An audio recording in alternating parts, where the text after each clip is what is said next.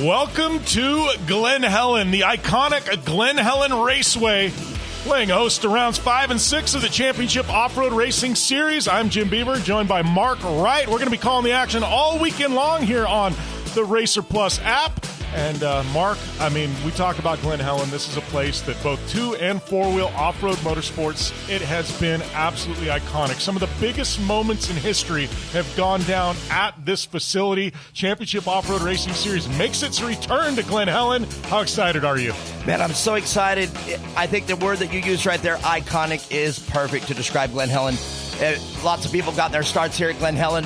Me personally, this is my home track. I was born and raised here in California. Absolutely a legendary track to race motocross. You said 4-wheel, getting out here on the short course track. There's nothing like it. In fact, in all of off-road racing, it is definitely one of a kind. Well, and I think one of the biggest things for me is one, we're going to have amazing weather this weekend, but two, we've been racing at Firebird Motorsports Park in Phoenix, and it's a little bit different track. This is very technical. We've got one of the toughest rhythm sections in all of off-road racing here. Some tight, twisty corners. Do have some high-speed straightaways, but it's a little bit different track that's going to be challenging these drivers this weekend than they've been used to through the first 4 rounds of racing. Yeah, no doubt. Kelvin's been hard at work, listening to the racers. This is definitely a technical track. You can see right there coming into turn 1. Look at how close the finish line jump is to turn 1. Right after turn 1 there, if you look, the big doubles right there, they've had to really massage those doubles, get them just right for all the classes. There's rumor that the kids might bypass it, but looking at the track right now, it doesn't look like they're bypassing anything, even the rhythm section. They had to just get it just perfect. During qualifying and practice yesterday, lots of kicks from the rear of the cars there on this track. So yeah, sometimes, we love off-road racing. It's fast, it's exciting, but sometimes we got to get back to off-road racing to where the track's got to challenge the racers. So I think we're going to see a lot of that today. Well, Glen Helen is definitely going to challenge these racers. Lots of stuff going on yesterday, and we got to talk about these racers. I mean, we've had a lot of new entries into the series come out here for Glen Helen. A lot of Southern California-based entries wanting to try their hand at the Championship Off-Road Racing Series. One of the big notables, the legendary Carl Renesetter, his son Augie, making his debut in off-road racing in the Pro Side-by-Side class here at Glen Helen, and the fast qualifier on the day yesterday was Augie Renesetter. Man, he was definitely on fire yesterday, and I got a chance. I caught up with him and got to talk with him, and while I was talking with him, I said, this is what we need to be filming. Like, we always do professional interviews with the drivers and the vendors we have out here. But man, I really got a casual conversation with him, and said he was really excited to be into racing. And I asked him, how did you avoid getting into racing? Carl Renesetter, absolutely legendary name in short course off-road racing. How did you? He's 22 years old. So I was like, what happened? I'm missing you for a good decade. He said, man, I was water polo. I was into water polo, and that's what I got into. I didn't get into racing, so water polo was his thing. But he's been messing around with the side-by-sides, getting Dad back into it. And, Dad's not sure that they want to get back into off-road racing, so I got a chance to talk with him. It was great to talk with him. Yeah, well, you talk about water polo, man, that sport takes a lot of strength and grit, and we're definitely going to see a lot of strength and grit out here this weekend at Glen Helen. I mean, Championship Off-Road Racing Series, since we had our opening rounds back in October, been growing new entries every single weekend. Really excited for the series to bring in 2 very large sponsors to join our other amazing partners, but Maxxis Tires and K&N Filters, coming on board with the Championship Off-Road Racing Series, so very excited to welcome them out here to Glen Helen. Helen and the remainder of the series. And I know, speaking of Glen Helen, we saw that glimpse of the area with all the RVs and, the vendor area and the trailers earlier. Well, Giant RV coming on as a big sponsor for Glen Helen Raceway Park, not only for this event, but for all of the events here. So really excited to see the growth of short course and off-road and have these amazing partners join the series. Yeah, you can see that shot right there. You know it's going to be a good event when you come over that hill. We came over the hill last few days because the main Liberty Road was washed out. All right, Industry Road was washed out, rather. Sorry. But that gets washed out. That's another thing. You're talking about the legendary Glen Helen. And just getting here is a challenge sometimes. Is the road closed? Do we go around? Is the gate open? But we got it all worked out today. Industrial is open, and regular route, if you're listening right now, wanting to know how to get here, regular way in here, it is open. It is open. Come down the regular way. But yes, you can see right there, when you come around that corner and you see all these RVs, that's when you start getting pumped up for Glen Helen. Yeah, I think you're right. You come around and this is special. I mean, a lot of people, doesn't matter if you're East Coast, West Coast, you've heard of Glen Helen, whether it was from off-road, short course racing, or motocross. It's one of those things where you're here, you feel special. You know something special is going to go down, and I think that's one of those things for the Championship Off-Road Racing Series. It's been a year or so since we've been here. We are back. Very excited here to have some of these new racers and some of the best off-road short course drivers on the planet here. And obviously we've got our side-by-side divisions. We've got our youth divisions. One of the big stories on the weekend, though, Mark, is Pro Light. I mean, we got a stacked field of Pro Light racers. Man, there's a lot of changes, too. One of the trucks that I mentioned out here, we have Haley Deegan's old truck. Now, we're not talking her first truck, second truck. We're talking the last truck that she actually raced here at Glen Helen. Well, that is exciting. I know, looking at, the driver lineup there and the quality of vehicles in Pro Light, I think that's going to be a treat at the end of the day. But to get there, we have so many other divisions of racing. That's what I love about CORR, is the fact that we do have so many divisions. Start out the morning, and it's like that youth morning. We get all the kids out there. They're bumping, banging, having a good time. We're going to go to those races here in a little bit. And then we move into the pro side-by-side classes, and we finish things off with the trucks. I mean, there's something for everybody in the Championship Off-Road Racing Series. That's what I really love. And then, it's coming around in leaps and bounds. I am absolutely excited to have Maxis here on board as well. Very glad that Maxis Mike is here. Rumored that Rosie might be here a little later, and I just love to see the Maxis name out here associated with CORR. Yeah, we've got some great partners, and, that being said, Mark and I have been carrying this broadcast, but we've got our partner and the third partner in our team, Tiffany Stone, standing by. Thank you so much, guys. It feels great to be here. Now, what you guys were talking about, we are here midway point of the seasons, rounds 5 and 6, but we're changing things up. The guys have been talking about how intense and how iconic Glen Helen Raceway is. Now, I did have a chance to talk to some of the drivers in the pits yesterday. They know that the points battles are heating up. They know that every lap counts and every point counts from here on out. This is the midway point. You could either win a championship or lose a championship starting this weekend. Now, the drivers are also mentioning that they see that better drivers are coming into certain classes. We have point battles where they're only separated by 1 point. Now, like we were talking about, Glen Helen Raceway is iconic. There's some fast sections, there's some technical sections, and we are all excited to be here to see how this race weekend pans out. Now, if you guys are in the area, before we get started, please rise for the playing of our national anthem.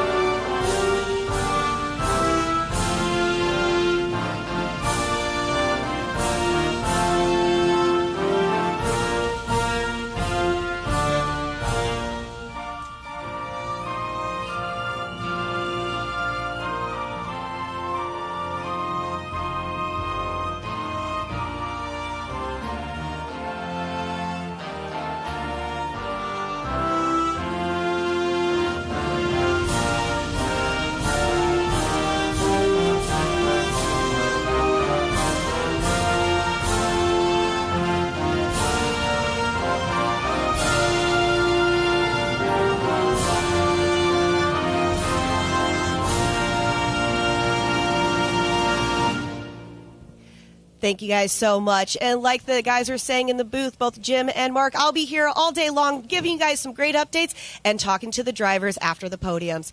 Back up to you guys in the booth. Thanks a lot, Tiffany. And, what a great way to get things kicked off as we're getting a glimpse there of our 170 production class. They're going to be first on the track. Looks like we've got a grand total of 13 drivers getting ready to break in this iconic Glen Helen track, Mark. That right there says bundles right there. 13 drivers here in this class. We've already got some numbers up. Kids are going to have a great thing. Notable about this, my man Ryan Jones out here, fairly new to off-road racing, but not new to off-road racing as a family. They've been coming out here. Marnie Jones is our timing, Tim Jones, our track director, and having Ryan Jones, he had a transmission problem during qualifying and practice, and they were able to, with the help of Greco, they were able to get that transmission working and back together. And he turned to me and said, Mark, I'm getting ready to qualify. He said, I'm going to qualify P1 just for you. And you know what? He went out and qualified P1. You got to love the confidence in some of these young drivers. Called a shot, Babe Ruth style, pointed at the fence and said, it's mine, and you know what? Followed through. Got to love it. He did. He ran through the pits. Now, if you know Ryan Jones, he's normally very reserved, man, but he ran through the pits to find me, grabbed me, looked at me, said, Mark, I qualified P1. He was so excited. And in front of 13 drivers here in this class, the top of this class, you know he was working it, and you know I'm very proud of Ryan Jones. Awesome. Well, we got to nickname some of these kids. I'm going to call him Ryan Babe Ruth Jones. Love it. He called his shot. That's his new name, Ryan Babe Ruth Jones. Love it. And there you go, Babe Ruth. That's perfect. That's awesome, dude. He did. He called it. Man, Babe Ruth was a killer at that. He'd actually point to where it's going. Pow! Well, we do have to talk a little bit about the points, though. Right now, it's the number 911. That is Creighton O'Connor. He got an 18-point lead on the field. So that's a pretty big gap with a few rounds of racing remaining. Well, coming here at rounds 5 and 6, we talked about it at 3 and 4, that this is a pinnacle. This is where you really got to make it count. But now this is where you etch it in. You know, this is where if you're in the lead, you really got to perform here in 5 and 6 here for the 26th season. And that's because if you make a mistake here right now at this, that also makes this race very pinnacle. See, the two in the middle are the most pinnacle because generally by the end of the year, you got to have a plan and you got to stick to it if you're close. You understand? Like, in other words, if you're close to the points, you really got to make that last race. But that's not where you want to be. You want to be dominant through the middle of the season so that way you come into the last few races and you're basically just riding home. But the thing is, this race is very critical to that points chase. Well, I think it's very critical. Not only is this the midway point, it's the tipping point of the series, but it's also a new track. So a lot of these drivers have been really comfortable racing there at Firebird. They're going to have to change it up here at Glen Helen as we get a look at the points for 170 production after 4 rounds. It is Creighton O'Connor with an 18-point lead over Knox Penrod. But look at that, Grayson Gentry only a point back. And then we've got a pair of drivers in Jameson Olsen and Rayleigh Lucas that are only 3 points back, including Ryan Jones of the second spot. So, you know, looking down at the points, O'Connor got a great lead, but there's about 7-8 drivers there that are just battling for that second and third spot. Yeah, a lot of big names in that. You know, these are kids of the family that's been off-road racing for a long time, and going all the way down to Daxon, you can see that Kilgore's out there. You know, this is a family deal. Lots of big racers, lots of big last names out there for these kids. Yeah, it looks like we've got slight breezes today, a little bit of wind earlier on this weekend. Looks like that has died down, though. Slight breeze, you know, one of the big things about breeze, it takes a lot of the moisture out of the track quick. You know, they can put some water down, but you get that breeze, and it can dry things out fast. But this track and these crews, they know how to prep this track, so very excited to get racing here, especially with a 170 production. Like I said, we've got a slate of races this morning with the kids. We've got 170 production, followed by the slightly quicker 250 modifieds, and we go into 170 limiteds. Then we go things up, a little more full-size car racing with some of the youth. Then we take a little bit of a break, come back, and we've got all the pro classes for the full-size side-by-sides, and then wrap things up at the end of the day, SR1s and Pro Light. Man, this is going to be a great, great race day out here at Glen Helen. I'm excited to be back, Mark. Man, I've been excited all week long, you know, looking forward to it. Number one, as you talk about being here at the iconic Glen Helen, it's a feeling like none other. You know, your whole attitude changes when you get into these gates. You know, those gates have been there for, 30 years that I know. And, you know, I've literally slept outside those gates in anticipation of a national event here at Glen Helen. So every single time I step through, it's like we step into our world. This is off-road land. This is if you're an off-road racer, stepping through the gate, there's something to say about that. And as we look there at 13 cars getting ready for the grid and getting them paired up here, this is going to be a great race. This is a great way to start off the race today. Yeah, beautiful way to do it. Kids getting those nerves out and getting the jitters out, getting ready to go racing. Got most of the dads there. They'll be spotting for the kids. And tell you what, though, these kids, they like to bump and bang. Elbows are definitely out with the youth classes. So we talked about this. If you watch the earlier rounds, 1 through 4 at Firebird, we've talked about it. These cars, it's a driver's class. These engines are pretty much the same. These cars don't really go much faster. There's not really an edge you can do. You can change your shocks. You can do some of the things like that. There's little things, but I don't think they really give you such an advantage that the changes and tweaks are going to put you up front. This is a driver's class. You have to drive. And, I said it in a race earlier. You pin them and just get them around the corners, hardly use the brakes. But you got to really learn how to drive on this class. Yeah, that brings us to our Liquid Molly starting grid for the 170 production class. Take us through it, Mark. Ryan Jones qualified P1. I love saying that right now. He's so happy. As I said, Ryan Babe Ruth Jones out front. Grayson Gentry right next to him in the car 208. Gracelyn Schuster, a name a good new name there in 413 in row 2. Creighton O'Connor. We'll round off row 2. Row 3, Jameson Olsen and Paxton Lupino will be your top 3 rows. Yeah, then we got Maverick Atterbury and Wyatt Dolgarian there in row number 4 on the inside and outside.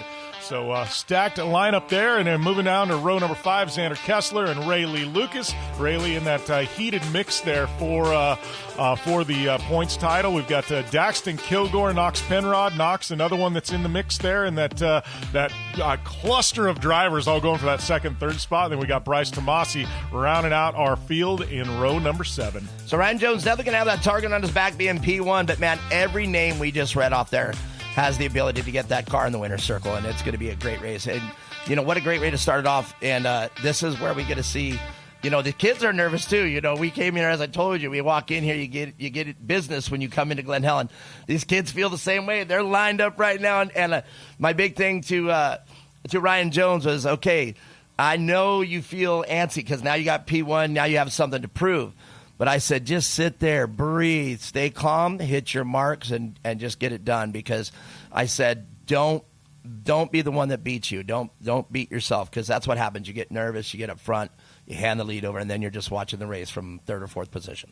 Yeah, well, and I think that's going to be the story of the day. Ryan Jones sitting on the pole. We got points leader Creighton O'Connor outside row number 2. Creighton kind of checked out on the field in the points, been the one to beat, the guy with the target on his back, but now you got Ryan Jones inserting himself into the equation going, hey, I want to play. Yeah. I think I got a little something. So we're going to see how things play out here. Like we said, we got 6 or 7 drivers within 3 points of each other for that second, third spot. I mean, you want to talk about 170 production having a shootout for this championship. We're at the midway point, and it's absolutely anybody's game. Jason Ramsey, since day one of me being an announcer here for CORR, he gave me this thing. He says he used to say back in this hit at Shorty's Park, he said things are about to get spicy.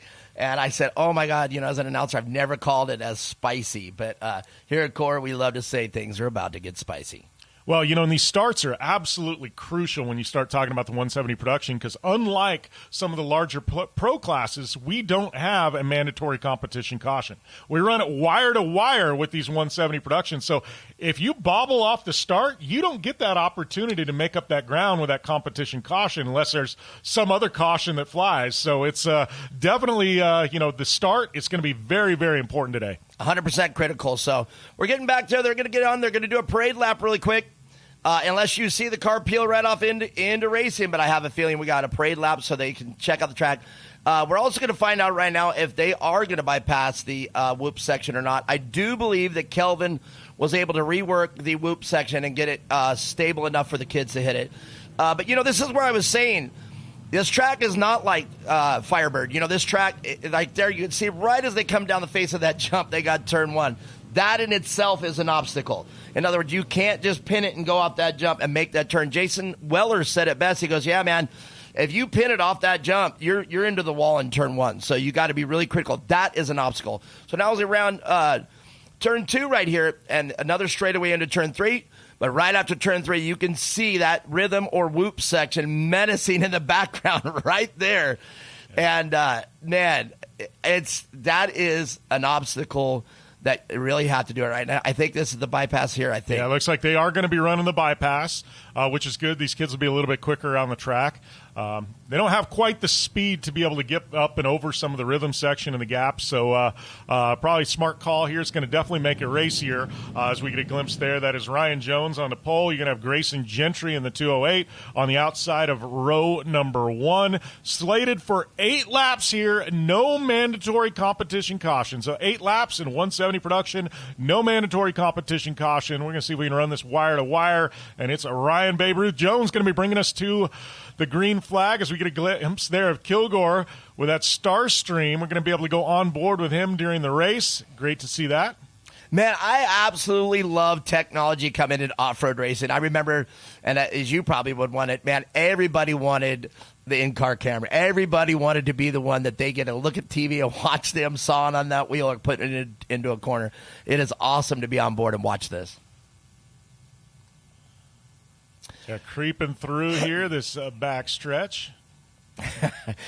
Shane, our pace vehicle, I don't know if you noticed, there's a Pizza Hut light on the top of his car. Well, I hope that's not all show and no go. I'm expecting a pizza delivery Right? to the booth about lunchtime. So, Shane, if you're listening in the car, we're expecting pizza. You can't be all show and no go. You gotta follow through, buddy. Jim, I love it. We're thinking all the same way. When he drove through the pits yesterday, and when I noticed that, I was thinking the same thing. Hey, dude, maybe we can get some pizza out here for the crew. All right, looks like Shane and his Pizza Hut pace car is going to be pulling off, and it is going to be Ryan Jones. Bring us to the green flag. Be looking for Grayson Gentry in the 2nd spot. Our points leader in the 4th spot, Creighton O'Connor. Jim, here we go. I am so excited to watch this. And Tim Jones, second, didn't get the whole shot, so now Tim Jones got a little work for him to prove that he earned that P1. And the rest of the field, though, stacked out there. Grayson Schuster out there. And I know Creighton O'Connor is going to be up there as well. Yeah, it looks like Ryan Jones trying to battle back, though, over Gentry, who is currently leading. There's your points leader slotting there into the 3rd spot. That is Creighton O'Connor.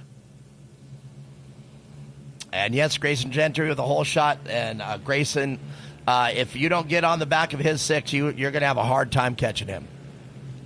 Yeah, he's starting to get a little bit of a gap. Gentry in that 208. Look at that rear squat down, grabbing traction. These cars 2-wheel drive, a lot of larger side-by-sides. Look at that. Wow. Ryan Jones full send through those whoops.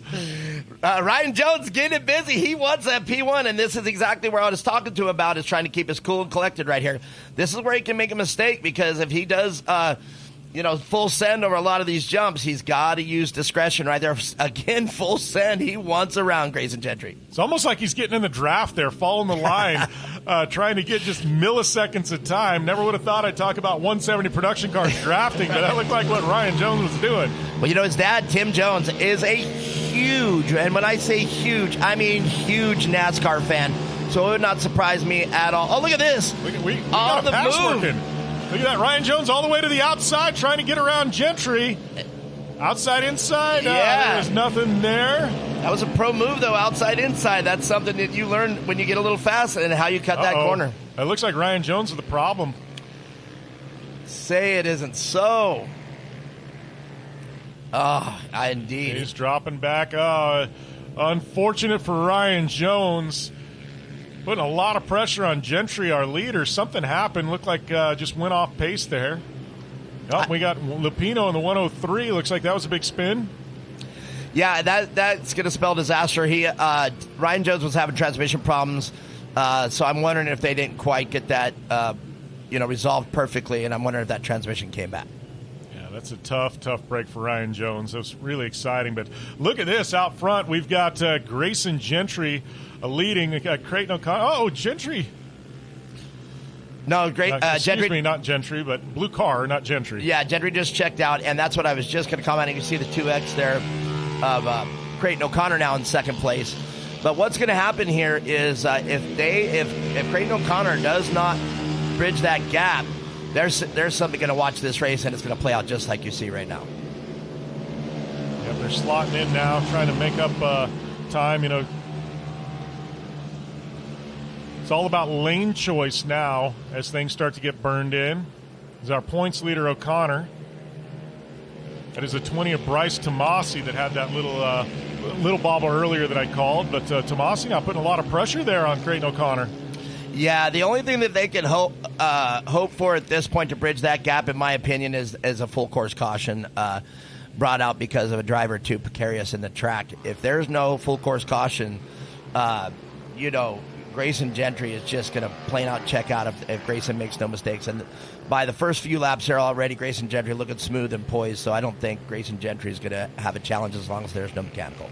Well, Creighton O'Connor wanting to get back into things, but right now has his work cut out for him with Bryce Tomasi trying to make a move all the way to the outside, eyeing a different lane going into this corner. Yeah, this is where the action is, fighting for second place right now. And we're going to watch that shape up. And this is what it would be like if they were able to be right behind Grayson Gentry. But yeah, let's watch the battle for second because it's shaping up to be a battle indeed.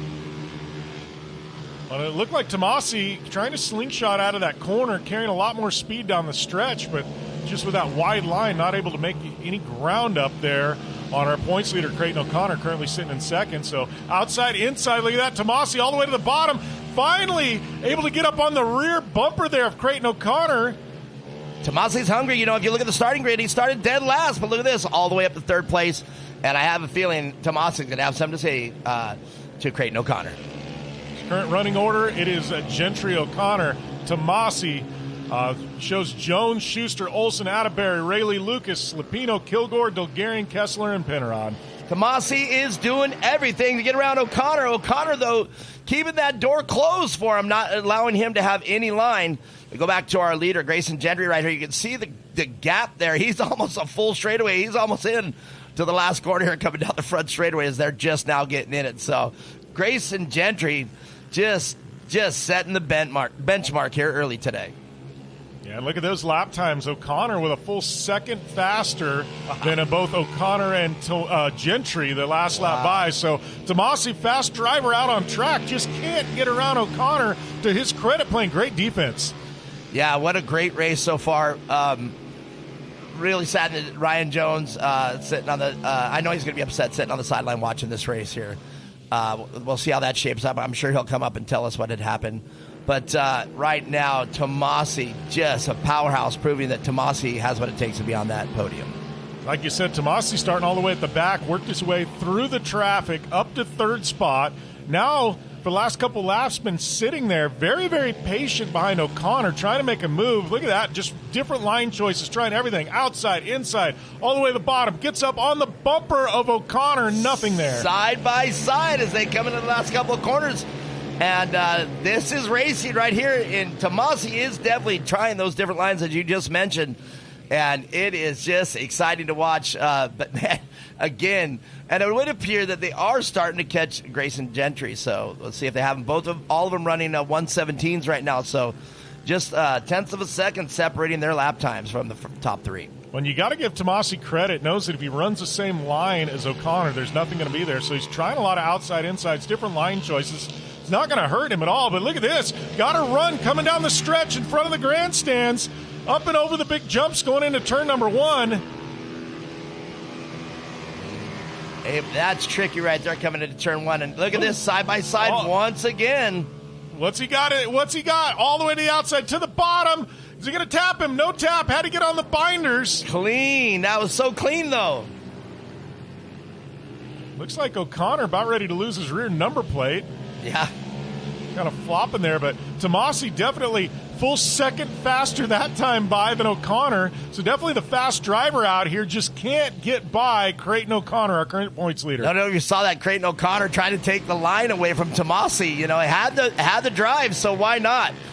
But man, was able to talk to O'Connor here last night as well, man, and the whole 2X crew is ready to do battle. I'm just letting you know right now, I was able to talk to everybody over there. Very aggressive here with a couple laps to go. I mean, Tomasi is already showing that aggression. I mean, again, with the outside in move, those are moves that pros learn. You'll actually see him dive in and actually go out to do the slingshot. He does it all. Oh, and Tomasi. Caution. I was wondering why Tomasi was slowing down, if it was just him. So here's the scenario that I was talking about. No mandatory caution on this class. Wire to wire, have no problem out there. Grayson Gentry is going to be your winner, but here we go. Top three, they're now bunched up. things are about to get spicy. Well, and Tomasi running generally about a second quicker than both Gentry and O'Connor. I think on this restart, you may say Tomasi, try something.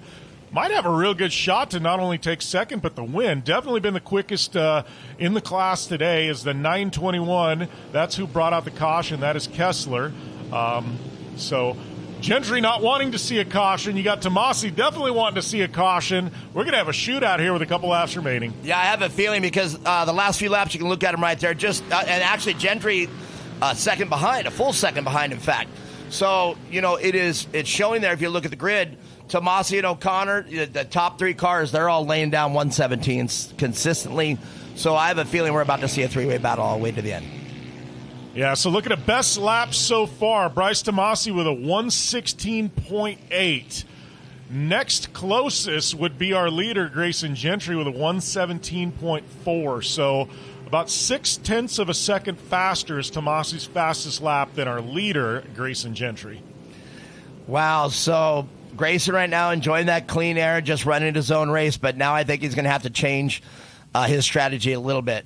Daxton Kilgore right there, that Starstream, incredible. I love seeing, look at how poised Daxton is right there. Daxton's got his game face on, and I love seeing these shots here from the Starstream. Yeah, look at just cruising around on a pace lap, driver getting bumped around in there. This is a rough track, Looks very smooth when you watch it on TV, but when you're out here in behind the wheel, there's lots of little nuances and rocks and changes in the terrain, and people don't realize that. Well, absolutely, and I know Kelvin's an incredible. I know Kelvin is an artist, a true artist at what he does. But this track is going to be hard to keep smooth once the pros take it, and it's going to be very spicy and dicey when the pros get on here and pick up the speeds. And I mean, this track will bite you. I'm going to say that all day. This track will bite you. This is where you have to be perfectly set before you get into your corners, and you have to have a plan and you have to execute it perfectly. All right, we'll get a glimpse there. That is our pace driver Shane pulling off, and it is going to be Grayson Gentry going to take us to the green. Be looking at that number third spot, Tomasi, fast driver on track. See if he's got a little something for second and first. Creighton O'Connor getting to work early, steps out, try to get around there, but you can see all three. And now we got a four-way battle here, so you know what? That caution might have gotten into the rest of the drivers now that they have a chance here to get around Grayson Gentry. But Grayson Gentry looking good and blocking his line. Yeah, Tomasi getting around into the second spot. Now sights set on the lead. So Gentry leading. It is Tomasi in second. And now it looks like our leader, O'Connor, going to have his work cut out for him with Schuster. Yeah, O'Connor all the way back to fourth now, and you're right. It's Schuster now getting that third place coming around. And Schuster, I got that resurgence right now. Loving to see that caution. And here was that four-way battle. Or I was going to say it was a three-way battle. But Schuster now making it a four-way battle. A beautiful drone shot here. Look at that. We've got Tomasi trying to make a move there on our leader, Gentry. Gentry been leading this thing almost wire to wire. But fastest driver thus far around this track has been that person in second place there, Tomasi. So we're going to see with very little time remaining if Tomasi's got a little something to make a charge here and get around Gentry. So it appeared to me that Gentry and Tomasi, they're teammates. They got the same livery on that car. So this is going to be great for that crew, 1 and 2. Grayson Gentry out front, but Tomasi, we've seen him aggressive, and again, side by side. Man, I am becoming a fan of Tomasi right now. Tomasi just simply a dominant driver out here in the 170s in this early round 5. Well, you got to love the way Tomasi's working the angles, outside, inside, just doing everything possible. Line choice, he's doing a heck of a job out there, just trying to get him around Gentry. Trying a little bit of everything, and hopefully something works here at some point. Yeah, this is exactly what I was talking about. You can see these cars pretty much same. There's nothing not one car's working too much better than the other one. They're all this is, we talk about driver's classes like Class 11s that we have out here occasionally. That's a driver's class. None of those bugs step out. None of them have more power. They don't have, there's not much that you can do with suspension. You're either dialed or you're not. Same thing here. You're either dialed or you're not. And at this point, it's 100% driver. The driver has to hit the marks that they have learned to get fast in, and Tomasi's doing a great job of showing you that, because Tomasi is a lot more aggressive than the rest of this field. Is it working for him? Not necessarily. And there's Ryan Jones back out there. So Ryan Jones, I'm not sure if he's laps down. But it looks like. And Ryan Jones showing that here mid-pack that he also has what Tomasi has. He's aggressive and will make the pass on you. You're right. Ryan Jones, that problem earlier dropped him out, was charging for the lead. And, it looks like Ryan Jones on a mission out here. So we're going to see how this comes into play. Ryan Jones making his way through this pack, trying to get back up there into that podium contention. Yeah, we weren't able to see if he pulled off and had a couple laps down, or if he's still on the lead lap. So we don't know if he's on the lead lap, but let's just assume that he is. If he is still on the lead lap, man, he's on a mission. And look at this. He's already up to the leaders. Yeah, Ryan Jones just absolutely flying out here at Glen Helen. Coming down that backstretch. Oh. Whoa. Yeah, what's going on? That was weird. Yeah, our leader with a little bit of a brain fade there, Gentry. There was a driver pulling off, and he was in the zone and just followed the driver off the track. So what that did was allow the entire field to look at Ryan Jones all the way to the outside. Well, let's hope that Ryan Jones is on the lead lap. Otherwise, if he's not, I was going to try to get into that before that incident happened. If he's on the lead lap, he has the ability. It looks like he's got the speed to get back up front. I think he's only got this lap to do it in, though I didn't see if this was the last lap. But 8 laps, so he's got one more lap. Can Ryan Jones get the podium? And let's see if he's on the lead lap. That's going to be a great finish to our first race of the day. So Gentry currently leading, Schuster in second, O'Connor in the third spot, and we got the hard-charging Ryan Jones. Ryan Babe Ruth Jones in the fourth spot, coming out of nowhere, getting back into contention here. I truly hope he is on the lead lap. If he is, even if not, and this was the scenario I was going to talk about. Even if not, he's going out there. He's just doing this for bench racing, man. He had the speed, and if he wouldn't have that problem, he would have had it. See him there in the back straightaway. He's already up to 4th place. Great job, Ryan Jones.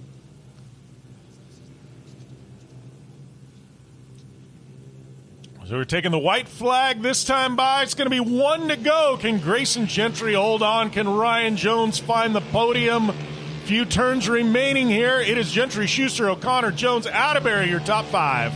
There's Atterbury now in the top 5. That's great to see that name up there. And I don't think anybody's going to have anything for Grayson Gentry. Grayson Gentry now is in cruise control. He's just going to come on home and reap the benefits. So great job out there. Grayson Gentry led it wire to wire.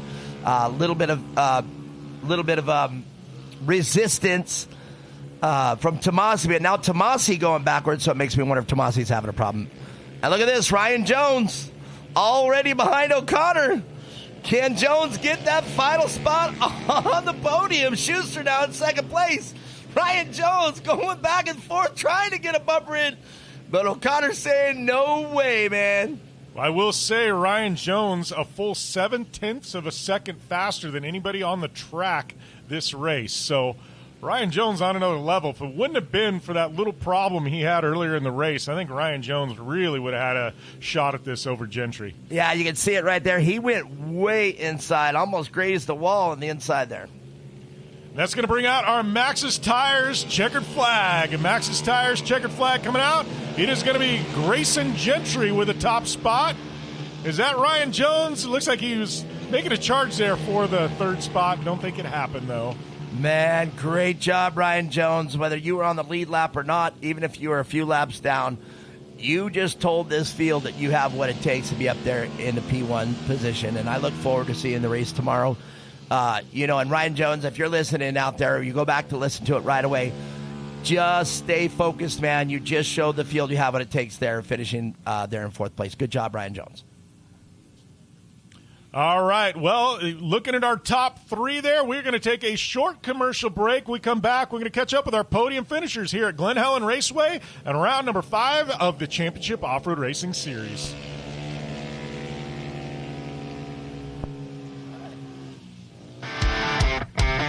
The Championship Off-Road Racing Series is brought to you by R&R Steel, Tucson's premier steel fabricators and erectors.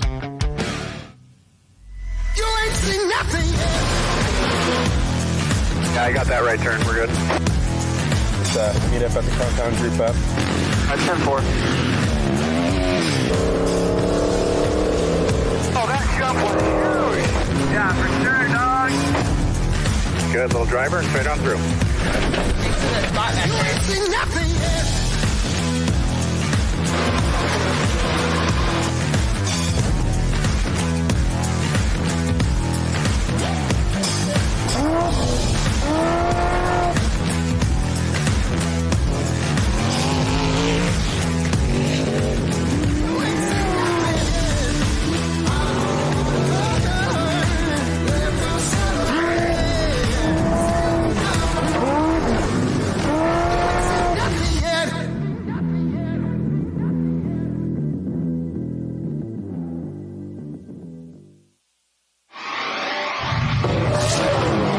Checkered flags through dust, rocks, mud, and worse.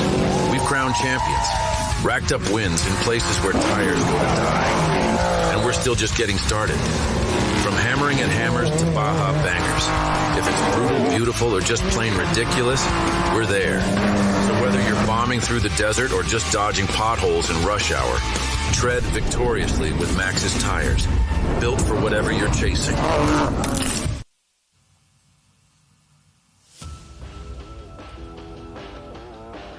Welcome back to Glen, Helen, and round number 5 of the Championship Off-Road Racing Series. Jim Beaver and Mark Wright here, just wrapping up our 170 production race, and get a shot there of that 208 of Grayson Gentry, the big winner on the day. Man, great job, Grayson Gentry. You just let it pretty much wire to wire once Tim Jones got out of the way, but tough break for Tim Jones, qualifying P1 out there, having a problem with the car. I really do hope that he was on the lead lap there and at least was able to collect that 4th place points. But Tim Jones there making the benchmark and saying, hey, I got what it takes to get top of the box. And he almost got it done here in the last couple laps. Yeah, Ryan Jones, hard-charging fast lap on the day. Great run by him. But it was all Grayson Gentry, almost wire to wire. Had some charging earlier from Creighton O'Connor. Also, we had Bryce Tomasi in the mix there for a long time. Tomasi having a problem, and Grayson Gentry able to weather the storm. Tomasi was definitely electric to watch, man. You can see Tomasi keeping it spicy out there and keeping everybody on guard, So, and that's what racing's all about, But great job by all the racers out there today. 2X Motorsports getting it done in 2nd place. Great job out there. Creighton O'Connor looking great out there, was able to hold off the hard-charging Ryan Jones and keep that 3rd place, the last transfer spot on the podium. Yeah, that was a great race. Lots of story, lots of drama. I mean, man, that was a hard-fought race by all drivers. That one going down to the wire had that caution thrown in the mix, everything regrouped, and things got very, very entertaining there for a couple laps. As we're going to catch up with our podium finishers, here's Tiffany Stone.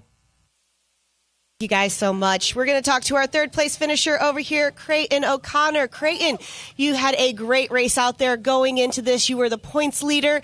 I know adding points at halfway mark right now for rounds 5 is really important. So how do you feel today with your race? Good. I just think I should go and win. I love that idea. Now, I know a bunch of people helped you get here today to get on the podium to add some more points to your points lead. Who would you like to thank? 2X Motorsports, my mom, the Lucases, the Atterberries, and 518. Wonderful. Nice job. Show everybody your 3rd place plaque right there for everybody. All right, we're going to head to our 2nd place finisher, Gracelyn Schuster. Gracelyn, you pretty much came alive right after that full course yellow. It seemed like you really picked the great lines. You knew what you were doing. Tell me about your race day. Well, it was good. And I just found the right line. When people pull aside, I go there. Well, I love that. It's like you're capitalizing on some of their mistakes, and you really know how to choose the lines correctly.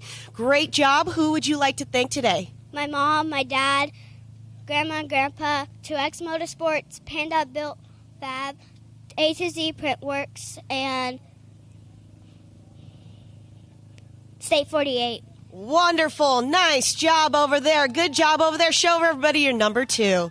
And taking the top spot, the 208 of Grayson Gentry. Now, Grayson, you are a great driver out there. I know you were battling back and forth. When you did have that full course yellow, what was going through your head, or what was your sponsor or your spotter telling you to make sure that you could get to the top spot again? Well, I couldn't hear it. Oh, you're okay. That's okay. What helped you get to that top spot again today? No, I heard it, but I didn't hear what you said. That's quite all right. Well, let's just talk about your day today. What did you do to help make sure that you got to that top spot? Take the right lines, stay full throttle through all the whoops. I don't want to tell anybody about it. That's okay. No worries. Listen, it shows how great of a driver that even though you didn't hear what your spotter was saying, you still picked the right lines. You got to the top of the spot, and I love it. You did. Okay, no worries. Who would you like to thank, though? My dad, my mom, Louis Gong Warrior, K1, my grandpa and grandma, my uncle. Yeah, that's it. Wonderful. Nice job. You guys, one more round of applause for your top 3 finishers in 170 production. And back up to you guys in the booth. Thanks a lot, Tiffany. And, man, drove such a good race, left him speechless. I love it. Hey, sometimes racing is hard, sometimes the podium's hard. Yeah. Well, I'll tell you what, the podium doesn't matter so much if you're going to go out and win races. And Grayson Gentry, absolutely, almost wire to wire out there. What a great race by him. Lots of hard charging throughout the day, and still able to come out on top. You know what? So what? I'm not good on the podium, but I'm good on the track. I agree with you 100%. Well, racing action is just going to get better and better. You'll talk about it. That's one of our things we got out here at CORR. The way that we arrange our lineup is each class is just going to get progressively faster and faster. And what's awesome, you're going to see a lot of these names throughout the day. So a lot of the racers that race certain classes, you're going to see them in NA, you're going to see them in Turbo, you're going to see them in just so much different classes. And I got to ask some of the racers, I said, how does your car qualify for these classes? And they'll literally say they remove the turbo, put it back to just normal run, and they'll run, or the plate, I guess, the restrictor plates, everything they got to do is so they'll jump through the hoops to get their car out into multiple classes. There's Mount Glen Helen there in the background, kind of a play on the iconic Hollywood sign. There's been lots of action happen underneath that sign over the years. Yeah. My girlfriend, she said, Mark, we got to get over there and get a picture of us underneath the Glen Helen. And I said, absolutely. I mean, if you, Google's getting really good at their algorithms and the way that they set it. You type in Glen Helen picture, it literally thousands of not even racers. There's been weddings here at Glen Helen. You'll see wedding pictures of Glen Helen in the background. So it is definitely very iconic. Definitely iconic. But, up next, we're going to have our 250 modified class. So stepping up a bit. We're going to have a little bit more speed out of these cars and going to be a little bit quicker around this track. And 250 modified, these things throw down. Yeah, these are one of my favorite classes because you're able to get a little more modified. You can even see they just had a moment there that we had the starting grid. And the cars are already starting to look really modified. Not a lot of stock car left there.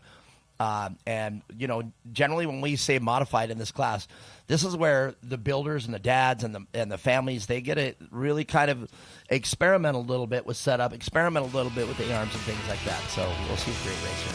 Brings us to our R&R Steel Racing 250 modified points. After 4 rounds of racing, it is Elliott Brook leading the charge with 165 points in a tie with Brody Klein. So shootout there, 1 and 2. Elliott Brook, Brody Klein tied in the points. Murphy McKay about 15 points back, and then Ryan Jones way back at 130 back. So going to be a shootout, tie for points. We are going to have a new points leader after today. So it's going to show me right here. You'll see Ryan Jones in a different car here in the 250. Ryan Jones running multiple classes. We were just talking about that. And Ryan Jones now gets to kind of experiment here with the lines. And, the more track time you can acquire out here in different classes, that's the real setup. Mason Atterbury will take it here to row 1. Knox Salvatore right there next to Mason on row 1. Elliott Brook and Ryan Jones will round off row 2. And this is going to be a race where you're going to have to get your start just right. You're going to have to maintain your line. You're going to have to hold your line. And I have a feeling there's going to be some bumping and rubbing here in this race. Oh, definitely going to be some bumping and rubbing in this one, I think. And, as we get a glimpse there, the drivers kind of working their way around. I would say right now Ryan Jones probably has a little bit leg up on the competition. Just got done doing 8 laps here and obviously running really strong in that last race. So Ryan Jones doing multiple duty out here, but a little fresher than the other drivers. He's got to look at the track. So I think Ryan Jones may just have a little bit of edge this first lap or two. Yeah, definitely having time out on the track. And, Ryan was all over the track. So, as I said earlier, coming down that back straightaway, Ryan went way to the inside. It got in the rough there. So, Ryan has a definite advantage here, understanding the track here coming into the second race of the day. Well, that was complicated for me to say there. But we'll see. Will it benefit him? All right, looks like we've got our pace vehicle bringing him around. He's going to be peeling off. Knox Salvador, and then where Ryan is, or do we have the correct grid here? We'll see how it goes. We'll shape it up here, but it looks right now that it's... Looks like we got Mason Atterbury, Knox Salvatore, Elliott Brook, and Slater Sperry in the number 24 out there. So I do not see Ryan Jones out there. So you go. Getting a little bit of conflicting in our timing scoring. Going to get updated, but I think we've got the right drivers out on course. So look at that. Number 24, that is Slater Sperry all the way to the outside, going from 4th to 1st. Well, this is exactly the action we were talking about out there. So, yeah, no Ryan Jones out there. We had conflicting information up here, but we got it going. And already extending that lead. Look at that. Slater Sperry just shot out of a cannon there right off the start. It was like everybody else was sleeping. As though, look at that. That is Elliott Brook getting in the side there of the number 23 of Knox Salvatore. Oh, man. You can see that wheel moving back and forth. That shows that they are very anxious to get back into that chase. Now we got the pace vehicle coming out now. That was quick. Look at that car, though, the number 24 there. That is Slater Sperry. Very, very low, smaller, compact. And I got to tell you, off the start, that just shot out of a cannon. Went from 4th around everybody by the end of the first straight. Well, there it is. You get a great look at it. It looks light. It looks low. It looks mean. And look at this. Having a shuffle around here. I'm wondering if there was a issue or somebody jumped the start. And I'm wondering if that they were going to regroup him and get him back in the correct order. Interesting thing here. I think that's exactly what happened. So here's the replay of that spin out, though, coming up. And look at that. Just had the line. They were both side by side. Tried to scoop over, but if you're going to do that and try to take the line, you either got to make sure you're out front or you're carrying more speed than that car and take that line away. You can't do it while they're right next to you. Yeah, it looked like Knox just kind of cut over too soon and wasn't clear, and just got into it there with Elliott Brook. Elliott held his line, so got to give him a little credit. That was 100% on Knox on that one. Yeah, I'm going to assume though that's not the reason why we went to caution. I'm going to assume that we had either a jump start, and that's why it probably jumped out of like a cannon. If you do that, you have to stay in the grid until you pass the last cone there on the front straightaway. If you step out and take that position away before that cone, they'll restart you, and I think that's what happened. Well, I think with the speed we saw, like I said, that car definitely a different look than everybody else out there, but be watching Slater Sperry on this restart. Lots of power, probably a little bit lighter weight. Definitely looks different, so we're going to see once we go back to green flag racing here if Slater Sperry can pull that again. Look at that, all the way to the outside, and we're off and racing, and Slater Sperry once again with a hole shot, passing everybody on the field. That car just cut from a different cloth. Look at that. I mean, about a 5-car length lead going into the first corner. So stepped out there again, as you said, and I don't know. I didn't get the official where our starting cone is. I'm wondering if it's that big. Yellow caution is out. All right. So here's what I saw. If you look on the front straightaway, there's a big blue barrel on the first jump down the front straightaway. So what I'm going to assume here, and I'll find this out on the second half, you cannot step out of the starting grid until you are past that barrel. And he stepped out both times. Now, granted, the car is faster, but the spotter has got to tell that car right now, hey, Stay in that position till you pass that barrel, then you can step out. Now, that's where the start is very important on whoever is up front. Whoever's starting the race, they start the race. So, well, and you got to think, too, now we've had 2 cautions because of a jump start from the same vehicle. At some point, does that vehicle get penalized? Well, they did get penalized the first time around, went all the way to the back, but this time... Well, that's where they started originally. Oh, did they? So that's what I'm saying. You can take them to the back, but when they're starting in the back, we could do this all day. How are you going to continue to penalize them? Yeah, that poor kid. Hey, Pops, or whoever's up there spotting, tell him, hold. Green flag, go. But just help him to wait for your spot there. We'll work that out. And that's another. That brings us to another thing. These are youth classes. This is the class that makes the racers for the next of the day. Next racers up and coming. They've got to cut their teeth. So you know what? That's all right. He's anxious, excited, ready to race. I get it, but they got to learn this. So here we go. About to get a big lesson now. If he can hold it down that front straightaway and then unleash hell, let's do it. All right, so we're going to do this again. Got them re-racked, restacked. All right. We're going to see if Slater Sperry can get the whole shot again, just jumping the gun just a hair there for a couple of laps.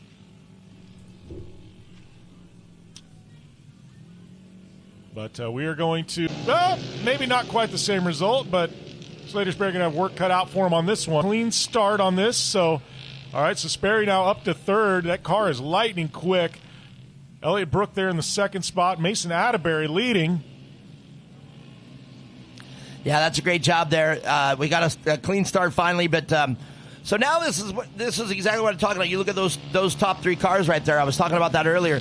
This is a class where you really gotta be a little bit of a builder, a little bit of a tinkerer. You could try different lengths. Oh no, Slater Sperry with a problem. No. All right, so we got Atterbury, Mason Atterbury out front. Elliott Brook points leader in the second spot. Slater Sperry, unfortunate, out of the race. All right. So, again, no mandatory caution. Now it's just you got to get a great start, hold your line, and then there again, back to where we were going.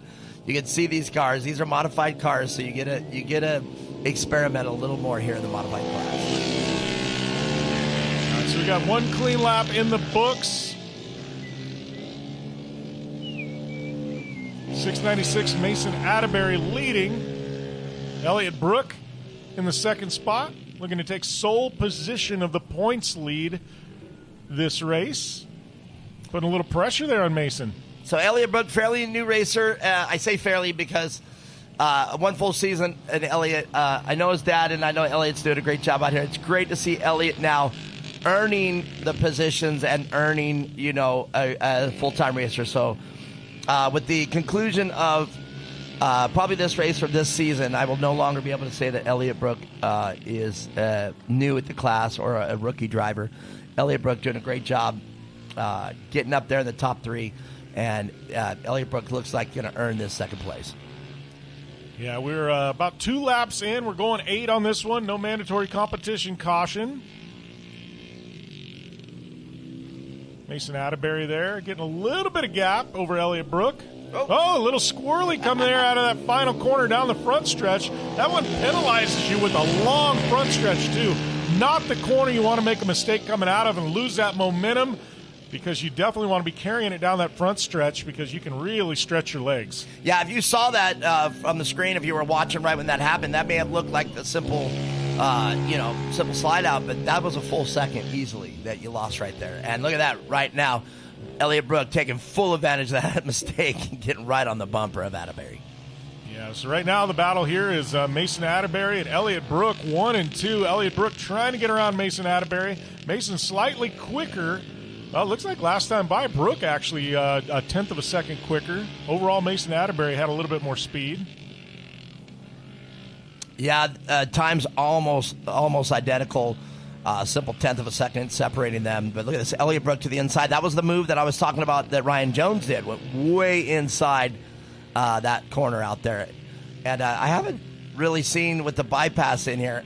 Let's see, 1, 2, 3, 4, 5 turns then. Okay, so basically the horseshoe, 1, 2, 3, 4, 6 turns. All right, so you get it. You see that one more turn there, adds 1 to it. All right, coming up here down the front stretch into that turn number 1. Elliott Brook diving to the bottom, trying to see if there's anything here. Lots of passing opportunity in this corner. We'll see if Atterbury can protect down low. Oh, no, pushes way high. Just did exactly what I said not to do. Yeah. And left the door wide open for Elliott Brook. Mason Atterbury now trying to battle back. But Elliott Brook now with a solid lead. Yeah, if we ever hear us say, well, open the door and slid in and took advantage of it, that was it right there. Elliott Brook able to take advantage of it. Atterbury went way wide in there, and Elliott Brook just dove in and took that line away. Yeah, Elliott Brook putting a lot of pressure. Mason just drove it up a little bit too high. Again, Mason Atterbury driving it up a little too high. Elliott Brook trying to extend the lead. It looks like we got to look here at that pass. As you've got Elliott Brook down low, Mason Atterbury just pushing up high, getting a little squirrely, and door wide open, and Elliott Brook steps right in. Yeah, I hate to say it this way, but that was a huge mistake right there. Just basically handing over the lead right there. If you're a racer, you're not friends out there. You're racing. You know what I mean? And you may be racing against your friend, but for that... Of a second of each other. Just very, very evenly matched out here. So this is going to be about line choice and driver skill, going to be able to make this pass. So look at that. Mason just driving it up a little bit high. I wonder if that car's just mishandling in the corners. Brakes aren't quite as good because it just seems like every corner, Mason Atterbury's car driving up high. Yeah, I did talk about it in the beginning. I said these are modified cars, and you can build these cars so they accelerate better, or they jump better, or they handle better. Okay, so you got that drive. The reality is, though, this is still a driver's class, and the only reason I say it's a driver's class, okay, great, you built a car that can be modified, but now you got to drive it. In other words, now you got to drive it to how it's built. So that is completely contingent on the driver, and it still makes this a driver class, even though it's a modified class.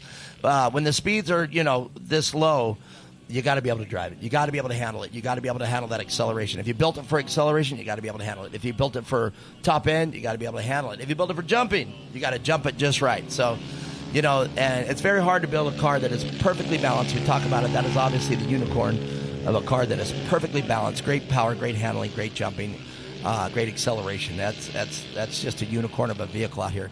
But bottom line, it comes right down to the people sawing on the steering wheel. Look at that full send. Wow, into the back. Mason Atterbury just sending it full send through that rhythm section, just collecting Brook, using Brook as the brakes in that corner. I got to get a replay on that. Wow, that was coming in hot if I've ever heard it. But Mason Atterbury did what they needed to do here. As we've got a glimpse of this. Yeah, no way around it. You'll see it right here. I agree. Had a problem slowing that car down. Bam, right into the back. And that definitely took it out. Now, normally we'd call that a bump and run, but that was unfortunately a blatant takeout. I don't know if it's so much blatant takeout. It's just along for the ride. I think Mason trying to get on the binders, just nothing there. But, wow. I mean, Mason Atterbury now with a big lead. Elliott Brook going to have a little chip on the shoulder, you got to think, at this point. Going to try and battle back in. Look at that. Elliott Brook. Now the gloves are going to be off. Yeah, it is going to be elbows out. Yeah. We're going to have warfare here in the 250 modified class with 3 to go. Yeah, regardless of what caused that blatant takeout, there was no stopping it. It was going to happen. Everything was nice and clean, and then I think that was just a mistake by Atterbury. I don't think there was any malicious intent, but it was a takeout move. Yeah, I wasn't. Let me be crystal clear. I wasn't saying there was malice in that. I don't think there was. I think it was a simple mistake. Elliott Brook, unfortunately, the one that was the casualty there. But look at that, Brook already back up in it, all over the back of Mason Atterbury, and you got to think Brook's going to have no problem putting a bumper on Atterbury at this point. I mean, it's we talked about it. We talked about it all morning. Things are going to get spicy. We're only on lap 5 right now. In the second race of the day, things are spicy. Look at that. Look at it all the way to the bottom. Look at that. Wow. Elliott Brook coming in hot all the way to the bottom. Oh! You knew it was coming. Elliott Brook with a takeout move on Atterbury, just going, you know what? You did me. I'm going to do you. What's even is even. I think there it is. We were just discussing that. And, I think Brook did a little more eloquently there. Just pulled up side him, held the line. I don't think he swerved over. If anybody swerved over, I'd be with. Here goes the replay. Hopefully we got a different angle of this replay. We'll see if Brook came over. We're going to find out perfectly. He had it turned. He had it turned. Yeah. It was, it was a Hayden Deegan Supercross move there. Been watching a lot of Saturday Night Supercross and Hayden Deegan, but Elliott Brook now with the lead. I tell you what, this is going to be an interesting podium conversation. Is now we got Mason Atterbury back around Elliott Brook. Elliott Brook pulling off. Oh no! Maybe some damage. Yeah, if you these are still open wheel cars, even though you can see the Nerf bar there. The wheel still sticks out quite a bit. And as you just saw, that's exactly what happened. Elliott Brook went to the inside. Mason Atterbury just came in, and their wheels connected. That's what kicked up on the bike. But I'm trying to get... are we going to start as announcers calling it he Deeganed him? Well, I mean... that was as Hayden Deegan as it comes here in the 250 modified class. 696 there, though. Mason Atterbury leading. Elliott Brook off to the side. The 696 just continued to click off laps. No challengers. There's been casualty after casualty in this one. These cars just one after another dropping like flies, but the gloves have been off since the drop of the green flag. Well, I'm officially coining it right now. I know Brian Deegan. I know Hayden. But I'm officially coining it. You just got Deeganed. He Deeganed him. It is coined officially, they Deeganed each other in that one. Both of them. Nobody's innocent in this race, I will say that. Nobody is innocent in the 250 modified class. All right, so from now on out, any announcer says he Deeganed him, it was coined right here at Glen Helen. What a great place for it to be coined, too. He Deeganed him full out. As the white flag is out, it's going to be one to go for Mason Atterbury. Off on a Saturday drive here at Glen Helen. Just trying to get that car around. Everybody else is pretty much seemingly dropped out of the race. Yeah, I'm wondering Salvatore going to come away with a second if just can get to the finish. Yeah. Going to be on the podium. What an eventful race. We start with the triple start with Slater Sperry, and, that was set the tone for the entire day. Yeah, well, Sperry, thank you very much, Slater. For making this event, the second event of the day, like you said, setting the pace and tone for the rest of the day. I don't want to hope this, but I kind of do. I hope that the faster classes are equally as spicy today. Well, I think Pro Side-by-Side, we know that one's going to be spicy. Yeah. Got some comments there on the live track feed on YouTube. Go Grayson, love you. Wasn't able to. Let's go Jameson, and got a couple things out here.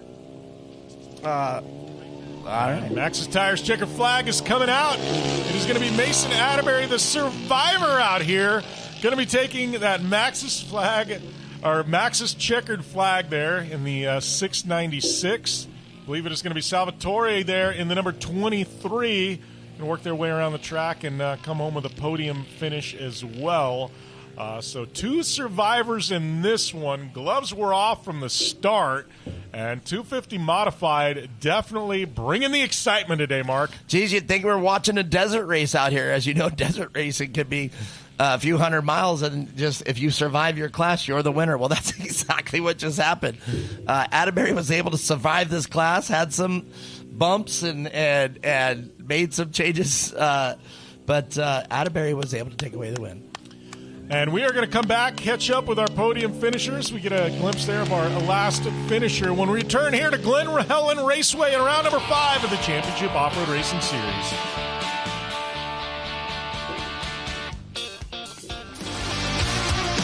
The Championship Off-Road Racing Series is brought to you by Racer Plus, where the racing never stops. Something has awakened. The horsepower and torque you always knew was there, just waiting to make every drive thrilling. Track tested, off-road proven, performance for everything you drive. Drive better with K&N.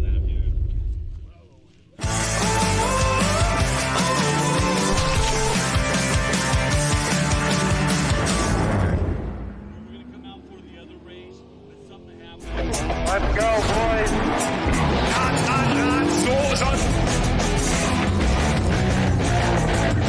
How many Kings have we got racing today? All of them. I got nothing to lose. As you can see, we've had another beautiful day on the Isle of Man. We'll do some racing this weekend. It's going to be a blast.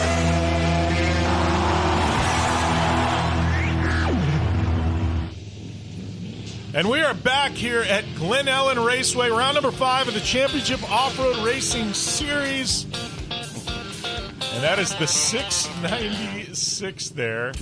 Mason Atterbury walking away with a victory in a hard-fought, and I mean fought victory. I mean, I love the phrase you said, the gloves were off, man, and they definitely went crazy out there. It was awesome to watch. Love the restart. Believe it or not, I loved it. It set the pace and set the tone, but unfortunately we had a couple cars not able to finish, and at the last part of the race there, it was just trying to figure out what was going on there. But the last part of the race, it was just a matter of who survived. Yeah, definitely that one was survival. Only a couple of finishers on the podium. That one, sometimes a 250 modified. Sometimes it's a little bit of a snoozer, but today definitely not the most exciting race of the day so far. I mean, bumping, banging, lead changes, restarts, jumping starts. I mean, Mark, it had a little of everything. Yeah, I mean, I was talking off camera just a second ago. You know, when you're a pro and you're out there doing it, you know, there can be fines, there can be heavy things that really hinder your racing program. But, you know, when it's the kids doing it, you know, they kind of get a slap on the wrist. But, you know, it's still equally dicey and spicy to watch, man. I love watching when the kids do it because they're almost doing it with a little bit of frustration and a little bit, like we just were discussing that race, a little bit of payback. You know what I mean? Hey, you sent me, I'm sending you. And it just makes an exciting race. Right there, that is Mason Atterbury. Lots of love out there. Yeah, definitely a hard-fought victory there.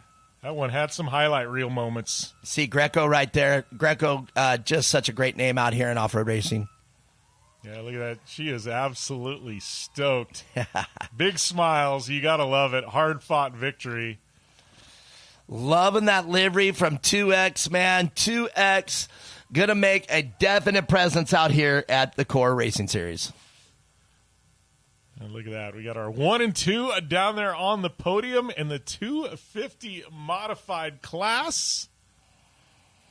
That is quite a shot right there. Great job. Yeah. All smiles.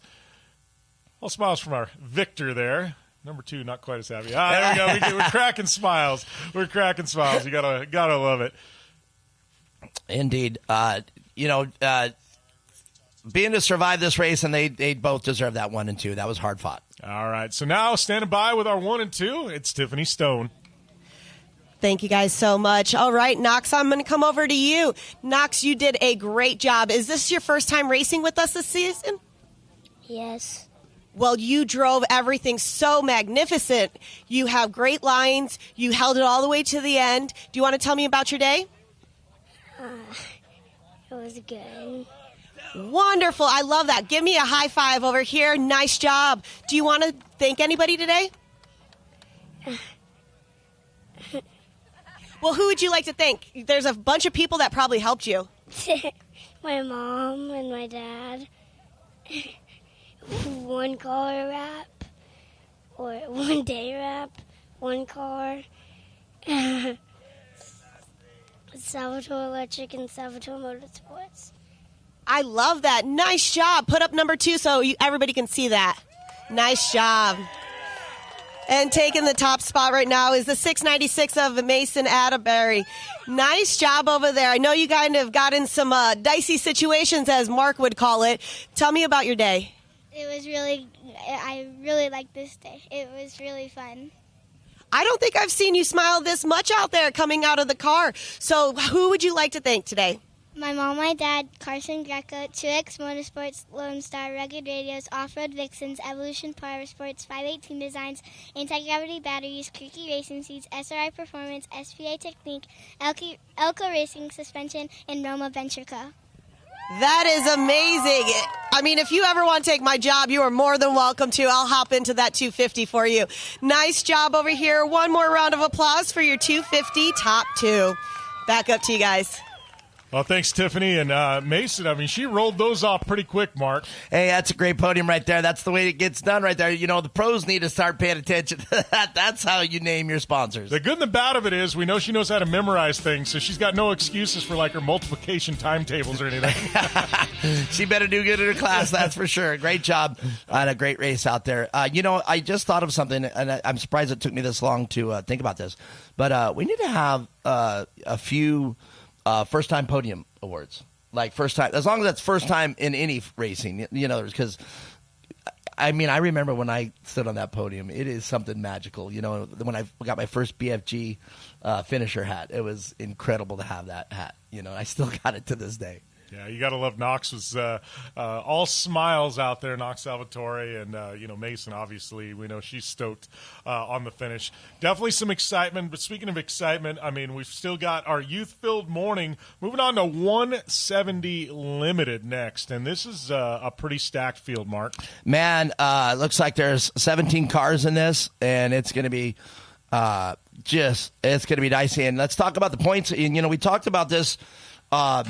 Being this far in the fifth round in here, I said that last race was very critical to set the tone for your points, but today is what's going to etch it in stone, whether you got to play catch-up on the last event or you're just going to slide in the last event. Stetson Wyman will lead here with 166 points. Zeppelin Ledbetter just 15 points behind. Braden Lucas with 41 points behind our leader. And Grayson Gentry, a name we heard from earlier, now getting up in the 170 Limited. Kason Stowell out there 46 behind. Murphy McKay, Brooks Hopkins, Mason Atterbury having to get back in the car. Madden McCormick and Steele Earp will round off your top 10. Yeah, Stetson Wyman definitely been the class of the field so far this year. Just seems like through 4 rounds of racing, he's always there around that top spot. You know, Zeppelin Rooster Ledbetter, though, been very exciting to watch and hard charging. And, you know, this is definitely one of my favorite races of the weekend. As we get a glimpse here of our Liquid Molly starting grid for the 170 Limited class takes through. Yeah, Kason Stowell's got the work cut out.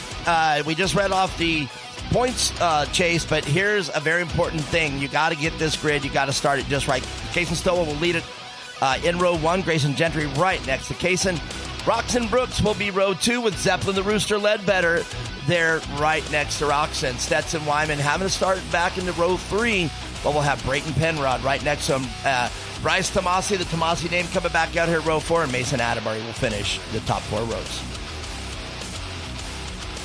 And we've got row number 5 through 8. It is Banks Bodden, Madden McCormick. We've got Dominic Spagnola and Braden Lucas, Mason Bilgarian, Riley Atterbury, Knox Penrod, and Gavin Young rounding out row number 8. Row number 9 coming up here, and we will give it to you. It's going to be, I believe, the last car of Steele Earp. Steele Earp alone on row number 9, and sometimes that's a good thing. Sometimes there's a lot of chaos that happens. You can drive around it. You know, I feel like being up at the front's great. Being at the back sometimes is not quite as great, but being in the middle, there's a lot of action that happens on those starts in the middle. You know, I've learned one thing in racing, and it's just me, and it's just my preference. You know, everybody loves clean air. Okay, everybody loves to qualify P1 and get that clean air. And I'm a desert racer more than I'm a short course racer, but I got experience in both. But the reality is, I love starting in the back. I know that sounds completely weird and counterproductive, but if I start in the back, I can see what everybody's doing. And sometimes, like you said, I can step back and see what I can plan something. And sure enough, I've been able to unleash my plan and get on the podium because I see what's going on, or I let the drama unfold. And I just have nothing to do with it. You see what I mean? And drive it home. Yeah, well, and I think, especially if you've got a fast car and for whatever reason, maybe you had a bad qualifying run, maybe you had a technical problem in qualifying, you didn't qualify where you want, but hey, I've got a strong car. Sometimes it is nice to start in the back, and you can kind of pick your way through traffic knowing you have the better car, and when things present themselves, you can kind of pick your way through, especially in a field this deep and obviously going 8 laps. That first lap or two is going to be very, very chaotic. It really is. And, if you're in front, it's all going on behind you, and you hope you don't get collected in it. And you don't want to be collected in, but you don't want to be behind it either and come around and hit it. So racing, there's a reason why not everybody races, because racing is hard. Racing is definitely hard, and it's going to be a hard-fought victory for anybody with walking away with a victory here with 17 cars in the 170 limited division. One of our most stacked fields out here in the Championship Off-Road Racing Series. And like we said, right now, though, it is Stetson Wyman's been the class of the field so far through 4 rounds of racing. So we're going to see if Stetson can maintain that points lead. But we do have Zeppelin Ledbetter chomping at his heels. So those are the two to watch in this one. But, we've got an entire field of cars that are definitely going to be strong. Great shot right there. You can see it down the front straightaway. Rooster's going to be hungry. Rooster's going to want it. But Grayson Gendry, again, with that advantage, already been out on the track, knows the lines, the fast lines, ins and outs. So Grayson Gendry was able to get the job done earlier. So I have a feeling Grayson Gendry is going to run up top here today. Got our drivers working their way around this track on this pace lap. We're going to have our pace vehicle pull off, and we're going to go racing here. So the track looking like it's holding together pretty good. Somebody was complaining about the rocks, and if you look really closely right there on the scene, just littered with rocks. We've, just so you know, we have walked this track thousands of times. If you look on the edge of the track, and thousands of times you walk it, and you just keep pulling rocks out nonstop. You come back, you grade it again, more rocks. Everybody will tell you this is a very rocky course. So precaution is made. If you look in front of the car, they have screens. And then I just say that and look over, and hardly anybody's running any screens in this class. But in the pros, the faster classes, you're going to have the screens up front. And what that does is keep the larger rocks from coming into the cab with you.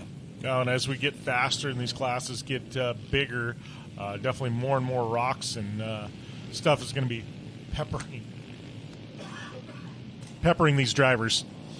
Yeah, indeed. I don't think there's going to be a lot of stuff kicked up from these cars just because of the power, but still, you got to take caution. Those rocks will come up just from a tire rolling over it, and for some reason get in between two knobbies and just gets thrown up about 5 feet, and then you're doing 20, 30 miles an hour.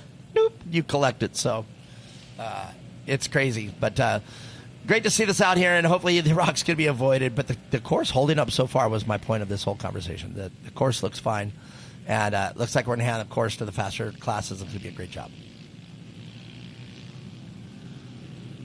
All right, they are working their way around behind this pace vehicle. They are bunched up and ready to go. This one's slated for 8 laps. No mandatory competition caution. And is the pace vehicle going to pull off? Is he pulling off? Or are we going to go around one more Come time? on, Shane. Pace vehicle is off. We're going to go racing. 17 cars taking the green flag. Green flag going to be flying here momentarily. It is out. We are off and racing. Look at that. Rooster Ledbetter all the way to the outside. Trying to slingshot there around. All right. Looks like a clean start there. Everybody held their position until they got past the actual starting line. And here we go. Cars looking great. The 124 out front. Or 194 rather. My apologies, Cason Stowell. There's the 124 there. All right, everybody kind of slotting in, trying to feel their way around this track.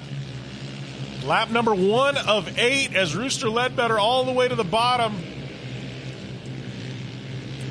747 there with a little bit of a mistake. Zeppelin Ledbetter pushing to the outside, open the door wide for the 201 car, or the 208 car rather.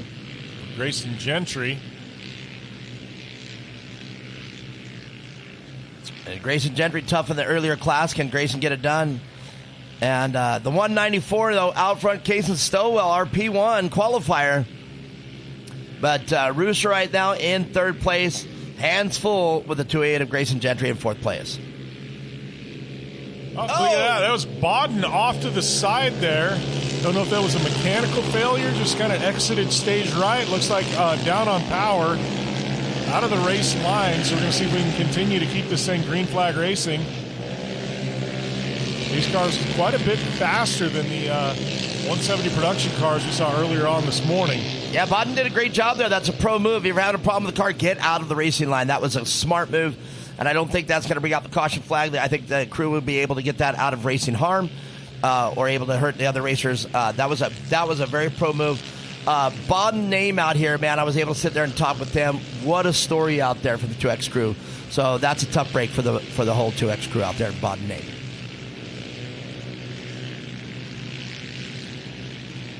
Look at that, the 194 hard charging. Look at that, all the way to the bottom. That is the number 20 there of Bryce Tomasi. Saw Bryce running very, very strong earlier on. All right, I called it as the 208 car, and my apologies to the Tomasi crew. Seeing what they did there, they just blacked out the third digit. All right, and there's that caution we were talking about with the Bodden. It's just a local caution, and I think that was a smart call. I don't think that car too much hindering racing action.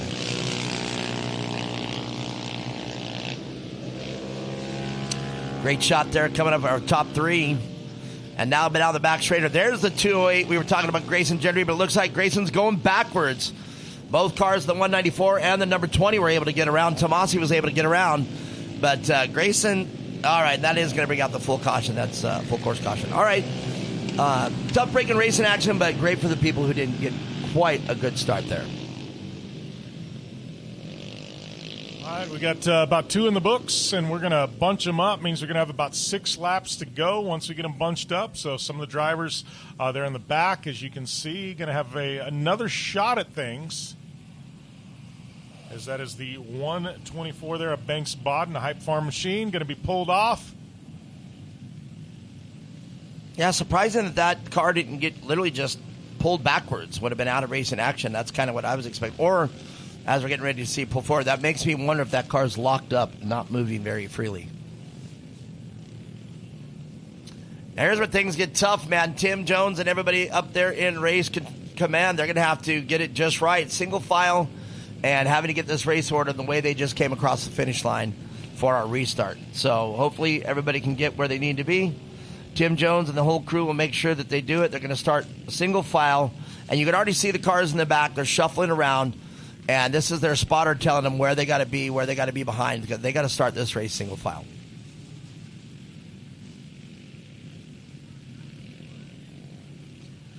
Such a great shot. The track, the weather out here in California, you know, it's the reason why they call it California weather. We're experiencing it right now. Yeah, beautiful. Like we said, slight breeze. It's going to dry the track out just a bit, but right now conditions looking very, very strong. Supposed to have great weather all weekend, so beautiful weekend of racing here at Glen Helen. Just getting things started with our third class on the day. Slated for a lot of racing action here tonight and this afternoon. Championship Off-Road Racing Series making their return to Glen Helen, and very, very excited to be back. You can see a lot of confusion in the back, cars getting next to them. We got to get this straight. If the spotters can't get it straight, Shane's going to stop this field and point and get them to where they need to be, and that's why Shane is slowing down right now. This is Race Command telling the drivers, hey, tell your driver where they're supposed to be behind, get them in line. If they can't get in line, they will stop this race, get out, and they'll shuffle them where they need to be. So, single file. We cover this in the drivers' meeting to make sure, but again, it's you're out there on the track, tension's high, the adrenaline's flowing, and things get a little confusing out there. So hopefully we'll get that driver back in line. There you go.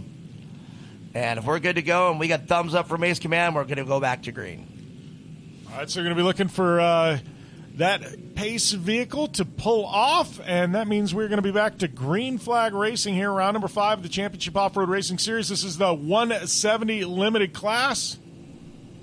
Looks like we got it all sorted out. Looks like we're going to come green this time. Up and over. Going to be looking for that pace vehicle to dive off to his left. Yeah, that looks like nope, looks like we're going to do it again. All right. Shay's probably going to literally pick up the pace this time. Get him back. Looks like we got him single file, but they're going to go around single file one more time.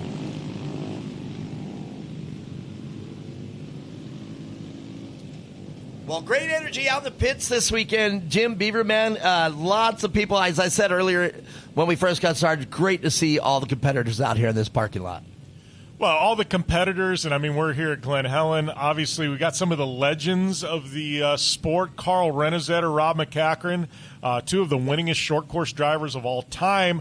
They're on site just hanging out, just wanted to be a part of things and the spectacle that is the Championship Off-Road Racing Series. So really excited to see, well, not only Carl here, but to see a Renesetter back in racing. Obviously, we got Rob McCachran, his son, been doing all kinds of racing with the Factory Polaris team. Yeah. And great to see Caden doing what he does. But I know, I think Rob would love to see his son out here racing a little short course at some point. I'd love to see Caden out here. Caden's incredible. I met Caden at the Desert Racing organization and that I was announcing for. And I never met Caden until I was talking to the driver, and I looked over and I saw a 15, 16-year-old Rob McCachran. He looked just like, I knew who it was just looking at him. And the same thing happened to me yesterday. This driver came up and asked a question while we were standing there. And I heard Trevor go, "Oh, thanks, Augie." And I went, "Hey, wait a second, you're Augie?" He goes, "Yeah." And I didn't think about it, but sure enough, you look at Augie and Carl look identical.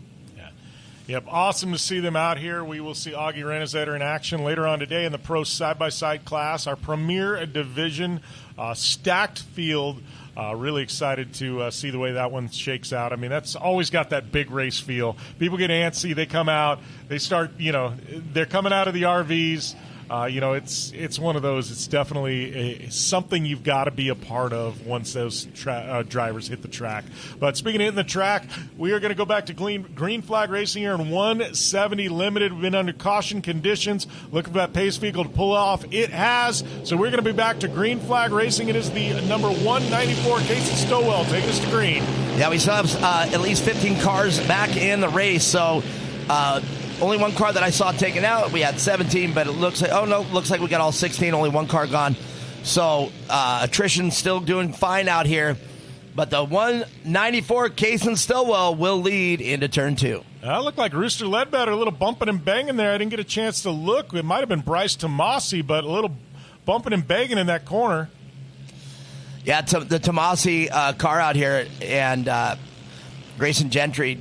That is great to see them out here, but now they're dialed in with a few other drivers out here, like Rooster out there and Casey Stowell. So they have to, we were talking about they have an advantage here because they know the track, but do they have the advantage now because they're racing against this class's veterans?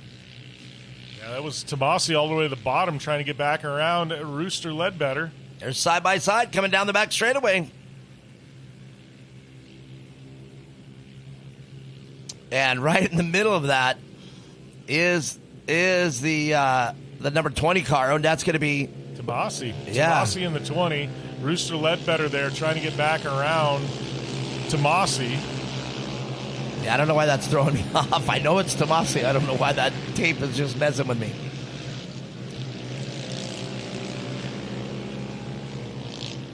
It's a 56 there, Stetson Wyman. So we got Stetson Wyman and Tomasi with Rooster Ledbetter there. Yeah, Stetson Wyman having to start back in row 3 now. Stetson Wyman showing that he's a veteran of this class as well. And Stetson Wyman has the ability to get that car on top of the box. But right now in second place and right behind him, the Tomasi car. Yeah, Stetson Wyman, our current points leader heading into this weekend. See Stetson there in the third spot. This is the battle for third, that final podium spot. Stetson with a great line into that corner right there. That line was pretty much neutral and probably about the fastest way you could take that corner right there. So Stetson Wyman showing exactly, that Wyman name, very synonymous in off-road racing. We just mentioned McCachran and Renesetter, but Wyman's been out here for a long time as well. Yeah, We got Grayson Gentry and Kason Stowell, current top 2. Obviously, Stetson Wyman wanting to gather as many points as possible. Would love to leave this weekend with his continued points lead. So not only is Stetson looking for a podium, but he's looking to gather as many points as possible. You know, we got that chase for the championship, and Stetson Wyman right now, the guy with the target on his back. Yeah, Stetson Wyman's going to have to play it cool. Come racing today, and man, guard those points. That's a big deal. Rooster side-by-side. Tomasi Carr was able to make the pass and now sets a sight on Wyman. And then look at this, going to take a 2 for her. But was able to close the door. Stetson Wyman again choosing the right line in that corner. But they're the number 56, Wyman, and now getting some pressure again from Rooster Ledbetter. Rooster trying to do some slingshots to the outside. We'll see if there's anything there. Looks like got a little bit of a run there on Stetson Wyman. Yeah, these cars still very evenly matched, and this is definitely, we've been talking about it so far in these first 3 classes being a driver's class. This one, again, is a driver's class. You have to make the right marks. You know, the driver in front of you acts, and you have to counteract, make sure everything is just right, and you hit your marks just perfectly going into the corners. Yeah, Rooster looking a hair quicker than Stetson Wyman, just not able to make anything stick so far. Was working the outside, inside on that last lap. There was nothing there. Going to see if Rooster can dig into his bag of tricks and make something happen to get around our points leader, Stetson Wyman. Yeah, Stetson Wyman's doing a great job. Came to that car fat and happy. But Rooster, man, and look at this. Tomasi challenging Rooster once again. As they come in, he's going to have to sit on that outside line. But great job by all these top 5 racers. Rooster all the way to the bottom there. That is Stetson Wyman. Tomasi all the way to the outside, looking all the way to the out, and trying to get around both drivers. Nothing there. Got out of the line, lost some momentum. Right now, Rooster driving in hot, outside, inside, all the way, all over the bumper there of Stetson Wyman. What great racing. Keeping it spicy early out here at CORR. This is what it's all about. And there you can see the change up there. Rooster doing everything possible to get around Stetson Wyman. And Stetson Wyman keeping his cool, holding his line. That's exactly what you do in a race like this. Yeah, Stetson Wyman, points leader, knows how to battle in traffic, knows how to protect, doing a great job with a ton of pressure by Rooster Ledbetter. Rooster just trying to make something happen. There is nothing there, though. Look at that. Big boulders being shot out there. The 208. That is Grayson Gentry. Yeah, those boulders I was just talking about, man. They're all over this track, man, and they can cause havoc for you. Or I would hope that they wouldn't take you out of the race, but man, there's not much you can do. It's off-road racing. And, oh, look at this. Rooster way to the inside, getting next to Stetson Wyman. They are connected. Oh, both pushed out. They lost 2 spots there. Wow. This looked like a racing incident. Yeah, I don't think Rooster. I think it was just, again, both drivers side by side. That happens. So let's see if they can get back in it. That's a tough break for both drivers. That is a tough break for both drivers. Great battle there. This allows Brayton there to be the beneficiary of everything. Yeah, Brayton enjoying that one. Was able, the first car around them was like, okay, you guys going to get collected like that, slow it up. I'm taking full advantage. I'm coming in. Now, Rooster, look at that, down in front of the grandstands, all the way to the inside. And look at that. Wyman slowly coming across, trying to pinch him off, and he does. Wow, very aggressive move there, but it worked out well for Wyman. Stetson Wyman, my man. Look at that. Held it on, said, hey, I'm holding this line or we're crashing. Oh, wow. That is commitment to the craft right there for Stetson Wyman. That was exciting to watch. Good job, Stetson Wyman. You know, that took some cojones. I'll give him some credit. That was a veteran move right there. Great spotting. Whoever is spotting for Stetson Wyman, great call on that one. It's probably Wade. But think about Wade Wyman, the way he used to race. That is a Wade Wyman move 101 right there.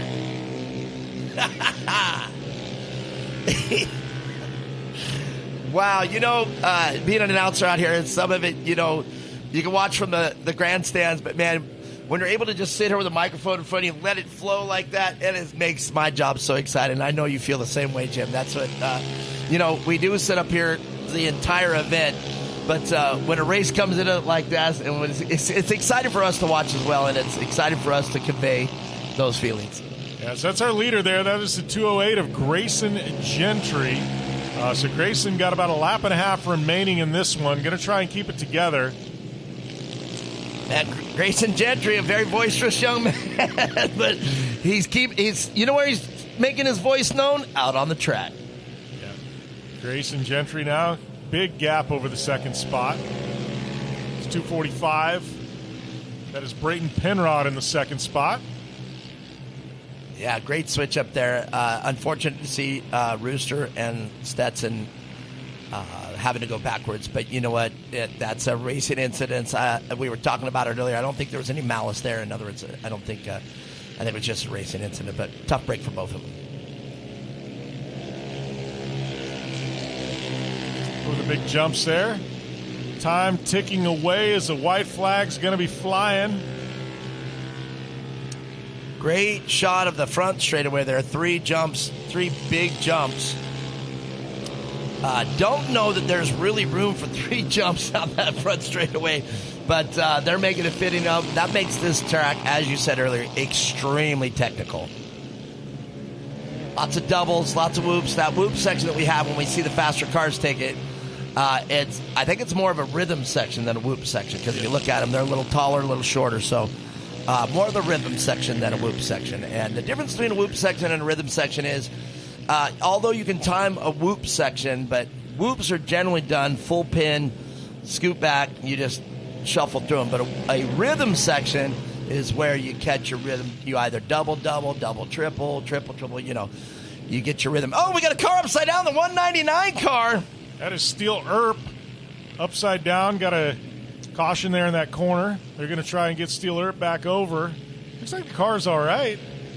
Must have been a very slow rollover. Maybe hooked a rut and just kind of put it up on its lid. Yeah, very possible out there. Steel Earp had to go in the back, and we were talking about it. Maybe Steel was trying to say, hey, I don't want to be back here. Let's get up front. Look at that. Car's rolling.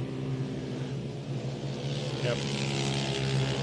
As white flag is out here. So we got 1 to go for the number 208. That is Grayson Gentry, our leader. So Gentry working his way through these interior turns. That is Bryce Tomasi in the number 20, trying to get around the 245 of Brayton Penrod. Yeah, so the bypass adds one more turn to the course. One more turn there, because the rhythm section goes right in to turn 3, 4, and 5. So it adds a 6th turn in there with that bypass. So it's going to be crazy switching gears and able to say turn 4 and turn 5. So because then turn 4 and turn 5 become 5 and 6. Yeah, it looks like our leader there getting into some lap traffic. That was Knox Penrod, able to get through kind of clean. As the Maxxis Tires checkered flag is flying. Thanks to Maxxis Tires for coming on board the Championship Off-Road Racing Series. Maxxis Tires checkered flag has flown. It's going to be Grayson Gentry walking away with the top spot.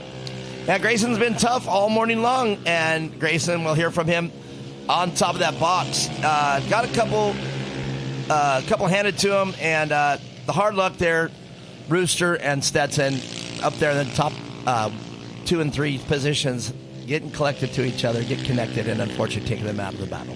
Definitely going to shake up the points battle. You know, Stetson Wyman was leading coming into this weekend, so we'll see how things shake out there. Definitely not the result he wanted. Obviously, that contact with Rooster, just a racing incident, and both dropped him back a few spots. So, yeah, Stetson Wyman was doing a great job. Had some great lines out there. If you looked at the drone footage when we were out there watching him, Stetson was picking a line, and he was holding that line and keeping that line. I didn't see anything really happen other than they were side by side, and you know they both had their ideal line through that corner. So I don't think it was any, again, we talked about it all morning. I don't think there was any malice there. Now, later on, when Stetson fully committed out of the front straightaway, that was exciting to watch. Stetson kept in it, and that was pretty crazy. Yeah, it was definitely a crazy race. We're going to come back. We're going to dissect things and catch up with our podium finishers. We return here to round number 5 of the Championship Off-Road Racing Series at Glen Helen Raceway.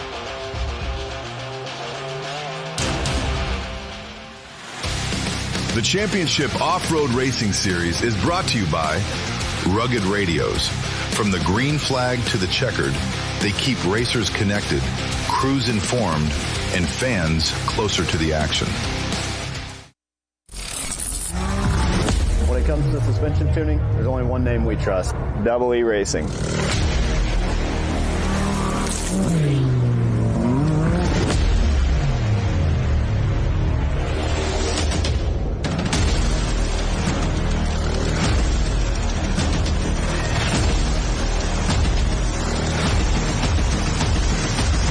Double E Racing.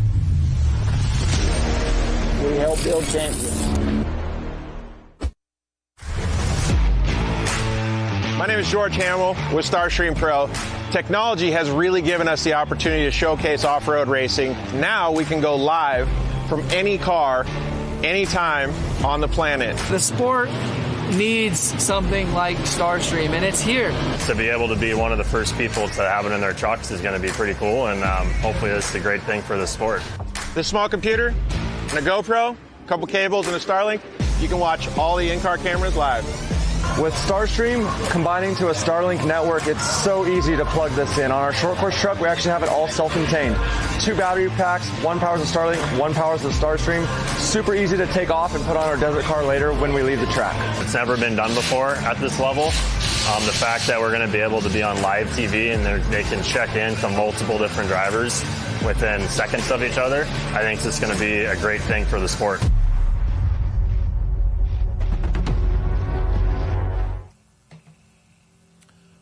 Welcome back here to the iconic Glen Helen Raceway. And the host of round number 5 of the Championship Off-Road Racing Series at 170 Limited in the books. And wire to wire, that one was capital E excitement, Mark. I mean, 17 cars started the race out there. Only one got checked out. It was an unfortunate deal, too. But so many lead changes, so much action happening back from second all the way to 5th place, and unfortunately Stetson Wyman, some great lines out there, but you're going to have to watch this podium from the side. Yeah, a couple of our leaders, falling off the podium there, and Rooster Ledbetter and Stetson Wyman. We're going to see how that shakes up with the points, but right now with our podium finishers, we're going to throw it down to Tiffany Stone. Thank you guys so much. We're going to start out with the 245 of Brayton Penrod. Talk to me about your day. I mean, that was a crazy race out there. We saw some leaders change throughout, so tell me how you saw it. My spotter just said scare myself and just freaking haul. I love that. Well, you're a great driver out there. You're able to bring it all the way to the checkered. Who would you like to thank? 2X Motorsports, 518 Designs, Earth Tech Services, Connected, Restoration, and, yeah, that's it. Wonderful. Nice job over there. We're going to go to our second place finisher, Grayson Gentry. Now, Grayson, this is your second race of the day for round 5. How are you feeling? Good. You're feeling great. Wonderful. Who would you like to thank for this race and get you another podium? My dad, my uncle, my dad for spotting me. Lily Gong Warrior, my grandpa, Tyler, Jimmy, my grandpa and grandpa, my grandma and grandpa, and that's it. Nice job. Put up number 2 for you. And taking that top spot over here, we got Kaysen Stowell. Talk to me about that, because this race was insane. We saw so many battles back and forth. You were able to capitalize on some mistakes. How do you feel today for round 5? Really good. Wonderful. Who would you like to thank today? My mom, my dad, 2X Motorsports, Lone Star Racing, Quick Lift USA, and Wellers. Wonderful. Nice job, everybody over here. One more round of applause for your top 3 finishers in 170 Limited. Back up to you guys. Thanks, Tiffany, and a great job by all three of those podium finishers. There was a lot of action in that, and, staying clean and making your way to the podium, that was no easy task with, I believe, 17 drivers on track in that one. Yeah, Kaysen Sowell did a great job keeping it out front and just running his own race. The real race was happening behind him for a stint. There had Stetson Wyman, and obviously Rooster, we know about that incident, was able to get Grayson Gentry right back up there into second place. Great job, gentlemen. Yeah, they did a great job as they make their way off the podium, and you and I are going to make our way to a little bit bigger cars. Now we're stepping things up. Like you said, we get a little faster as we go on throughout the day here at the Championship Off-Road Racing Series, and now we're going a little bit bigger car, a little bit bigger engines. We got the 800 Opens. Yeah, things are definitely going to get spicy out here in the 800 Opens. This has been a very competitive class amongst them. There's not many entries in this class, but Zeppelin Ledbetter is going to be in this class in an 800, and it does start to show you the acceleration matters, the set into the corners matters. Every line that you take in this car, it all matters. And I mean, it's still a driver's class. We're still not up to where you can really power through the corners yet. So we're still in driver's classes. Again, no caution, mandatory caution. 10 laps, though, but still going to be some very competitive racing. Yeah, it's definitely going to be some competitive racing. It's definitely going to be very, very exciting. But speaking of excitement, we were able to catch up earlier on this weekend with Jarrett and Roxanne Brooks. Thanks, guys. It's so cool to see another father-son dynamic out here for rounds 5 and 6. And we're going to talk to Jarrett Brooks a little bit. Now, Jarrett, you know what it's like to be here at Short Course Racing. But more importantly, you've got your son, Roxanne, over here. He said this is his second race, and he's super excited to be a part of it. Yeah, we've always been watching these. When I raced on the Midwest at Champ, he was always so attracted to the 170s and the trophy carts, and I grew up racing trophy carts, and this is really where I started at these grassroots series, and I've always watched CORR, and we've been itching to get out here. It was honestly kind of my fault of not pulling the trigger soon enough, but we did a race here a few weeks ago, and he showed a lot of interest in it and showed some speed, so I kind of went all in at that point, and he's showing some speed out there, so it makes it fun. And this is my wife. She used to race trophy carts, so this is where we grew up. Glen, Helen is the hub for us, and it's really awesome to be back. Roxanne, what do you think? How do you like it so far? How's the track? Good. Well, I do have a question. You said this is your second time racing ever. What makes you want to race every time that you come back? What made you want to come back this time? Because I just like the race so much. I mean, I'm super excited. I'm a huge fan of this red and black. Can I get a high five? And we're going to see what happens. And like we've talked about, it's really cool to see a father-son out here. So we're going to see what happens with Roxanne. And we were talking throughout the weekend, I guess the beginning this morning about the legends. You got, Carl Renazetter. We got Rob McCacken. We got to talk about Jarrett Brooks being out here. I mean, Jarrett Brooks, he's a guy that knows how to wheel a Pro 2. He's won at Crandon. He's won in the Lucas Oil Off-Road Racing Series previously. I mean, he is definitely a guy that's got the pedigree. Great to see him out here with his family and out here running. And, I know I've heard rumors Casey Curry is going to be out here and around. So you want to talk about Legends of Off-Road? They are here at Glen Helen this weekend as we take a look at the 800 Open points brought to us by R&R Steel Racing. Take us through these current point standings. Addie Atterbury out front with 172 points, and Chloe Hearn staying consistent out here for second place, only 21 points behind. Rekka Earp out there in the third place in the points championship. That's going to be a great chase here for today, and that's where these points are going to be very important. And out on row 1, Addie Atterbury is going to lead him into turn 1. Chloe Hearn right next to Addie. Zeppelin Ledbetter, hopefully a little better finish for him. Probably a little frustrated from the last race. And Rekka Earp will round off this field of 4 drivers. Yeah, big thanks to Liqui Moly for presenting this starting grid and being a partner here in the Championship Off-Road Racing Series. It's kind of cool, this class. Got a couple of ladies out there that are doing it to it, and currently up front in this one, and been really fun to watch. I tell you what, one of my favorite drivers to watch this season has been the emergence of Chloe Hearn. Yeah. Chloe, every single round is getting quicker and quicker. It's been very exciting to watch the progression of this young lady's career. I think that's said perfectly right there, Jim. That is exactly that. Chloe Hearn has come a long way. I remember her very first race out here at CORR. Timid, to say the least. But now Chloe, as you see, lining up next to the rock star Addie Atterbury.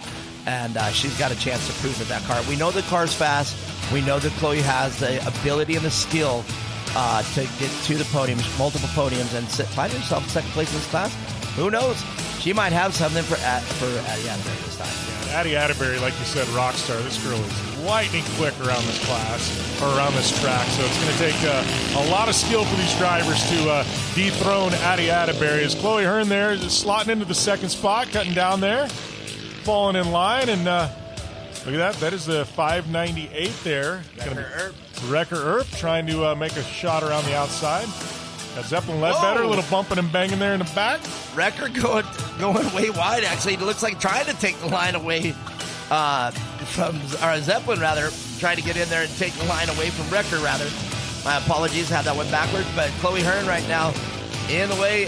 Rooster there trying to get a wheel in as they come around turn 4. Oh. He did get a wheel on her, and it ended up hurting him and not Chloe. But we know Rooster, he's got no problem with the gloves off. He likes to bump and bang and, Well, Chloe's car, unlike everybody else's out there, Chloe's is a single-seater. If you look at the rest of the cars, they're all double-seaters, and they're double-seater wide. Well, Chloe's car is definitely wide-open wheels. And you got to be careful there because, as we just saw it, if you get a wheel and it touches hers, it's going to send you on another weird line there. Oh, Rooster. All the way up against a K-rail almost.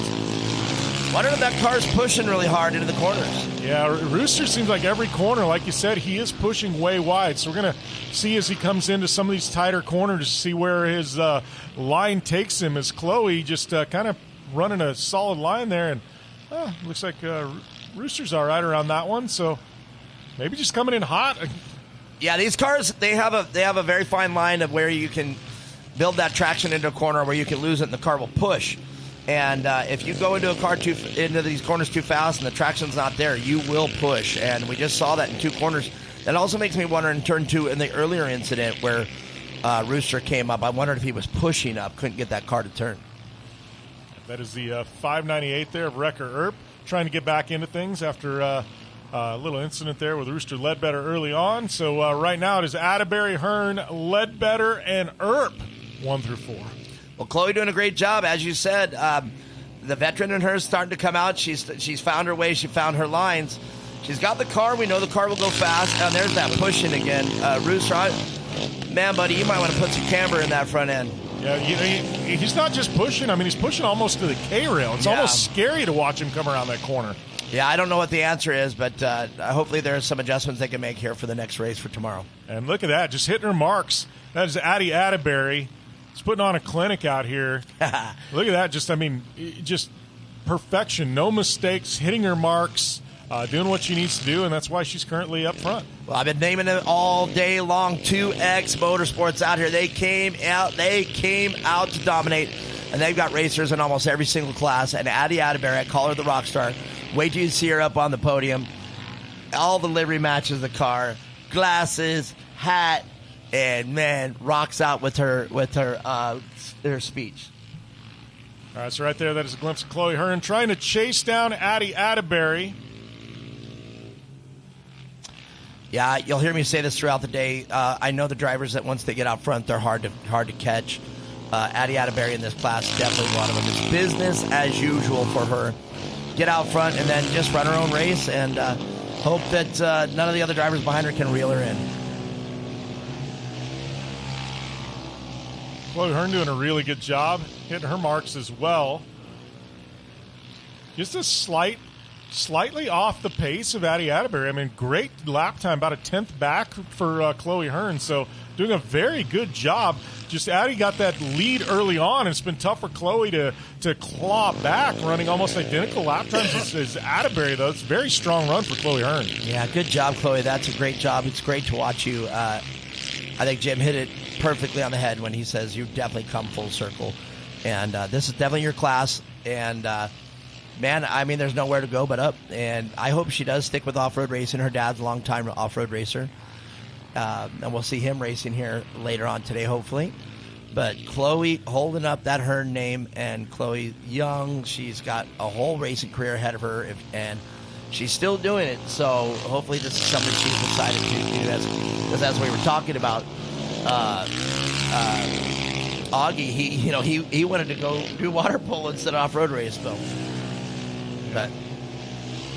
that is Rooster Ledbetter once again. He was pushing way high. It's that last corner. He just, for whatever reason, can't get that car sorted for that corner. Pushing all the way almost to the K-rail. The rest of the corners, though, he's got it pretty dialed in. I think he's pushing there in turn 2 as well. He's not pushing too hard here in turn 3 and 4. But, maybe he is. We'll see here with the car. No, maybe that's the right line. Maybe he's having a high-speed push. That's a whole other thing. You can have the car dialed up. It's on rails when you're slowing down, but, man, when you get that speed up and where that traction is very important, maybe you're having that slide where the tire's still flat. The contact patch is flat, and you're going in, and when you get to that speed, it just pushes. Very loose car. Addie Atterbury out on her own planet right now, just continuing to click off laps. Big gap back to Chloe Hearn in the second spot. Well, this is scheduled for 10 laps, so at this point, it's all 4 drivers just out for a Saturday ride.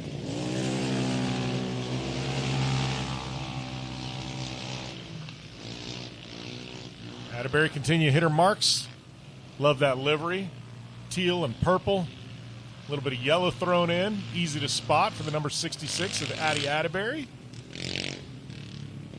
Hard to get the sponsors to pop when you have that kind of livery, but, man, that 2X is coming through loud and clear. Was able to drive by the 2X complex. It's right on Country Club Road out there in Mesa. And, man, they normally have just, like, if they're not pushing for a race, they normally just have customers' vehicles out front or even vehicles they have for sale. But I drove by it about a week before the race, and there must have been 10 race cars out front, just busy, ready to go. Okay, so... Caution going to be flying here. So going to regroup them. Like we said, I would say the one to watch here is going to be Chloe Hearn. She's running very similar lap times for a good chunk of the first half of that race to Addie Atterbury. So I don't know if she's got quite enough to get around her, but I think with this regroup, she might be able to make her racy for a bit. Yeah, if you've ever watched the other live streams that we've done out here, I've talked about this a lot, about the competition yellow. There was some controversy when we introduced it, but...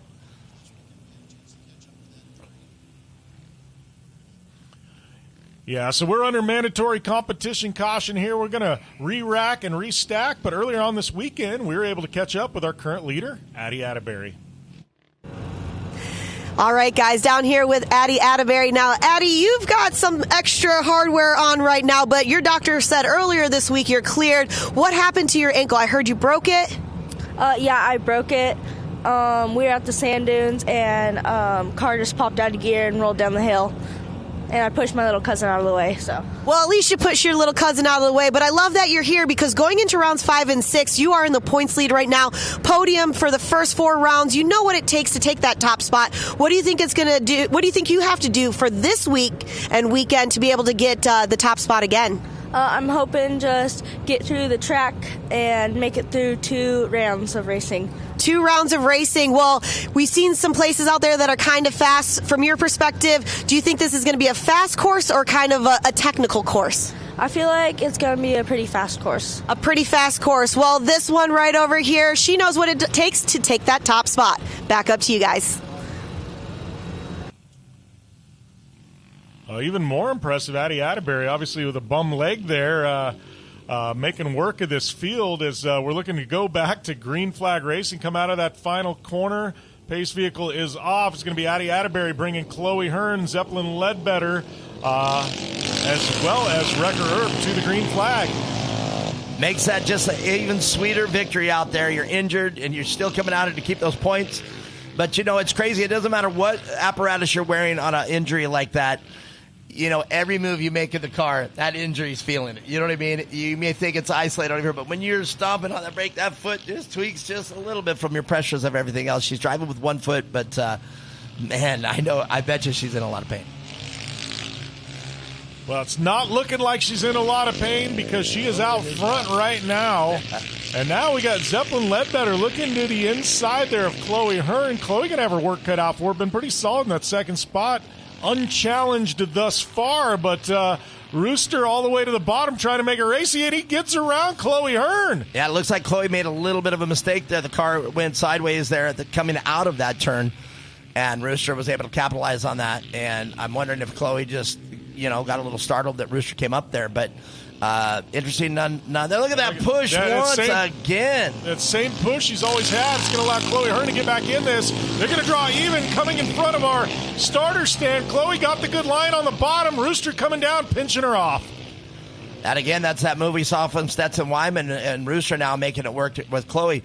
Now, it would do wise to watch that car push, and it looks like she has a little bit of push into turn 2 there too, but that car, if Chloe just stays right there on his bumper, that car, no matter what, down that front straightaways, he's either going to have to check up or he's going to have to just let the car push, and Chloe should be able to take advantage down that front straightaway. So let's see what Chloe does here. Yeah, I think you're absolutely right. I think this last corner is going to be the one where Chloe's going to have a chance. Rooster is pushed high every single time by, as we get a glimpse of this pass. And Chloe just pushing up high. Rooster all the way to the bottom was able to seal the deal and get around her. Yeah, if you watch there right at the end, just before a moment ago, she was able to get that car a little bit sideways to even give it another glimpse of a second for Rooster to get in there, and he was able to hold it. And now if we could watch it to the end there, Rooster you'll see it. I think they're going to let us watch it. But now watch what Rooster does. You'll see that push coming in right as they come over this double. And Rooster, for some reason, as you said, goes almost to the K-rail. Check this out. And then the car, you can see the car just trying to cut and bite. But it looks like maybe, by the angle of those wheels, maybe he's a sway bar down. Maybe his sway bar is broke or come undone. Well, right now, it is Addie Atterbury out front.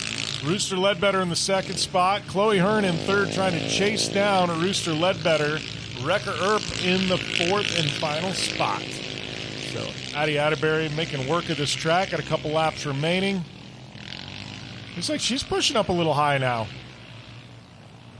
Yeah, and I was just thinking to myself, do they even have sway bars? But you can clearly see Addie Atterbury's right there on the rear suspension.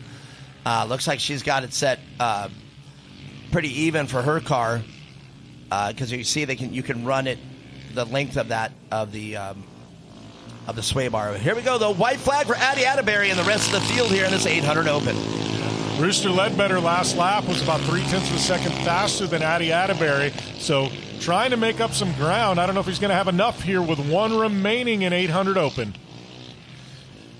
Yeah, Ledbetter's going to really, I don't think he's going to have anything for Addie Atterbury, but man, he has to watch his driving here with that car pushing like that, because Chloe Hearn, she, on the other hand, will take advantage of it. And you can see her right there. She's still within the battle with Ledbetter.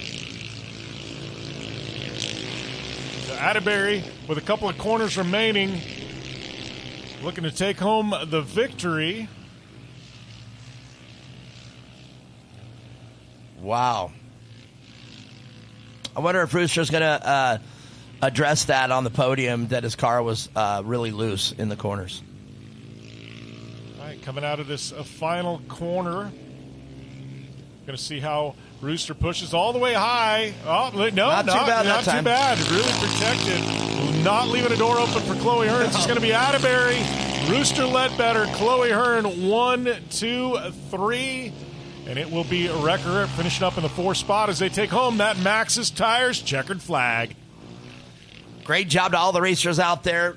Rooster, you were the man of that race. Chloe wasn't opening the door, wasn't going to give it up easy, but they raced it. And Rooster having that push there, he really had to earn that second place. Got Atterbury pulling in with going to take home yet another victory here in the Championship Off-Road Racing Series. He's getting all the drivers collected here for that podium celebration, and we are going to take a short commercial break. When we come back, we're going to catch up with our top 3 in 800 Open here at Glen Helen Raceway in round number 5 of the Championship Off-Road Racing Series.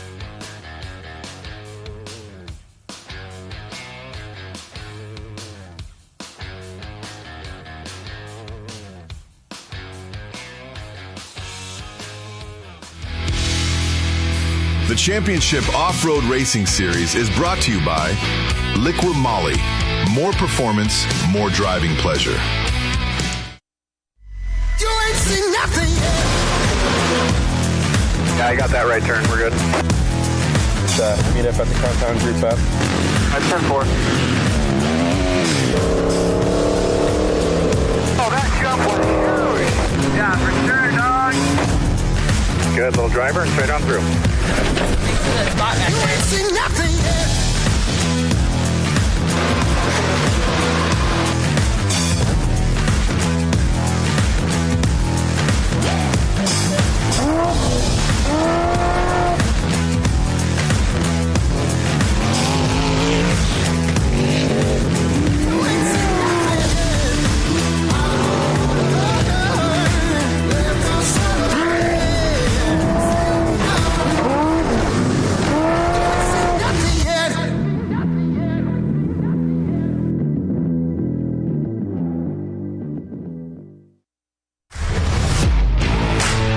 My name is George Hamill with Starstream Pro.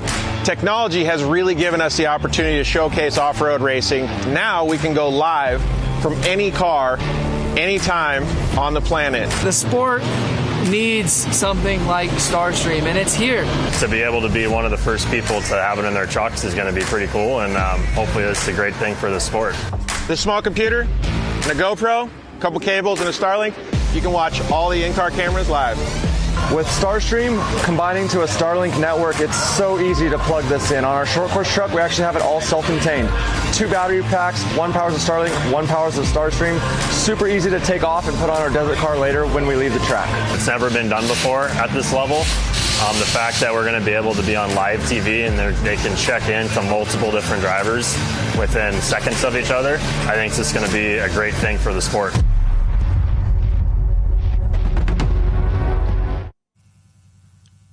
And we're back here at Glen Helen in round number 5 of the Championship Off-Road Racing Series.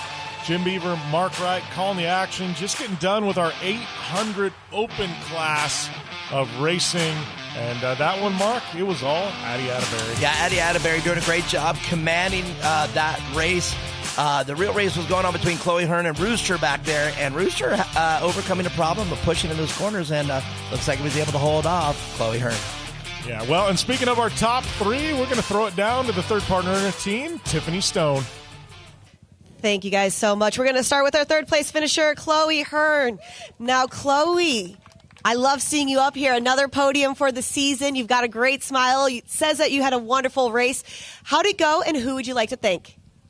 My car was definitely having some issues, but it was a pretty smooth race, and I would like to thank VP Racing Fuel, Lone Star Racing, Rugged Radios, Off-Road Vixens, Sinfab Racing, Flying High and Soil, Jay & Gerber, Extreme Machine, 2X, and Double E Racing. I love it. It's really good to keep seeing you up here. I love the pink in the hair, too, matching just everything. It's a great vibe. Nice job. We're going to head over to our second place finisher, Zeppelin. Rooster Ledbetter, good to see you out here, bud. I know in the last race you had some difficulties, but you were able to bring it back together for this one, get a second place podium spot. How was your day for this race? Good. It was good? Awesome. I love that. Who would you like to thank? My family and the Mothersmore Atlas Tripleport, A Better Plumber, and everyone else who helped me get on the racetrack. And I'd like to thank Will from Ignite for keeping me strong between races. I love that. Do you got one more you need to thank too? Yeah, Rev 6 Pilot Sports. Wonderful. Nice job. I'm glad that you were able to bring it back together for this podium spot in this class. Nice job. All right. Taking that top spot. Addie, you're getting taller every day. Can I get you to hop down for me? She's just getting a little taller now each time I talk to her. But Addie, nice job out there. You really know how to pick your lines. You're adding some more points to the series right now. This is the midway point. This is where it all comes together for you. How was your race day? I feel like it was pretty good. Well, it seems like it was a nice job out there. You had two great competitors and a bunch of great people in the field, but you pulled it off for a top win over here for round 5. Who would you like to thank? I'd like to thank my family and friends. I'd like to thank my friends who are watching right now, Alex and Jace. And I'd like to thank 2X Motorsports, Outer Bay Motorsports, Off-Road Vixens, Roma Venture Company, and my dad for spotting me. Well, you've done it here. Nice job. You got to quit growing tall on me over here, but it's always good to see you. Hop back up on number 1, please. One more round of applause for your top 3 finishers in 800 Open. Back up to you guys. Thanks, Tiffany. What a great race. Ramping things up. 800 Open didn't disappoint. Very racy race. Addie Atterbury putting on a clinic. But I tell you what, there was a great battle there for second, third. And, it's interesting. Chloe Hearn said she's fighting some issues. She had a lightning quick qualifying time, and it seemed like throughout the race she got a little bit slower. Normally, Chloe comes on strong the second half of the race, and it was just the opposite. So I think they're going to go do a little homework. And I think tomorrow, we're going to see a little bit quicker Chloe Hearn. I have to agree with you. Dan's very tough over there, and he knows what to do. And Chloe's getting better at delivering what's wrong with the car, saying, hey, this is what's happening. And that, as we know, happens with all racing experience. You're able to convey what's going on with the car out there on the track. We saw the push there with Rooster, so Rooster's probably going to go back there and say, hey, my car was pushing there at the end of the straightaway. What are we going to do about that? Well, and you just mentioned communication, and obviously Chloe talking with Dan, relaying information. And, one of our partners in the Championship Off-Road Racing Series, Rugged Radios, that's what they do. It's all about improving communication, not only between the drivers and their teams during the race, but the staff and the track and the drivers during the race. We were able to catch up with the Rugged Radios earlier on this weekend.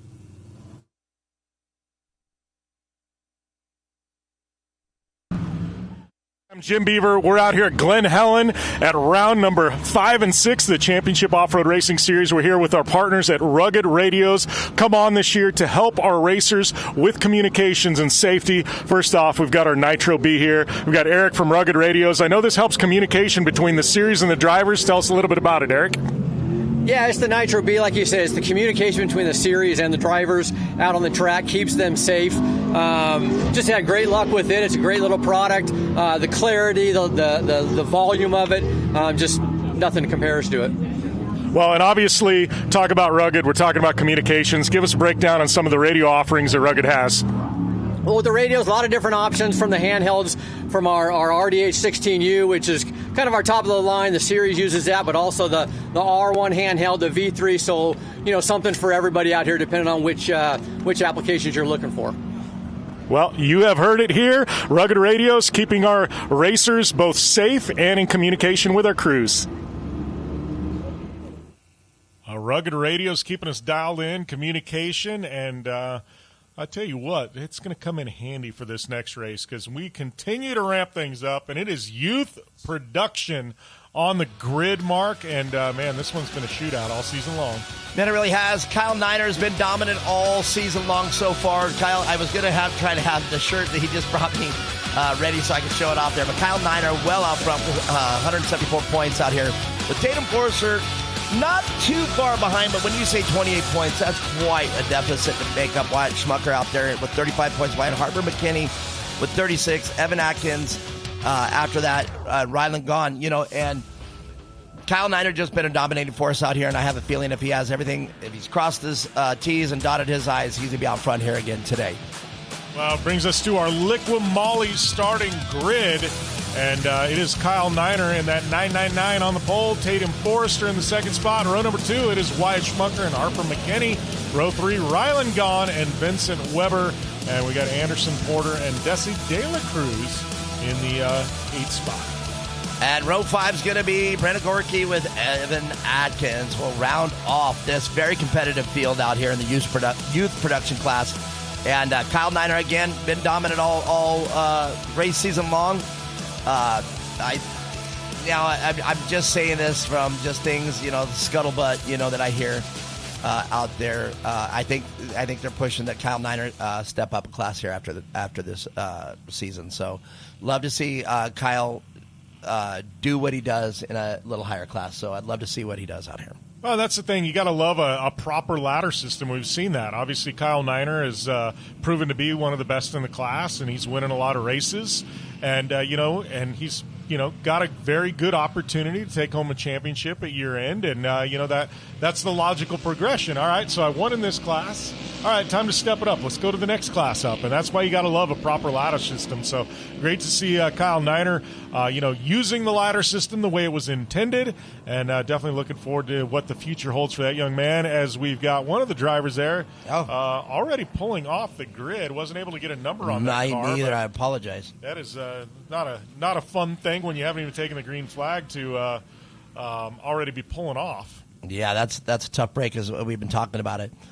But Kyle Niner, on our last show, I said we were talking about, hey, I give him a lot of mic time. We talked about you said the Niner T-shirt on underneath that. And I said, well, heck yeah, if I had one, I'd wear it. Well, there it is right over there in the corner. So I want to say publicly thank you, Kyle, for the shirt. I haven't seen it. I wish I had it ready to show up. Maybe if we have a break in here between there, I'll run over there and grab it. So in between, I can show you the Kyle Niner shirt that you spoke of. And now I got one. It's sitting right there. All right, we are looking for our pace vehicle to pull off, and we're going to go racing. It is going to be Kyle Niner bringing us to the green flag. Kyle Niner is going to be Tatum Forster right next to him, and Wyatt Schmucker with Harper McKinney. That's still going to be a race to the first corner. And look at this. Tatum Forster first into turn one. That's a great turnabout with the whole shot. Wow, you got to like it. Kyle Niner going to have his work cut out for him. Yeah, he's not going to just be handed to him. He's not just going to drive it home. He's going to have to earn this one. Now we are flying there. That is the number 62, Rylan Gahn. I want to talk about the legends of off-road, the Gahn family. I mean, Brendan's gone and raced some NASCAR. You've got Brendan's father, who Michael Gahn, South Point Casino, is in the Off-Road Motorsports Hall of Fame. So the Gahn family definitely deep into the world of off-road. And everybody driving deep into that corner. Yeah, you're talking deep into, but man, that was a deep corner. They all almost to the K-rail. Everybody made the same mistake. Look at that. Go up big over those doubles. And I love that. Tatum Forster, though, giving Kyle Niner a little run for his money. Well, now you're going to see here, too, the car's getting a little bit faster. They're able to accelerate into the corners, and that's why you're going to see a lot more dust kicked up. And, all right. Yellow flag out. Yeah, I didn't see it waving, but they're all checking up, so... And this is where also, we talk about the racing action is going to step up. Well, so does the spotter action. Like the spotters out here, now they really have to watch what's going on out here. The spotters are very important here at these speeds. That's the number 31 there of Evan Adkins. Looks like over on the side. They're going to get the car pulled over. We're going to go back to racing. You see some of those ruts starting to form there, so I wonder if Evan Atkins just hooked a rut. Sometimes on the first lap, too, it's chaotic. You got a lot of drivers bumping and maybe caught a wheel and kind of put them up and over. Doesn't look like much damage to that car, so... No, not a lot of damage. And if you don't see the drivers, if you don't see our track crew running over there to the window, they're okay. And when they're already flipping the car over there, the driver's just fine. So probably no injury or damage to that car. So everything's perfect out there for that car. Get back into the action. Unfortunately, we have to be stacked up all the way to the rear of that. We just saw Brent Smith come over to the window. Brent Smith, another announcer out here for the weekend. We haven't been able to mention him, but it's great to see him out here. I used to do the same thing to him at the other series that he just did to me. He came in through the window, and I used to wave at him. And it's like, oh, man, I want to get you in there. And I was chomping at the bit. Now I get a little payback for him. Yeah, I've called a lot of races with Brent over the course of our career. It's going to be great to see him in Pro Light Racing later on today. So one to watch there. We got a stacked Pro Light field of quite a few trucks, biggest field I think we've ever had in the Championship Off-Road Racing Series. So going to be great to watch that. I'm excited. I know Brent Smith, the announcer, but I'm looking forward to seeing Brent Smith, the racer. All right, so we've got Tatum Forster currently leading, taking that lead right away on the first lap, and it has been Kyle Niner in that 999 car trying to chase down Tatum Forster ever since. So we're going to see on this restart, Kyle Niner's got a little something for Forster, but last time Forster getting the best of Niner. Yeah, Niner not his usual energetic self right now, but that's not taking anything away from Tatum Forster, man. Looks like they've come to race. They got it all right. They've been processing the data a little deep there into turn two. And Kyle Niner is staying right with them, but the number 45 car as well of Vincent Weber now top 3. Well, and when you can drive as deep as Forrester did into the corner, but keep it on the pipe, and it was like a slingshot out of there. There's this point where you leave the door open too much, somebody can slide in and snake it. But Forrester doing a great job there of just slingshotting, keeping the revs up, and being able to pull away from Kyle Niner. Big mistake there from Vincent Weber there coming up in turn 5 right there. And Vincent was able to slide out, but he was able to get it back together and come out of that corner, but he looks like he lost 2 positions. 3, rather. Man, one thing after another out here today, but Forrester right now in the 195 looking very, very strong, very fast. Kyle Niner, I think for the first time this season, really having to work. Yeah, I love watching these two right now. They are literally on each other, and I love it. You can see, too, their lines are pretty much the same, with exceptions of just little changes that they're each driver who suit their driving style. Watch this as they do this double. They are trying to clear this double, but both cars casing right there as you saw it, and that's what I think is driving them that deep into turn 5. If you check up, you don't make the double, but you make the corner. If you don't check up, you make the double and you drive it deep. So it's this double-edged sword here. And right now, our drivers are thinking it's a little bit better to drive deep in the corner and make the double. Yeah, that's exactly what is happening, man. They're hitting that case, they're casing, they're coming up short on that double into turn 5. And they're letting the car go as far as it can go into the corner as they're on the gas trying to get that car to turn. Look at that, way crossed up Kyle Niner.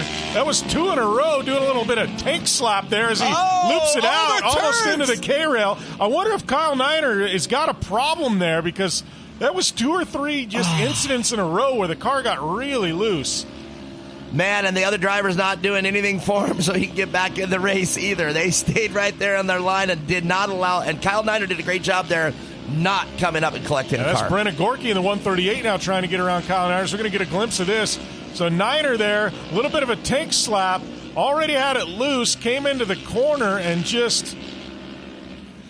Yeah, there's those 2 doubles out of turn 1 that I've been talking about that was going to play havoc, and it looks like he was not able to get that car in the right line coming out of those doubles out of turn 1, and it put him way off the course out there in the marbles. And, we don't have marbles like in NASCAR, but we got big clod-sized marbles on the outside, or the cushion, what do we call it, skirt, we were calling it a lot of things. But, I mean, when you get off that smooth course, if you look at the sides of the courses, that's all big, deep, not hard-packed, and it's hard to keep that car back on the course. Definitely hard to keep it on the course. But right now, 195, Tatum Forrester, big lead there. Tatum looking so good today. Really a great job there by Tatum and that entire crew. Yeah, Tatum just flying around this Glen Helen track. It'd be safe to say that Tatum so far our fastest racer of the day. 54 seconds, full 2 seconds over McKinney, and full 3 seconds over Gone. And Kyle Niner with that big mistake all the way down to 6th place. Now, we got the mandatory caution coming out, though. Can Kyle Niner, once he gets regrouped, get that position back into 2nd place and try to get it away from Forrester? We'll see in the second half. Yeah, Gone there in the number 62 now, making the way up into the 3rd, and it's kind of bouncing all over the place. But Gone has talked about, fight for a podium spot. It's been really good to see those South Point cars, Gone and Brennan Gorky, started out in that first round at Firebird, and they were kind of towards the back and kind of sorting through things. But man, seeing these cars out here at Glen Helen, Gorky, knocking on the door of the top 5, Gone in a podium spot. Great to see those South Point cars and how fast they've got over the last couple rounds of racing. Yeah, it's great to see that livery. We know that livery. If you're a longtime racer, you know that livery, and it's great to see it, revived. Little tweaks to it to make it a little different, little bit theirs, but still the same. This at home feel of that livery. Now, one thing you can do here, there's things you can make. Let's say it's the same track and you come out and you're leading like this. Well, it means you sift through the data and you've got your car dialed in. That's what, when you hear us call it dialed in, they make it right. But another thing that it could be is just a different track. you can be faster on a different track because it suits your driving style. So I wonder which one, or maybe both are going on here. You know, we're in Southern California here at the, as you've been calling it, the iconic Glen Helen. Maybe Glen Helen is their track. Well, and speaking of Kyle Niner, one of the big stories in this one, our current points leader coming into this round of racing, we were able to catch up with Kyle earlier on this weekend. Down here with Kyle Niner. Now, Kyle, you're 28 points ahead of second in your class going into rounds 5 and 6. You said it's been about a year and a half since you've actually raced here, but completely different tracks. So this is kind of new to you. What are your thoughts going into the weekend? Man, I'll tell you what, I'm real excited. You know, competition's pretty big out here. I've got Wyatt and Tatum. They've been following me around this entire season so far. And track felt pretty good. We all seem to be pretty close together, so it should be a really good battle tomorrow and Sunday here.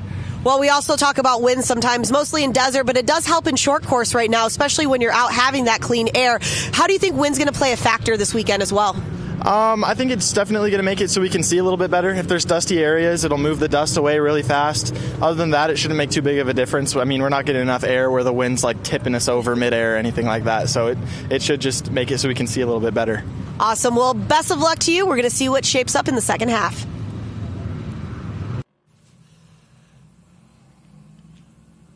And right there, Tatum Forrester, our current leader, the one with a target on his back, including Kyle Niner, our points leader, trying to catch up to things, trying to get back in this after that big spin earlier. But Tatum Forrester been absolutely on rails out here in youth production. Forrester running that high line, but able to slingshot around, and it seems to be the fastest line of the day so far, as it is Forrester, McKinney, Gahn, and Niner, your top four, with Porter sitting there in the 5th spot. Got Brenna Gorky in the 6th spot. Right now, the 195 there, Tatum Forrester. The one to beat is Niner now looking to get around Gahn. Looks like Niner is going to seal the deal. That is for the 3rd spot. Gahn, though, doubling it up. Going all the way to the outside, going to try and carry some momentum. Way too far outside, opens the door. Another driver sliding in. Gahn going to battle back, going to get the spot. Yeah, as I was saying earlier, Kyle Niner here with the restart. That's going to be to his advantage. Kyle already up to 4th place, and he's got a sight set, as you said, on Gahn and McKinney. So Kyle Niner, he's got the second half here to get back on the heels of Tatum Forrester. All right, so that is the number 62 there. Up on the bike. Gahn trying to get that spot back. Ends up going up on the bike. Having some struggles here after this mandatory competition caution. Looking to settle back in. Gahn putting together a great first half of the race. Not just having some slight struggles as that 195 of Forrester currently leading. Yeah, but the dust brings traction. So, in other words, if there's dust out there, now they got that traction that they need. But, if we water it to get the dust down, we're a little slippery unless you get that sweet spot where it's just right and no dust and it's not muddy. So, and it's not just sitting on the surface. But they're getting that traction. So, if you're pushing it hard, that car can come up and bite, and that's a good recovery from Gahn. They got Porter there in the 4th spot, doing a great job of holding off the pressure of Gahn. Really making Gahn work for it. Gahn goes all the way to the outside, big double. Yeah, with these faster cars, you can really see how those doubles out of turn 1, they come up, and that's why we said this track is technical. Some people love it, some people are kind of complaining about it, but, hey, I always say it's off-road racing, dude. This isn't tennis. This isn't, it's not supposed to be easy. It's off-road racing. That's somebody we haven't talked much about at all today, the 548 of McKinney. That's right, McKinney in the 2nd spot, running a pretty uneventful race so far and doing a great job. And, hate to say we haven't talked about McKinney, but it's because McKinney's doing everything right. Yeah, Harper McKinney, we haven't talked about Harper, and, smooth out there, looks great, and doing what they're supposed to be doing here to be in that 2nd place. White flag flies. All right, means we're going to have that Maxxis Tires checker flag next time by. Right now, though, that is Gahn. Putting some pressure on Porter, trying to get around for that 4th spot. Gahn in 5th. Porter in 4th. Niner, McKinney, Forrester, your top 5 with about half a lap remaining. Yeah, Niner able to get back to the podium. That's got to feel good for Niner, but I know that mistake. Niner's going to be a little frustrated there, but that's okay. That's racing. I don't think he was bumped or pushed into that turn. I think it was a mistake that Niner made. So there's only one person that has to live with that mistake. But, man, what a performance from Tatum Forrester with the whole shot and just been pretty much leading it wire to wire. Yeah, it's wire to wire, coast to coast. Tatum Forrester looking for those Maxxis tires checkered flags, and they are flying. It is going to be Tatum Forrester with a big victory on the day. Harper McKinney going to hold on for second. Looks like we're going to have Kyle Niner in the third spot in the battle for fourth. Is it going to be Gone? Is it going to be Porter? Great job. And it is Porter there with the fourth spot at the wire. And it's going to be Gone with a solid finish there in the fifth spot. So great run there by everybody. Very, very competitive race. A lot of drivers in that top five with a shot at a podium. But there's only three. They're going to be able to take those home. And we are going to catch up with our podium finishers when we return here to Glen Helen in round number 5 of the Championship Off-Road Racing Series.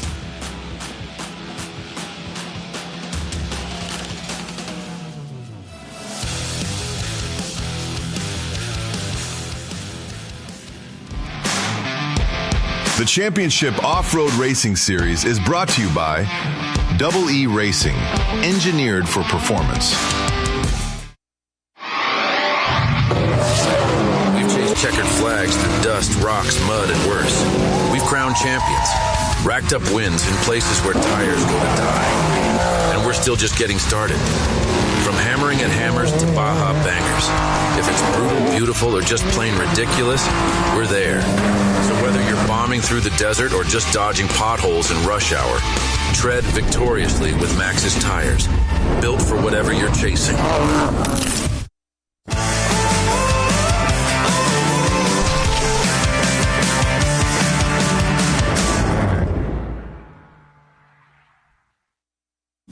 Built to get more out of every mile. For what you pull, what you haul, and what you refuse to leave behind. When the load gets heavy, you don't back off. You push forward. Trusted for generations because performance matters. More air, more power, more response. Engineered for the demands of diesel drivers. Ready for wherever the road ends. K&N Performance Diesel.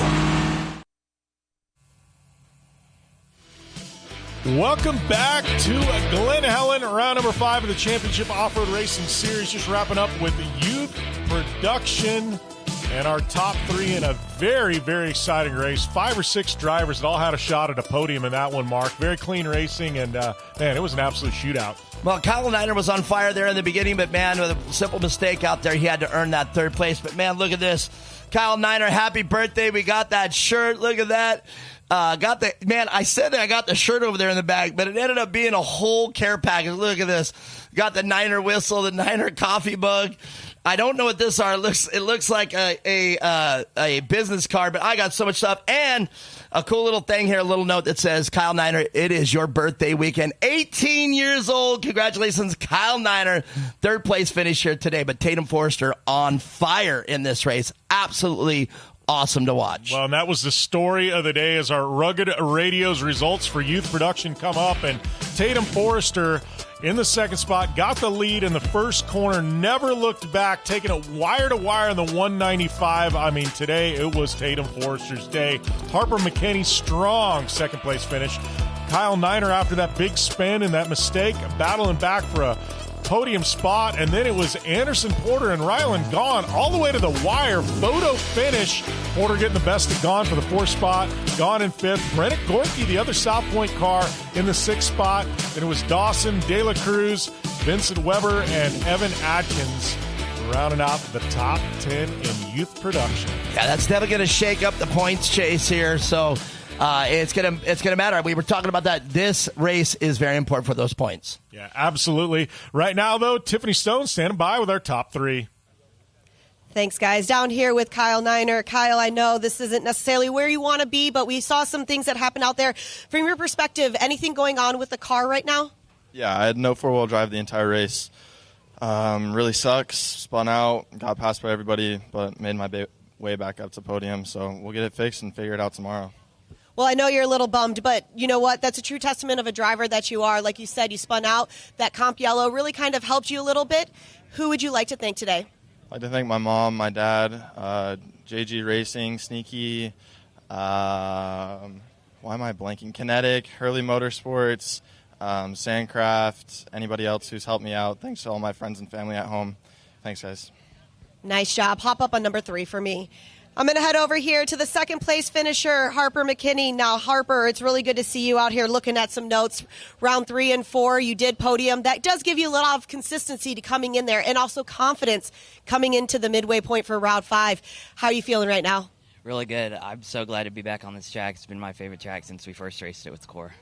Nice job over there. So any familiarities coming back right there? Because we do see some fast spots and some technical spots.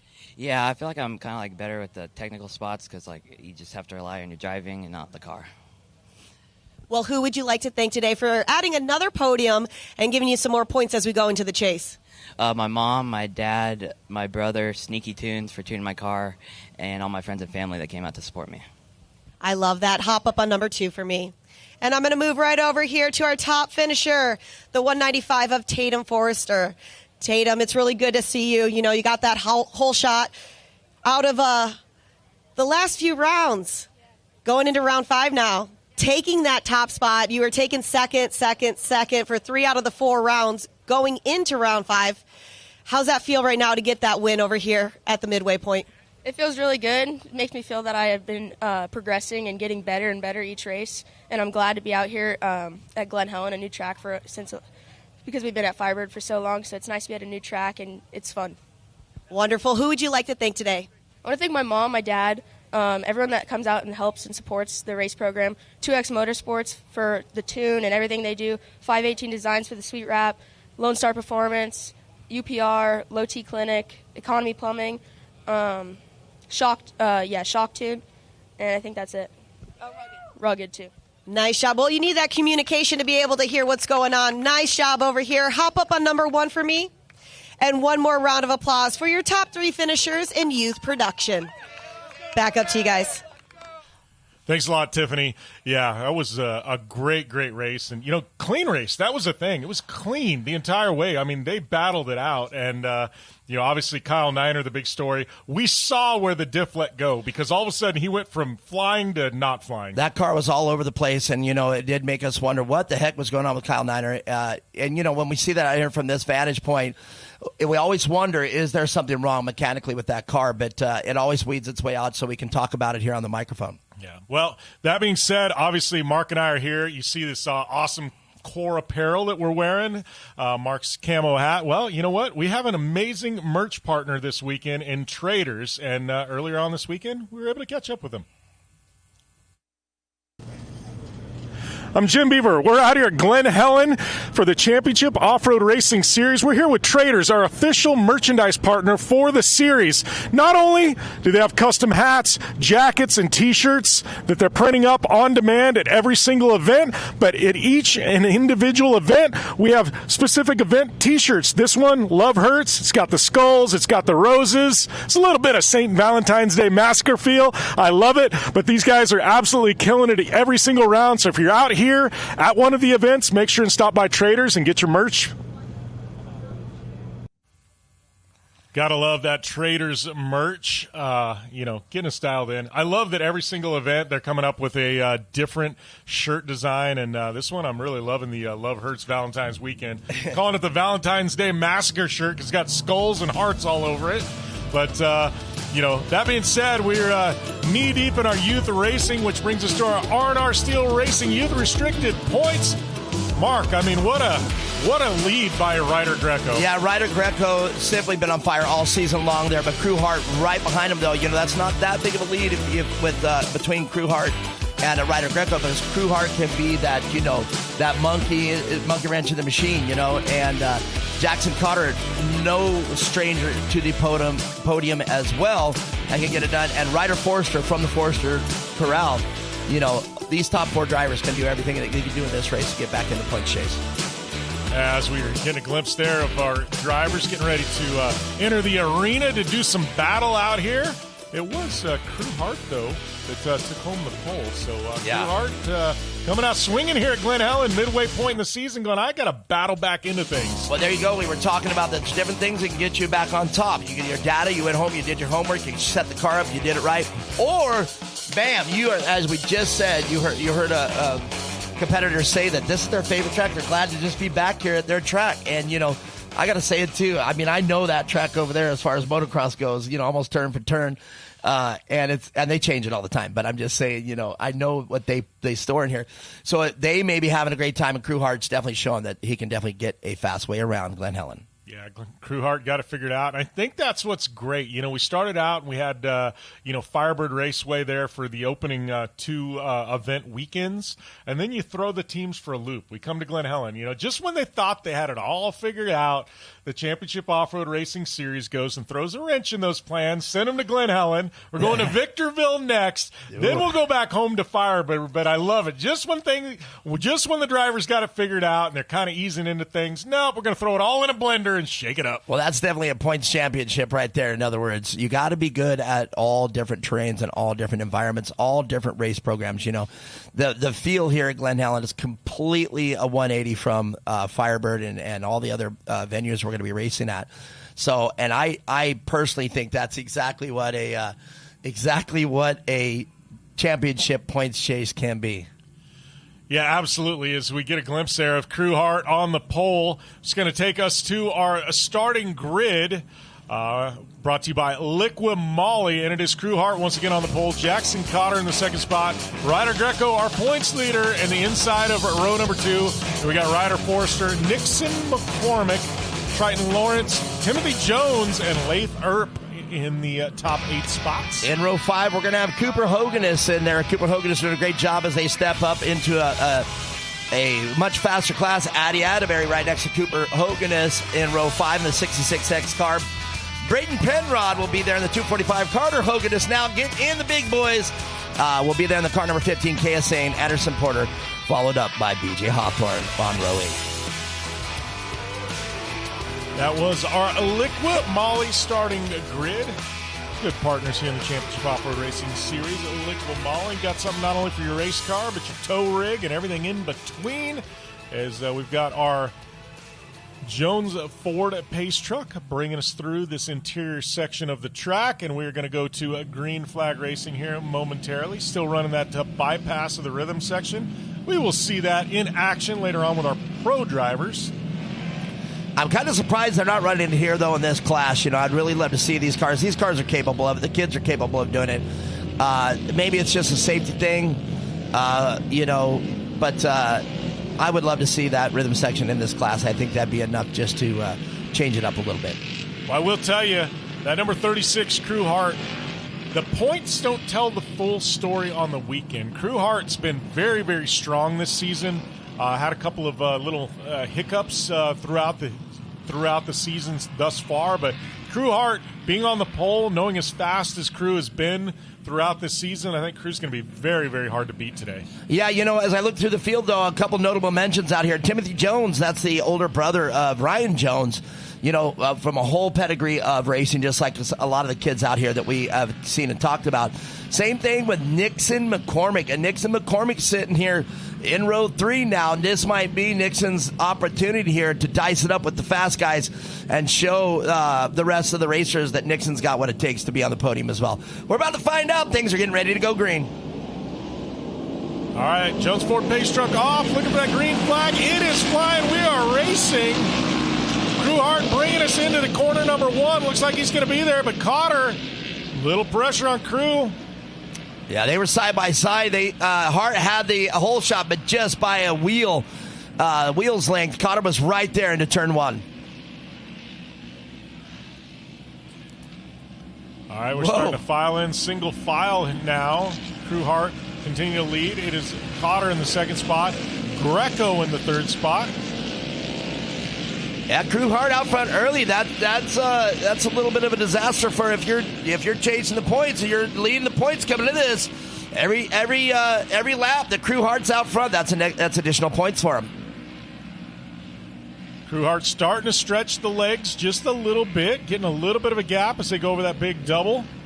Oh, look at that. Little contact there with Greco and Cotter.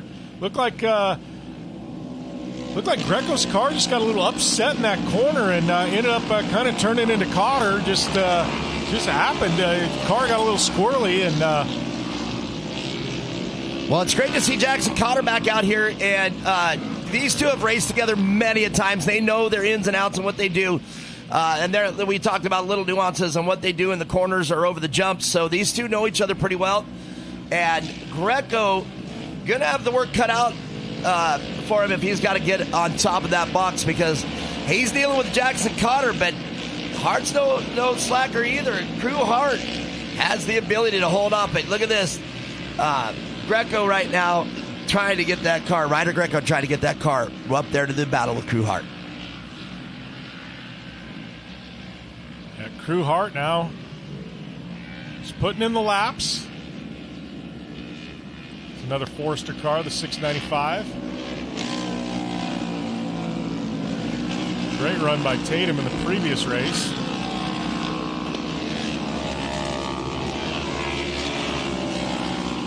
Put a little pressure there on Cotter, trying to get in there, trying to get in the mix. Cotter doing a great job there in the 611 car, hitting the marks, not leaving any doors open. Now Hart's getting a little pressure from Greco.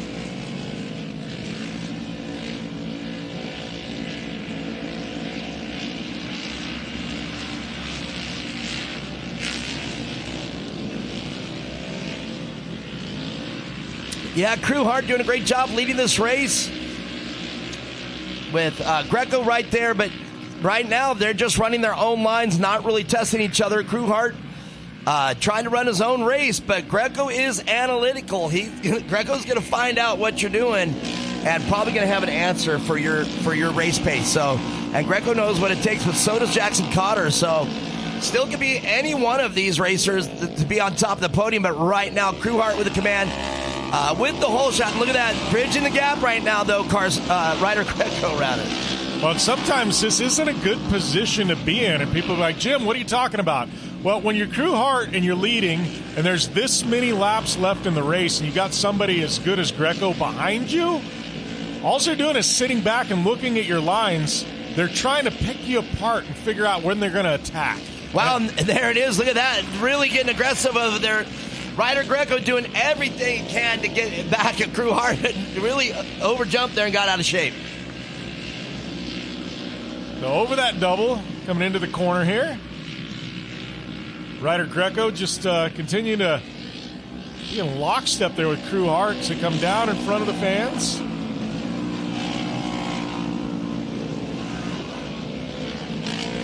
Yeah, they are definitely racing. I'm glad that the action is up front here. Oh, look at that. Oh, look at that little tap. Little love tap. Hey, I'm back here. I'm back here, Crew. Now, that's when racing is awesome right there, when two drivers can say, hey, I'm as fast as you, so you better watch your lines, and they can do it cleanly. I know that's another little tap. Yeah. These are just light taps. I mean, these are no malicious intent. Just let them know, hey, I'm back here. Yeah, they can do that. Another one. Look at all the way to the bottom. Is it going to be enough? Yeah, they're going to run right there. That was a great, greatly executed bump and run. Did not work out for him down the straightaway, but that is a bump and run textbook right there. Yeah, Hart had the speed on that outside line, able to carry it, but tell you what, Greco putting a lot of pressure there on Hart. Definitely don't want to touch wheels over the air down this front stretch, but Hart doing a great job of defense. Look at that. Greco all the way to the outside. Got the speed. Side. Going into turn two. Look at that. Oh, wow. Man. And you got to give both of these drivers credit. Held their line, kept it clean. That is infinite trust in your competitor. To be able to do what those two drivers just did without anybody going up and over. Tell you what, this is some veteran moves out of some young drivers. Well, I was saying it earlier, these drivers have raced together before. They know their move. Oh, another trying that bump and run again. And it's just not working for him. Crew Hart has the speed down that back straightaway to pull away from Ryder Greco. Yeah, and Hart, he continues to take the outside line. He's going to have more momentum. It's opening that door, but he's got the momentum. It's just not opening the door enough for Greco. Greco going to have to go back to the drawing board, figure something else out. As the competition caution comes out, we're going to have 4 laps remaining. And, man, what a battle for this lead, Crew, Hart, and Greco. My heart is racing. This is what I love. This is why I love off-road racing. Whether I'm sitting in that grandstand watching it or whether I'm sitting here on the microphone talking about it, this is why I love off-road racing. There is no other form of off-road racing like this, or any other form of racing like off-road racing in any facet that I know of. And we see is that the Forester car pulling off, or which car is pulling off? I wasn't able to get a glimpse of what was pulling off. We've got Cotter there in the 3rd spot, though, and we've got Greco in the 2nd, Hart in the 1st. But speaking of Greco, we were able to catch up with him earlier on this weekend.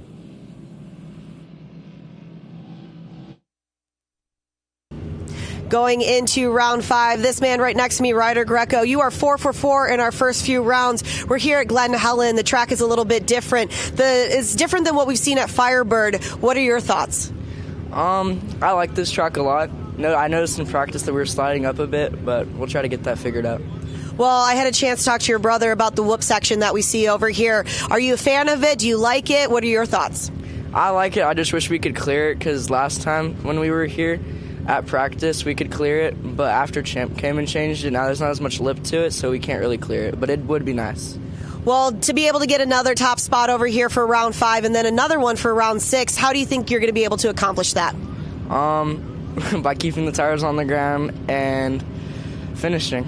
I love that. Keeping the tires on the ground and finishing. This is what a man is going for. He knows what it takes to take that top spot. He's going for that in round 5 and in round 6.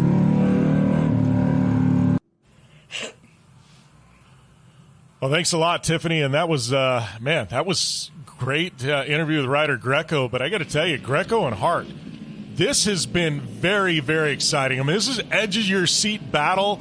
These 2 young drivers driving like veterans out here. 4 laps to go. It is anybody's race. Throw Cotter in the mix in the 3rd spot, and we have a shootout. Yeah, this is a don't-miss race right here. And look at this. They are bumper to bumper down that first straightaway there after turn 1. And we're got a barn burner on our hands. Don't take your eyes off this race for even a second, because you can miss a change. Well, and look at that. I mean, we're talking about Hart and Greco and their battle, but Cotter inserting himself into the situation going, boys, I am here to play too. We have a 3-way battle for the lead. You can't write this script. Look at that. Hart doing his best to hold off Greco. So Hart generally a little more, reserved. It will pick his line, but right there, opened it wide open. I was just saying that. Will generally not make a mistake like that for Greco, because if he does, Greco's going to be right there, as we just saw. But Jackson, the same thing. You cannot allow Cotter to get a wheel in on you, because, they're touching. Oh! Oh, man, I think Hart's got a slightly quicker car. Greco had the better line, got around, Hart battled back, Greco pumping into him.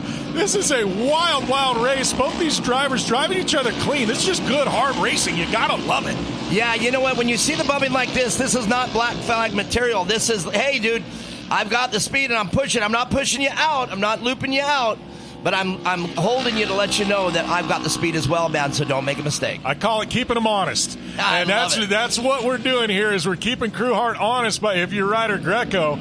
But, man, these guys have battled each other. I mean, this is just good, clean, hard racing. Rubbing is racing, and we're seeing it out here right now. Look at that. Wow. Ryder Greco trying everything. Oh, getting bumped. And that was just Ryder Greco getting a little hot. Ryder Greco. He had to do something there. He's trying to get around Crew Hart. He hasn't been able to. He's throwing caution to the wind with a couple laps remaining and having to do something. And now he's going to have to battle back for the 3rd spot, because we got Jackson Cotter down in the 2nd spot, who's been just sitting back biding his time. Yeah, hopefully there was no damage to the Ryder car. Ryder Greco's car. And Jackson Cotter now going to have to do the same kind of battle, because Ryder Greco will make short work of Jackson Cotter if he makes a mistake as well. And you see them all tighten up in here, and we've got a 3-way battle on our hands, and they're right within the same frame. Check this out. Well, and Jackson Cotter been sitting back watching both these drivers for 8 laps at this point. He knows their line, so I think Jackson, look at all the way to the bottom. Now he's going to have his hands full with Ryder Greco. Had a little bobble there. Greco trying to get around, and he does. Oh, with a little bump. And again, he had the line. He didn't do that. The car got out of shape, and Jackson Cotter was trying to take his line. And unfortunately, Greco was right there with that bump. Yeah, and now we've got about a lap and a half left remaining in this one. Krewhart leading, Greco in the second spot, Cotter in the third. As a white flag comes out, is Greco going to have anything for Hart? As we get a glimpse here of Greco getting around Cotter. Yeah, Greco to the inside here, and you see it just slid out there. Didn't try to collect him or touch him or either of them. Almost got into the back of Hart. Yeah, it looks like his right rear touched the left front of Cotter. Was just enough that turned the wheel just a hair. Just a racing incident now. With a half a lap remaining, we go back to our leaders. It is Hart. It is Greco. Greco's going to have a couple of corners remaining to try and get around Hart. Yeah, I don't know, again, there was any malice there, man, and it would have taken Jackson Cotter a little bit of intuity there not to allow that bump, but, man, he saw him there, didn't know the car was sliding that bad. All right, so Hart protecting that inside, Greco trying to get a run. We are coming down in front of the podium. Wheels touch again. The Maxxis tires checkered flags are out, and it looks like Krewhart going to win by half a car length over Ryder Greco. Jackson Cotter going to hold on for the third spot. What a shootout, an absolute shootout here, and youth restricted. Bravo, gentlemen, bravo. That was quite a race right there. That's one to watch. Krewhart, though, the man of the hour in this race, was able to hold it from wire to wire with a slight hole shot in the beginning, but was able to get it out front. And he's going to be back, and he's going to feel that. Watch the review, watch the tape, watch it, man. That was a race. That was some veteran racing out of some young talent here. Clean, good, hard racing. You gotta love it. I can't wait to hear these stories. We come back with the podiums. We return to Glen Helen in round number 5 of the Championship Off-Road Racing Series.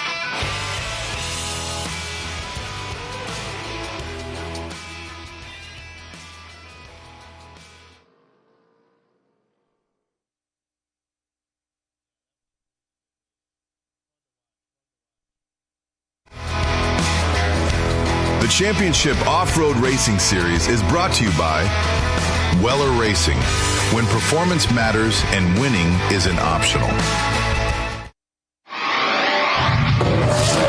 We've chased checkered flags through dust, rocks, mud, and worse.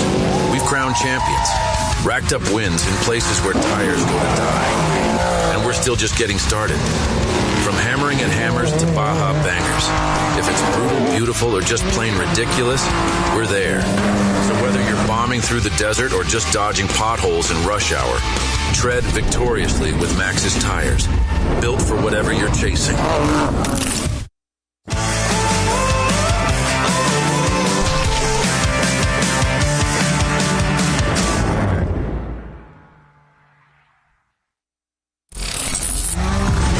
When it comes to suspension tuning, there's only one name we trust: Double E Racing.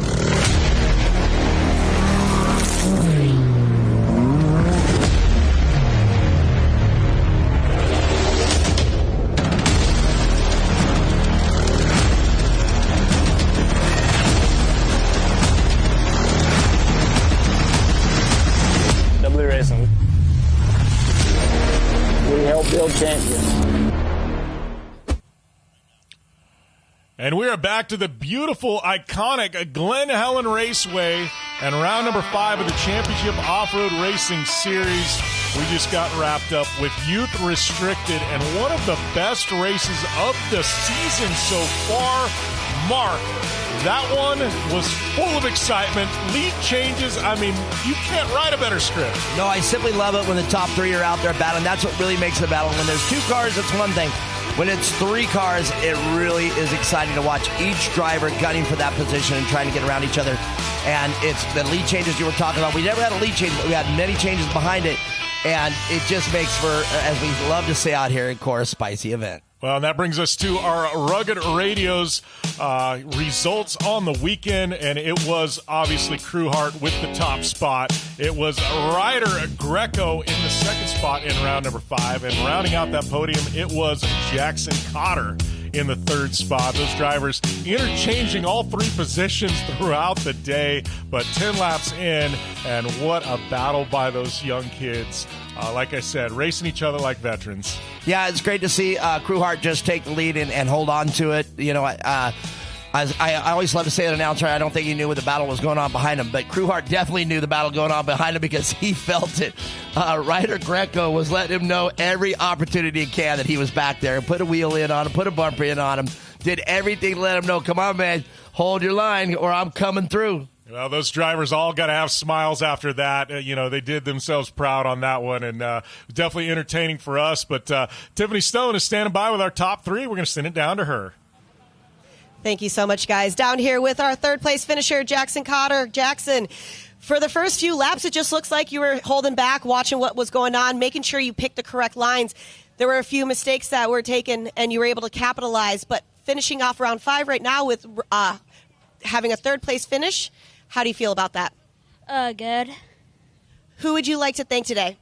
My mom, my dad, my sister, my grandma, my grandpa, Gates Belts,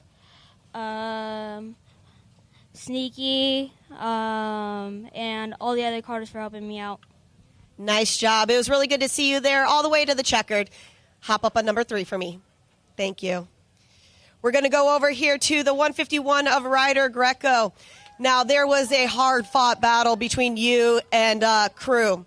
It was really cool to watch. You guys drove a clean race in certain areas. You were able to make sure that you were able to come about. Now, we've seen it 2 out of 4 rounds. You got another podium added to that. How would you like to sum up the day? It's pretty good. Tried to stay on Crew's butt as long as I could. Just listening to my dad. The goal was to go 5 for 5, but we'll get him tomorrow. I love that enthusiasm. Who would you like to thank for round 5 today? My mom, my dad, Breston, and Jacob, R&R Steel, EVP Mode, 518 Designs, Kirky, SRI, SPA, and all my friends and family who came out to support me. Nice job. Love it over here. Taking the second place, Ryder Greco. Coming over here to our top spot, we've got Crewhart. Crew, thoughts on the laps? You guys were battling back and forth. You even had Jackson over here in the mix for a little bit, but I love seeing that all 3 of you guys on the podium right now are all smiles for it. Great sportsmanship. How was your day? Good. Well, who would you like to thank today? God upstairs, Sneaky, my mom, my dad, my brother, Hoosier Tires, Elka Shocks, Polaris, CORR for the amazing event, and anyone else I'm forgetting, thank you. Well, you've done it here. Nice job over here, adding a top place over here for round 5. One more round of applause for your top 3 finishers, and back up to you guys.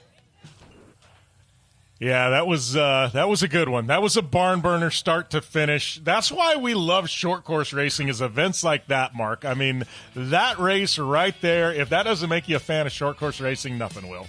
Yeah, unlike a lot of the other race formats that we have out here in any kind of racing, this is one that you sit in the stadium, you watch it, and they do battle. It's not just turning left. It's up, down, left, right, whoops. It's technical. It's different characters. It's different strategies. It's different, ideas of what race it is about, man. And I just simply love short course racing for that reason. Well, and, obviously, when you talk about short course racing, you talk about close short course racing, tire choice is key, Mark. And earlier this weekend, you were able to catch up with our newest sponsor and partner in the Championship Off-Road Racing Series, Maxxis Tires. All right, new for the 25-26 season here at CORR, we got Maxxis Tires on board, and it's great to have Maxxis, Mike. It's great to have Maxxis out here for this short course race. Triumphant return here to short course racing. Yeah, you know what? It's great. We're super stoked to be part of it. CORR, one of the biggest, one of the best. Glen, Helen, we're out here.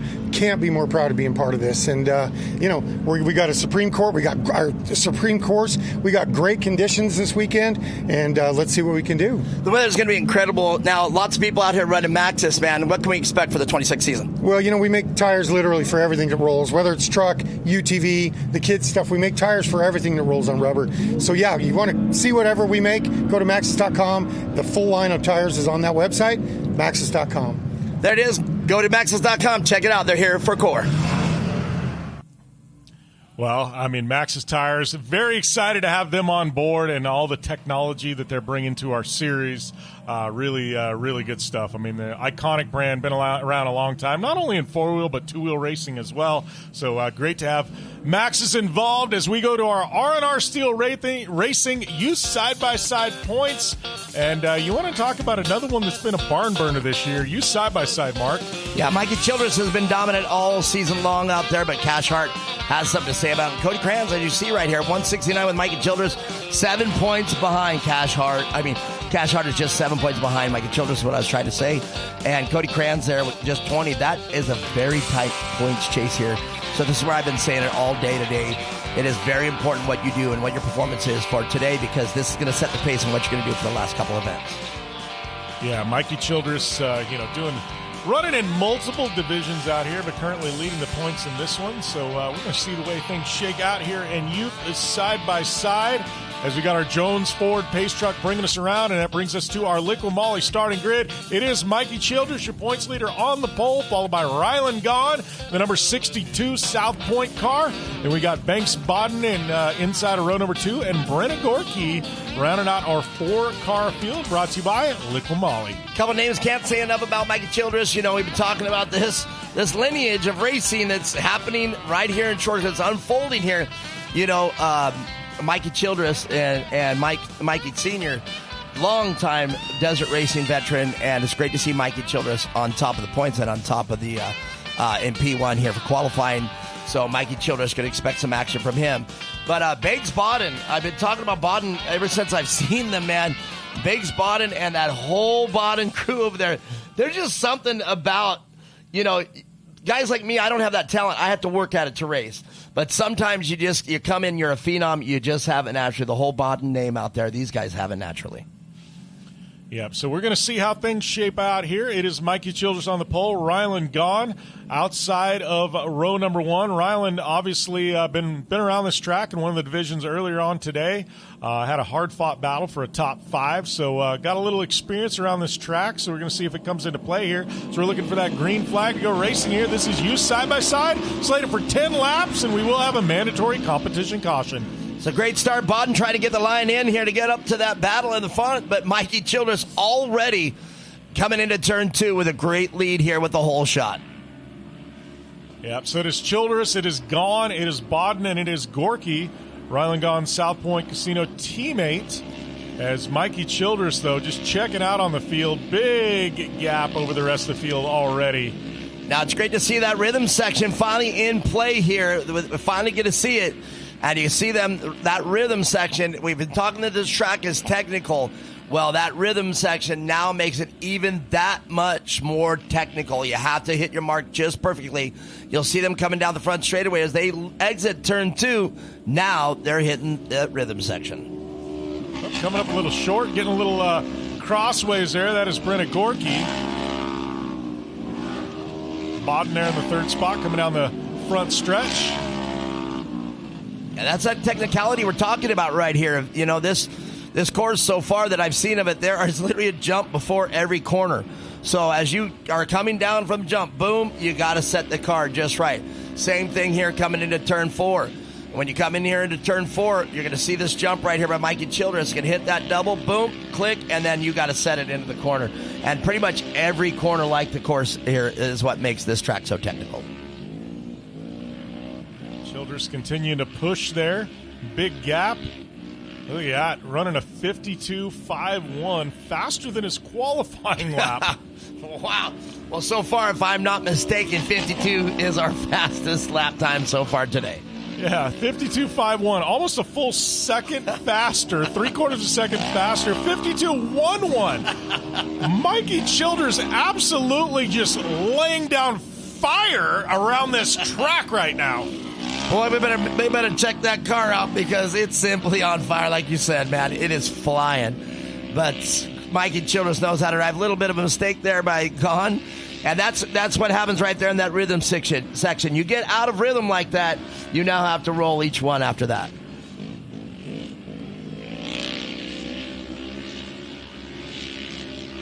That is Rylan Gahn there being chased down by Banks Bodden. That is this battle for second and third is way high. Look at that. I mean, Gahn making a mistake there all the way up against the K-rail, just spitting a roost up in the marbles. Sure looked good, though.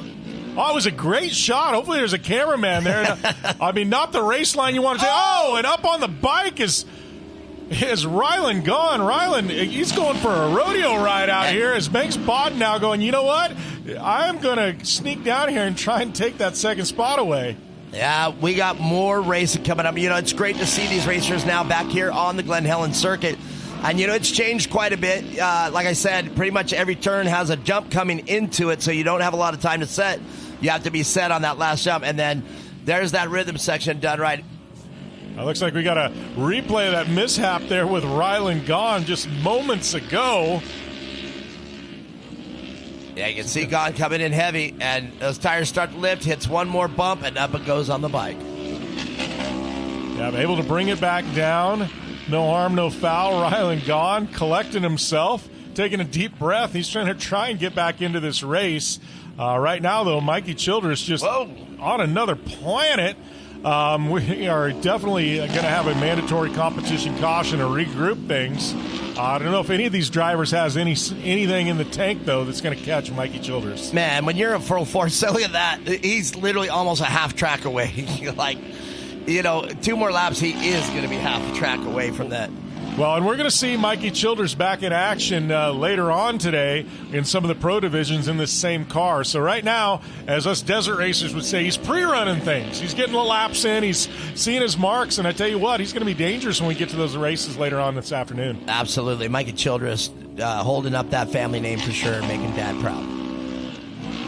Both drivers taking that high line there, pushing high.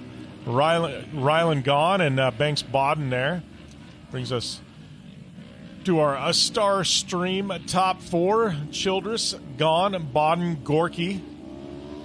Yeah, I think as the classes get a little faster here, unless they clear that double coming into turn 4, if they don't clear that double, they can't set that corner.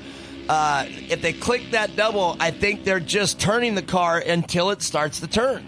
And I think, unfortunately, with carrying that much speed and you don't got the traction, you're kind of out of shape on that double, you literally got to just turn when the car turns, and, you know, you're along for the ride at that point. I think that's really what we're witnessing when you can't cleanly clear that double. Now, as the turbos take the course and the pro naturally aspirated take the course, you're going to see that double cleared, and they're going to be able to set that corner. All right, Childress just continuing to cruise around here. As the Jones Ford pace truck comes out, it's going to mark a little bit past the halfway point. But speaking of our leader, we were able to catch up with Mikey Childress earlier on this weekend. Thanks, guys. Down here with Mikey Childress. Now, Mikey, in your class, you're 7 points ahead. Going into rounds 5 and 6, we're switching things up. We're in Glen Helen this weekend. Talk to me about what that means for you and your race style. Yeah, no, this is my home track. I'm about 15, 20 minutes from here, so I'm always here racing. But yeah, I think this is definitely my track. I feel like I'm not the best at Arizona, but here I've got the lines dialed.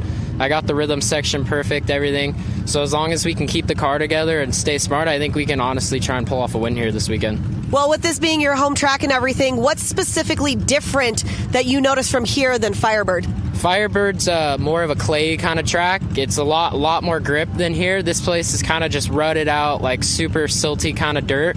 So if you keep it right on the edge of the fluff, you'll be fast. Well, I love that. You heard it here. Like we were talking about, he's 7 points ahead of his next competitor in this class. We're going to see how rounds 5 and 6 shape up for him. Back up to you guys. Oh, Mikey Childress right now, the class of the field out here in youth side-by-side, commanding lead at the little bit past the midway point. So we're going to see if he can continue that on here the second half of this race as the Jones Ford pace truck pulling off. It's going to be Childress, Gahn, and Bodden. Looks like Gorky dropping back, and I don't know if Brenna is out of the race or just trying to catch up with everybody else. But right now, that is our top 3. Tough break there, but Mikey Childress just said in his interview, he said, man, you know, when we talked about this early, racing out in Arizona is a lot different, he said, but now you're in my backyard. So, you know, we've been talking about a lot of these people love The iconic Glen Helen, and Mikey Childress is definitely one of them, and he's showing you why.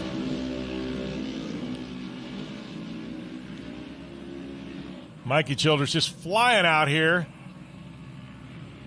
Look at that. Really getting to work on line choice.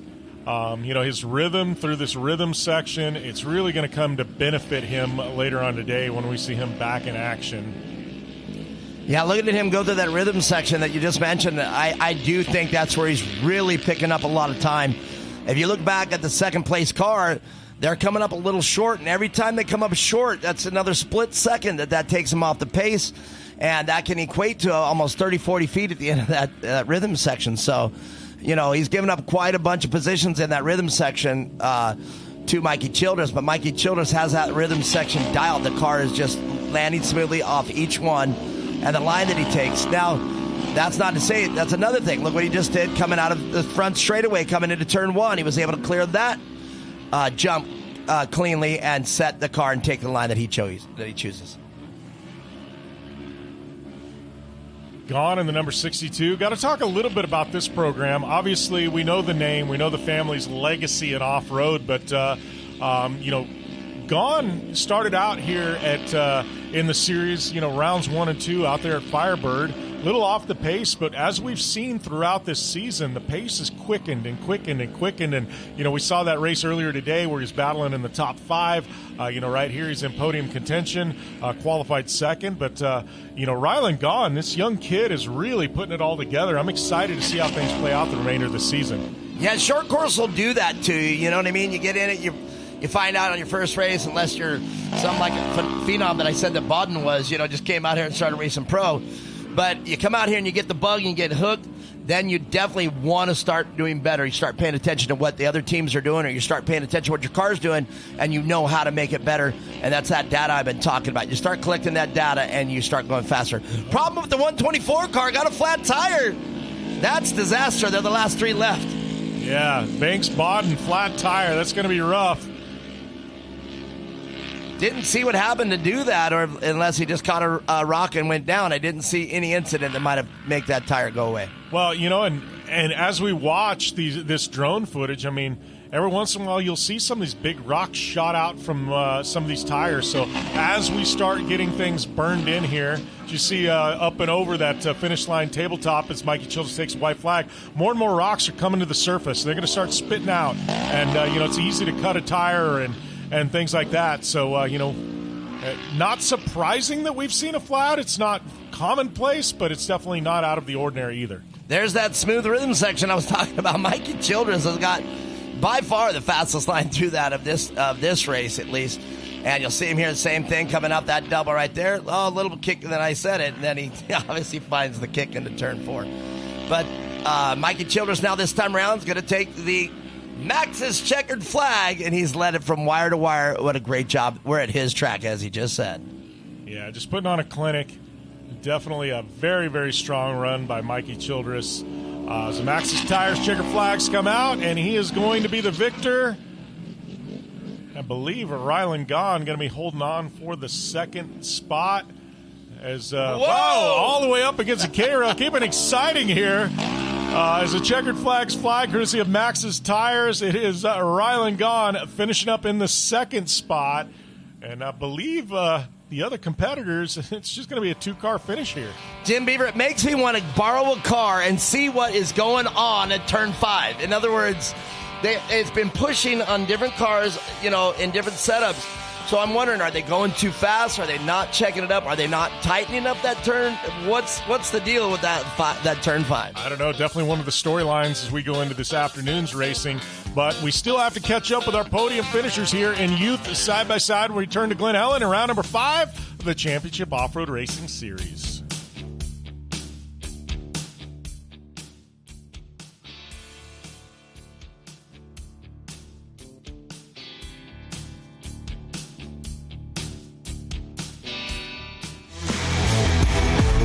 The Championship Off-Road Racing Series is brought to you by Starstream Pro. Stream live video, telemetry, and date from anywhere on the planet. My name is George Hamill with Starstream Pro. Technology has really given us the opportunity to showcase off-road racing. Now we can go live from any car, anytime on the planet. The sport needs something like Starstream, and it's here. To be able to be one of the first people to have it in their trucks is going to be pretty cool, and hopefully it's a great thing for the sport. This small computer and a GoPro, a couple cables and a Starlink, you can watch all the in-car cameras live. With Starstream combining to a Starlink network, it's so easy to plug this in. On our short course truck, we actually have it all self-contained.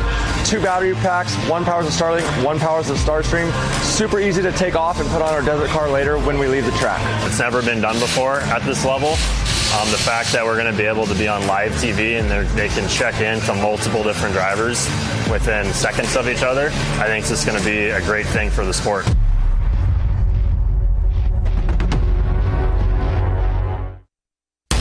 Built to get more out of every mile, K&N's lineup of performance diesel products delivers the airflow, protection, and endurance diesel drivers demand. From performance air intakes, engine and cabin filters, to oil and fuel filters, engineered to unlock your diesel's potential mile after mile. Built for the highway. Proven on long grades. Ready for wherever the road ends. K&N Performance Diesel. And we're back here to the beautiful Glen, Helen, and round number 5 of the Championship Off-Road Racing Series. Got a little bit of snow there in the background. I brought my skateboard, Mark. I should have brought my snowboard, it looks like. Man, no doubt. I wish I would have brought either of them. I'm having a great time, but great weather out here at Glen Helen today. So youth side-by-side, man, it was all about one driver, and that was Mr. Mikey Childress. So that brings us to our Rugged Radio's youth side-by-side results. It was Mikey Childress on top, Rylan Gahn in second. Then it was Banks Bodden and Brennick Dorkey rounding out our top 4. Definitely uneventful race, that one. Mikey Childress is putting on the clinic. Yeah, Mikey Childress had he was seconds ahead of everybody on each lap, probably almost a full 2 to 3 seconds in each lap. And that at the end of the race, that just equates to the way he checked out and just a commanding performance out there. Found the smooth line through the rhythm section. But Bodden, tough break, flat tire. But Rylan Gahn, everybody did a great job out there in that race. Yeah. Well, it sounds like Tiffany Stone is standing by with our podium finishers. Thank you so much, guys. Let's talk to you, Banks, taking that third-place spot. I know that you had some difficulties towards the end of the race, but you're still up here chatting with me, so it's a great day for round 5. Explain kind of what happened and how your race day went. It was good. I just got a flat tire, and I couldn't, go that fast, so... Well, I love it that you're still here, adding some more points to the season, because right now we're at the midway point. We've got round 6 coming up tomorrow. What are your expectations for tomorrow? Try to win. I love those expectations. Great job. Who would you like to thank today? My mom, happy Valentine's Day, my dad, my grandma, and 2X and Trent for my spotter. I love that. That shout out to your mom for Valentine's Day. Nice job. Congratulations on third. We're going to come over here to our second place finisher, Rylan Gahn. Now, Rylan, it's good to see you out here. You're just getting faster and faster after we've seen you in the first few rounds. You're really coming into your own. Being here at Glen Helen is super iconic, so getting you on the podium here in second is a great feat. I love seeing that. How'd your race day go for you? It was good. I'm just trying to keep up with Mikey Childress, but I'm just getting faster. Well, listen, I always know if you want to become faster, you race with the fast guys, you learn off of them, and that's exactly what you're doing. So it's great to see you here. Who would you like to thank today? South Point Hotel and Casino, my Pop, my Grammy, my dad, my mom for letting me race, Collins Motorsports, the Gurkies, and everyone else who helped me. I love that. If you guys ever get a chance to go to the Off-Road Motorsports Hall of Fame at South Point, make sure you guys do that. It's a great time. Mikey, you're a little tall for me. I'm going to have you step down. Now, taking that top spot, Mikey, obviously you see exactly what you were talking about yesterday. You know this track, you know the lines, you know exactly what to take. You were talking about the ground being a little bit different, the track, but you pulled it all together for that top spot again. Who would you like to thank, and how'd your race go? It went pretty good. I started getting my lines really dialed there towards the end. Found a good line through the rhythm section. Set me up good for the next corner and stuff. But there on the last lap, I just started feeling like this gnarly bang behind my seat. And I was like, it's either an axle or a motor mount, and we got out, and it was a motor mount. So now we got to go weld up or find a motor mount after this to get ready at about 3:30 for my Pro-Am race. But I'm just glad we're back up here again. Yeah, it's a good day. Who would you like to thank today? My mom, my dad, my grandma, my grandpa, auntie, my little sister Jessa, Fuel Factory, Seal Savers, MPI, Coin Motorsports, it's Mountain High, City Service Paving, and everybody else who helps me. Thank you, guys. I love it. Hop up on number one. One more round of applause for your top 3 finishers in youth side-by-side. Great racing from all of our competitors. Back up to you guys in the booth. Thanks, Tiffany. And it was all smiles down there on that podium, Mark. And, man, what a great morning. I love how we package all our youth racing together in the morning. Had one of the best races of the season so far. And we're not even at the halfway point today, Mark. We got a lot of racing yet to come. Man, you heard Mikey Childress. He's going to be back in another class out here. He's got to get that car fixed. He's got to get the motor mount fixed. Hopefully he pulls that off. He's only got till about 3 to do it. But yes, indeed, lots of legendary names here featured in the beginning. Mikey Childress, the Gone name out there. So many great racers out there. It was so exciting to watch here, but it's going to be an even just as good second half. Well, those of you in attendance here at Glen Helen, those of you tuning in at home on the Racer Plus app, you know what? We are going to take a short break, an intermission, so to speak. But when we come back, it is going to be 12 o'clock Pacific time, which is about 45 minutes from now. We will be back at 12 p.m. Pacific, and we are going to have Pro NA on the grid. That's right. We're going pro class racing this afternoon. So 45 minutes from now, we will be back, and we'll see you then.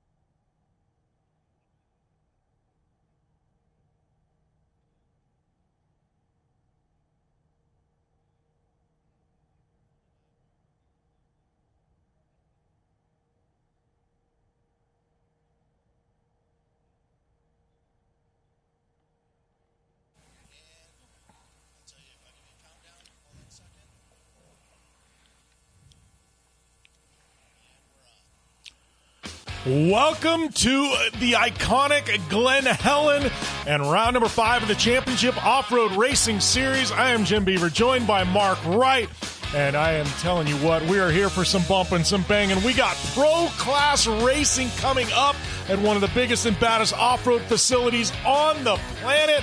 Mark, man, gloves are off, elbows are out, engines are fired up, drivers are amped, and we are getting ready to go racing. Well, the first half was no slouch to this second half that's getting ready to what's coming up.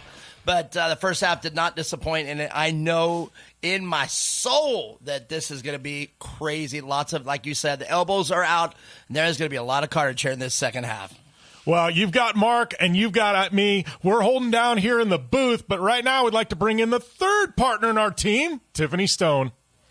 Thank you, guys. Yes, it feels great to be back for rounds 5 and 6. And like the guys were talking about, we've changed things up for these rounds. Now we're here at Glen Helen Raceway, but I did get a chance to talk to some of the drivers. We've got some heated battles, but they know that this is the midway point of the season.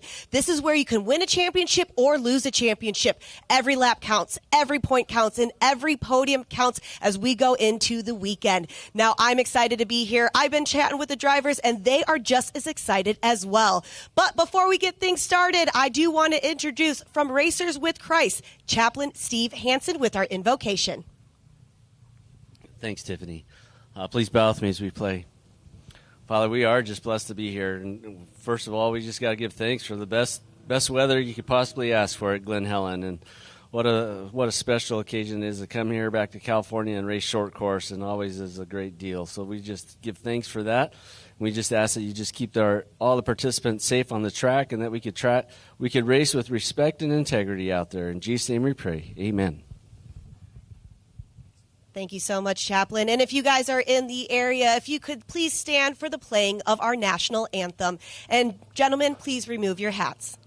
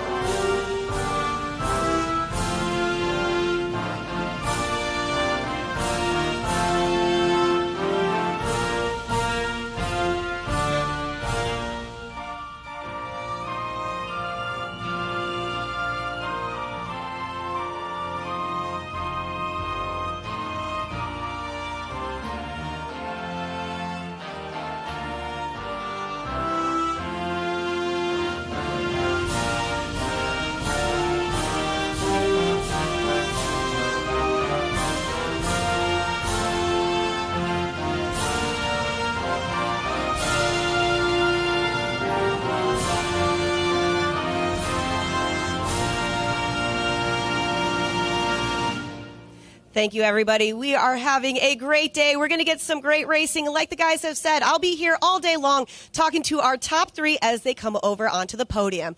We're going to throw it back to the booth to Jim and Mark.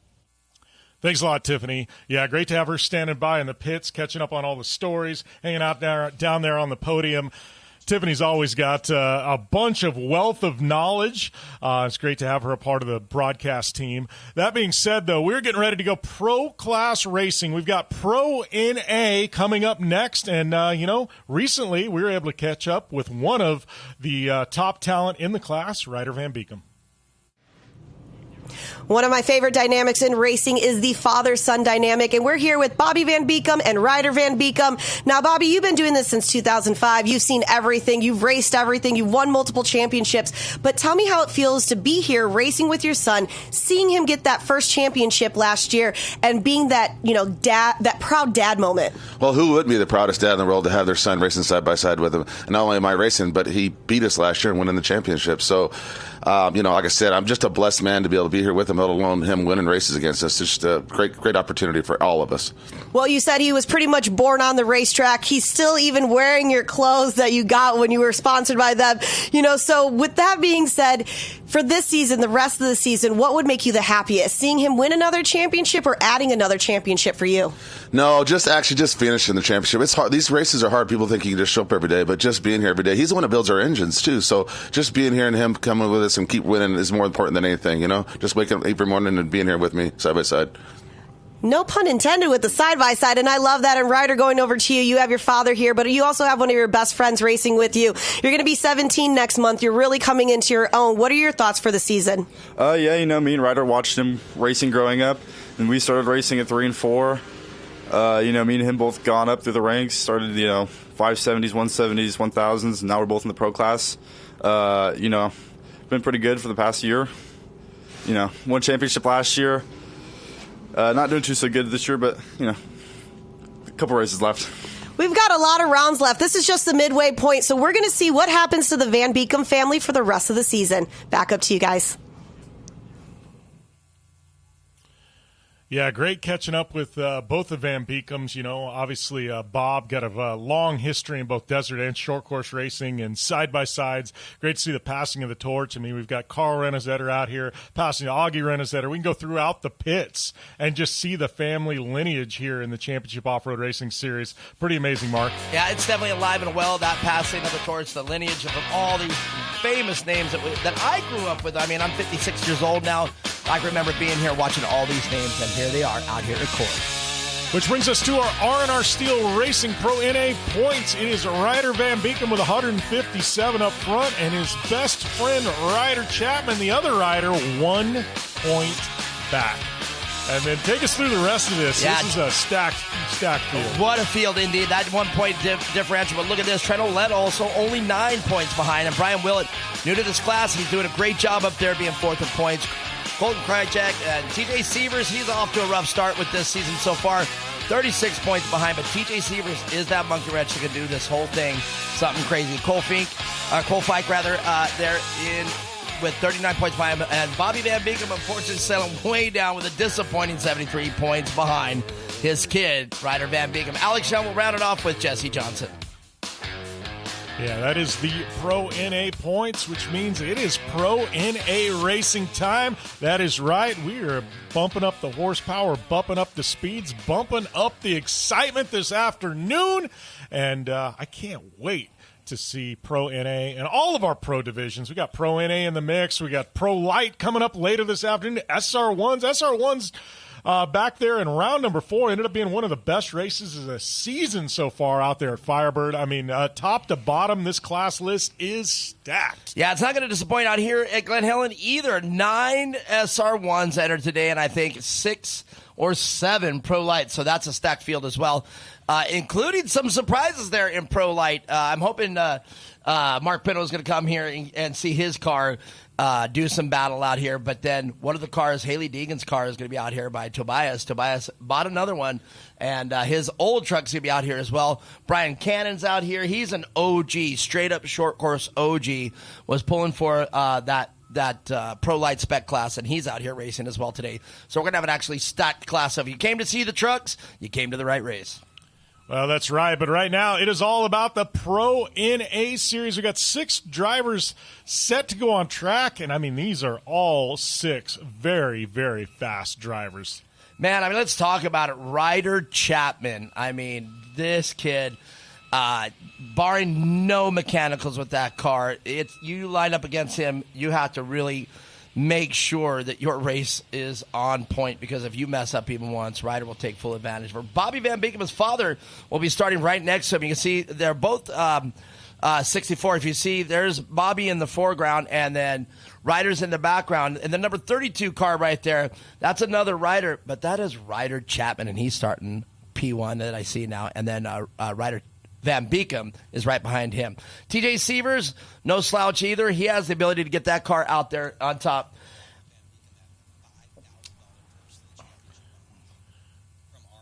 All right, yeah, we've got Pro NA ready to go out on track. And I tell you what, Mark, obviously we brought in some sponsors and some, all kinds of storylines heading into today. But these pro races, the 4 pro races, we've got Maxxis putting up the Fast Lap Award. So you got the Maxxis Tires Fast Lap Award. So fastest driver, regardless of where you finish, the fastest lap on the track today, going to take home an award from Maxxis Tires. And then on top of that, in this division, Pro NA, R&R Steel, Bob Van Beeken putting up $5,000.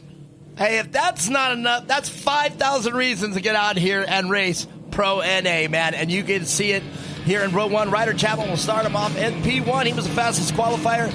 And you know what? Same thing. If he gets out front, it's going to be hard to catch him. But Bobby Van Beeken with a great showing here. Qualifying P2 would be right next to him in that number 64 car. Ryder Van Beeken will have to settle for Row 2, but he started off. But right next to him, TJ Sievers. Brian Willett, new to this class, but he is out here, and he's going to do the best he can with Brian Farrell rounding off our top 3 rows. 6 very strong cars there with our Liqui Moly starting grid. Get a glimpse of some of those mountains around here with a little snow, but no snow today here at Glen Helen. It's all about the mud, the dirt, and the racing as we got that Jones Ford Pace truck bringing these Pro NA cars around. This is your pro afternoon here at Glen Helen for the Championship Off-Road Racing Series. Cruising through that whoop section. These cars are going to be flying through that rhythm section. Yeah, that is a great view of it right there. If you've ever wanted to know what it looks like from their vantage point, you weren't down on the course and seeing it because they look like they're only about a foot tall, right? No, but when you're down there on the track, those things are 3-4 feet tall.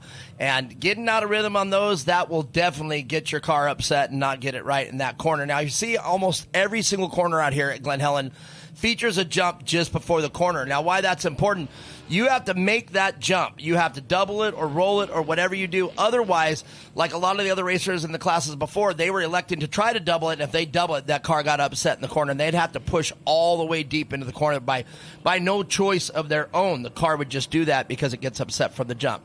So I have a feeling that these I haven't seen the laps yet of these guys, but I have a feeling they're going to clear that jump easily. They're going to clear almost everyone and be able to set the car where they want it in the corner.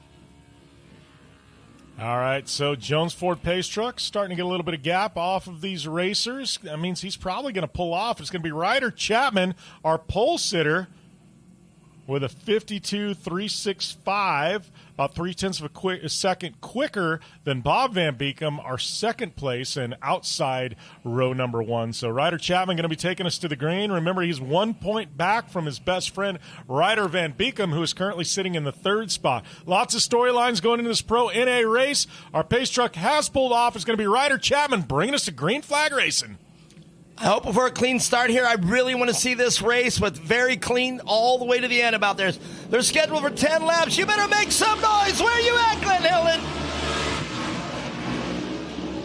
Now look at that. Bobby Van Beeken.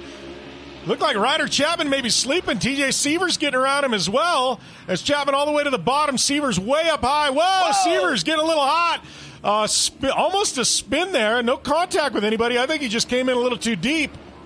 Yeah, that was a great job there by that driver being able to avoid collecting him because as TJ spun out, he also moved forward. So good job on that driver not getting collected by TJ Sievers. Yeah, and you got, looks like that was Ryder Van Beeken dropping back into like the 5th spot. Now Willett charging, trying to battle with Ryder Chapman. You got to love that. Willett coming from the back row, the 5th spot. Now he's pushing for a podium. So Brian Willett in his class prior to this one, I was a fan. But look at this. This is why I was a fan. I saw this greatness. And if you're chasing down Ryder Chapman, you are in the correct class. And, you know, Bobby Van Beeken right now showing you why he's the veteran he is and start to extend the lead over teammate Ryder Chapman. Yeah, Bob Van Beeken had not the season he's wanted so far, both in Pro Side-by-Side and Pro NA. Bob obviously just had some very bad luck, but, I mean, he's won a lot of races. Veteran, he gets out front. He's one of the fastest guys in all of short course, so definitely want to watch this space as Ryder Chapman trying to chase down his best friend's dad. Man, what a great performance from these top 3. Looking great, but look at this. Brian Willett is challenging Ryder Chapman, and Ryder Chapman, we already know the stories just by his stats alone, how fast Ryder Chapman is, and look at that. Brian Willett taking a face full coming out of turn 5.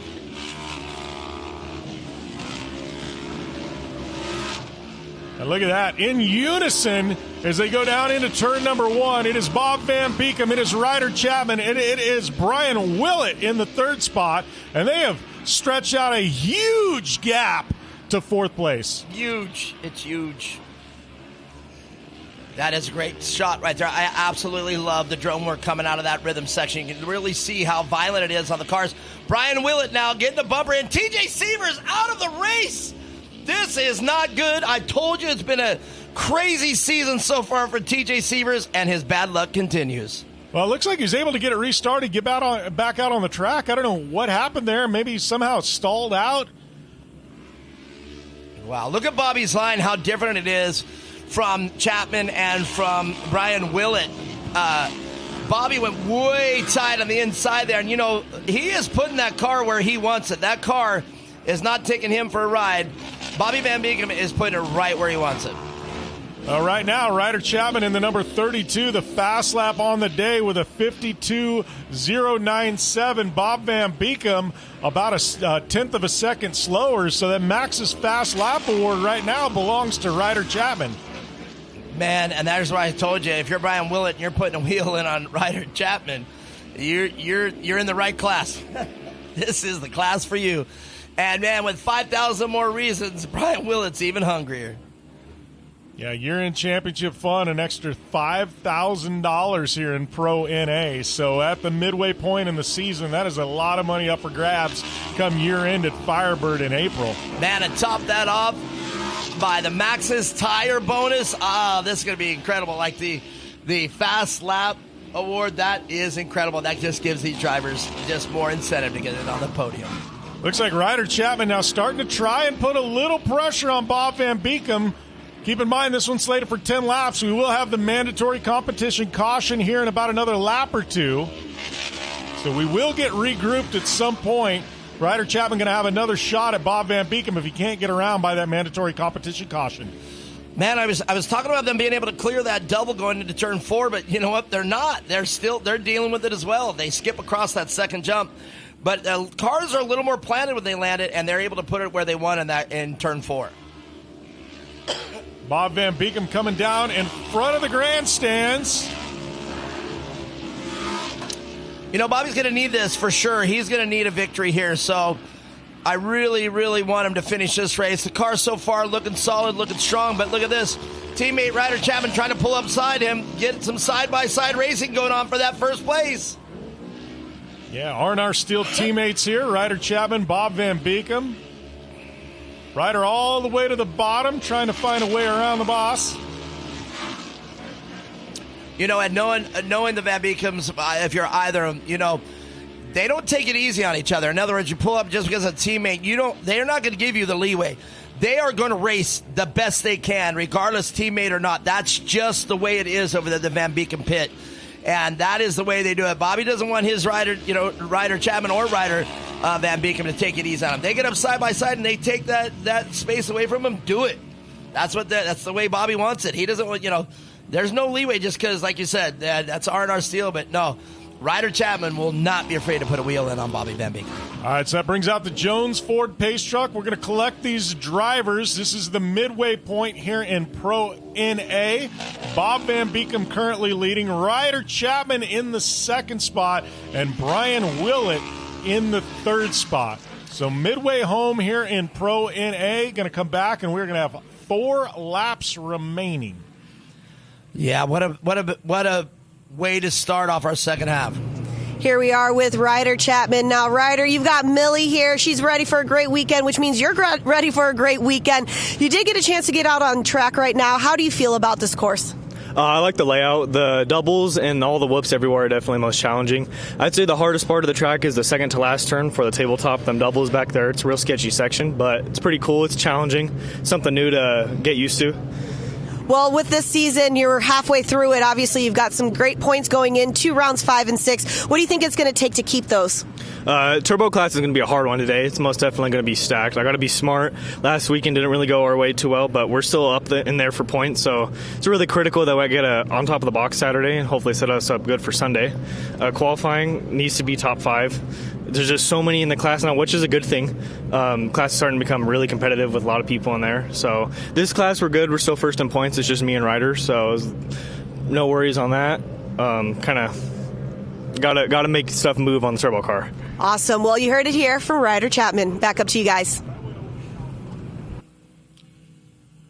Well, that R&R Steel Camp Ryder Chapman, he is going to have his work cut out for him because Bob Van Beekem, may look like a single-seat car, but Bob can make that car look really wide when he wants to. He is so exciting to watch. I've been watching Bobby Van Beekem for years, and I never have been disappointed watching the Van Beekem's race. It's great to see it. Brian Willett, though, I hope Brian Willett can make a show of it. And here he is trying to step out. And Bobby Van Beekem with Ryder Chapman right there pushing him into turn one. Well, the one to watch here kind of laid back after having some struggles early on, but you're going to have to watch Ryder Van Beekem here on the second half of this race because he's sitting there in fourth spot, and he's going to try and make a push, wants to get on that podium with his teammates. Yeah, let's see if TJ Severs, nope, looks like he's checking out again. There at the bottom of your screen, you can see him get out. But up front, Bobby Van Beekem, he's found the short way around this track. Yeah, Bob Van Beekem just flying out here, taking the lead early on and hasn't looked back since then. Ryder Chapman trying everything he can to do to get around Bob, but the problem is he's got Brian Willett. And Willett's putting a lot of pressure on Ryder Chapman right now. So proud of Brian Willett and what he's accomplished in his racing career here at CORR. And look at this. You can see Ryder Van Beekem now coming into the picture. But, man, Ryder Van Beekem doesn't mean he's on the move, though. Brian Willett again, I agree. Yeah, he was drew even with Ryder Chapman down that front stretch. Chapman had the inside line. Wasn't anything Willett could do to get around him, but Willett's got the speed. He's got the speed. He was about a tenth of a second faster than Ryder Chapman that time by. Yeah, he carries a lot of corner speed. If you watch Brian Willett's car, his car will catch him in the corner, but not out of the corner. So Brian Willett is able to carry a lot of speed into the corner, but he's having issues, it would appear, the acceleration, and that could just be a gearing issue. But Brian Willett showing that he is in, again, I've said it almost 3 or 4 times, he's in the correct class.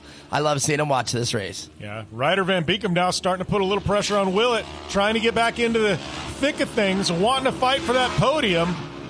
Willett now got his eyes set on Ryder Chapman, might have his eyes set on the wrong rider, needs to be looking to the rear view mirror at Ryder Van Beekem as he goes all the way to the bottom, trying to get his nose in, nothing there.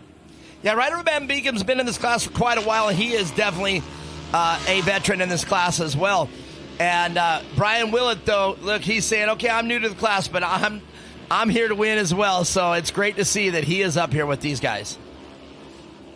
Look at that, Willett coming in hot into that corner. Yeah. He has a lot of corner entry speed. Just watch it. Flies into the corner, but either he scrubs a lot off or the gearing's off. I don't know what it is, but you see he carries so much speed coming in. Look at that. I mean, already caught back up with Ryder Chapman. Last lap coming up, man. It's going to be a barn burner. All right, so the white flag is out. It is the veteran Bob Van Beekem looking for a big win here, being chased by his teammate Ryder Chapman.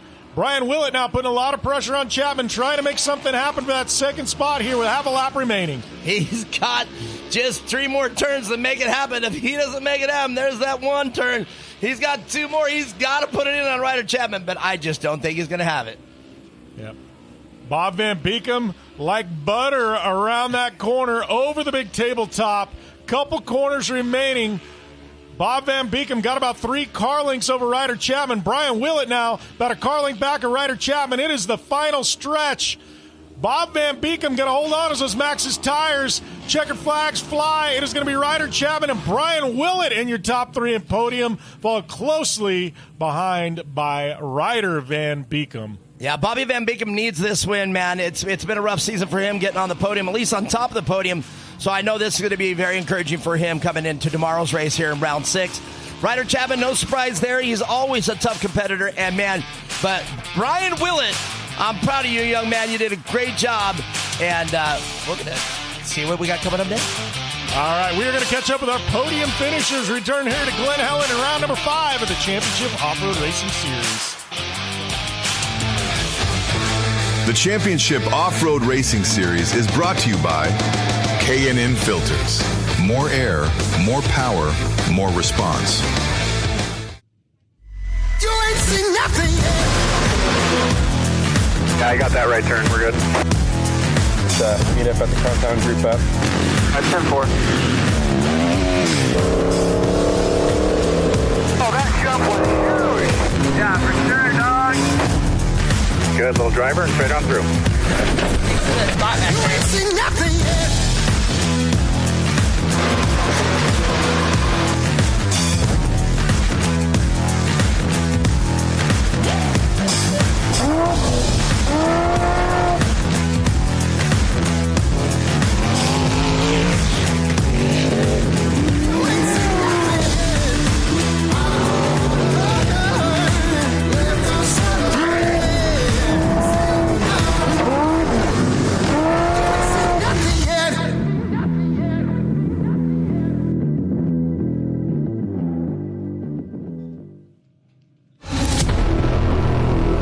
Something has awakened.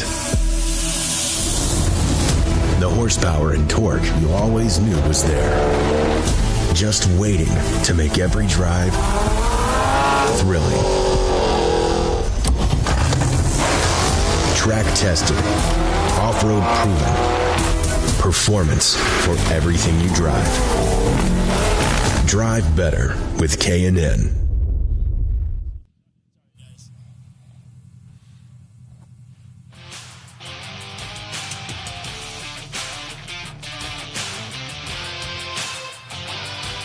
Welcome back to Glen Helen in a barn burner of a Pro NA race. 10 laps in the books. It is all over, and it was the veteran Bob Van Beekem victorious here, day number 1 at Glen Helen. And I said it earlier during the race, he needs this right now. I know he's very happy about it. He's no stranger to the top of that podium, but, man, this is very encouraging for Bobby Van Beekem. But, man, Ryder Chapman had his hands full with Brian Willett, a newcomer to this class for this season, and Brian Willett has earned his place at third on that podium.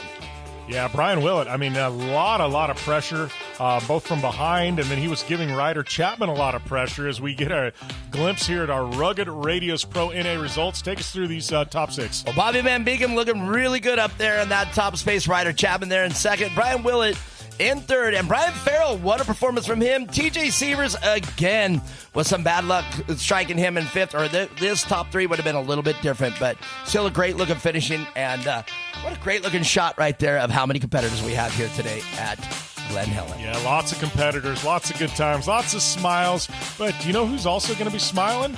Obviously, we've got 3 drivers there on the podium, but from what I understand is we're going to have a 4th down there because now with Maxxis Tires involved, we are going to be having a Maxxis Tires fast lap, and I believe that's going to go to Ryder Van Beekem. Well, and this is going to be the first one given out for this race, so this is incredible. This is going to be fun to watch. All right, so got to catch up with all these storylines. We're going to throw it down to Tiffany Stone. Thank you guys so much. We're going to start with the 951 of Brian Willett. It's really good to see you out here. Looking at my notes, round 1 and 2, you podium. It looked like you had some issues in 3 and 4, but bringing it back here for round 5, Glen Helen. Talk to me about your day.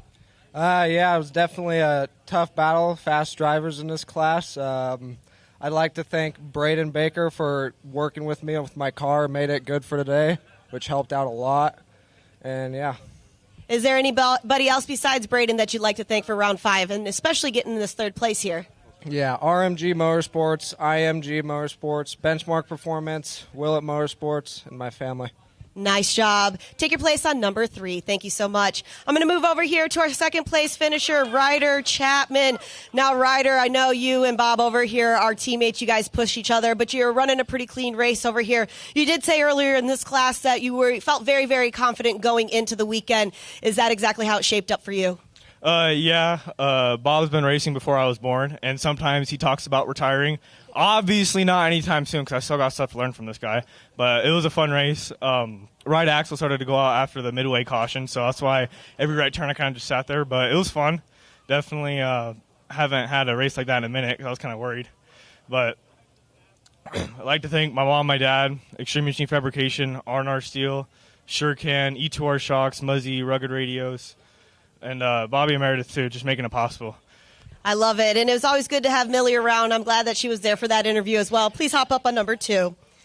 And taking that top spot. It's been a minute since we've seen you up here, but I'm really glad that you are. I even made the joke to you, Bob, that you just had to put up some money, some $5,000 from R&R Steel, and you would come out top of it, and I love it over here. Talk to me about your day, Bob, because like Ryder was saying, you thought we were going to retire, but this is what Bob Van Beekem is all about. Well, my son doesn't want me to do it, so as long as I'm able to, I'm going to keep racing with these guys because there's nothing like this industry. Even Mr. Willett here knows. Everybody knows, right? There's nothing like this with being here with our kids. That's why I'm here. I'm here with my son. I'm here with my other son. I have all my other son and family. This is family to us, right? All these guys are family, whether they like it or not. We might be a little rough on each other on the track, but I even got some old friends. Georges are here. Come to see us race. So I used to race with 20 years ago with Chad George, and it's great to see.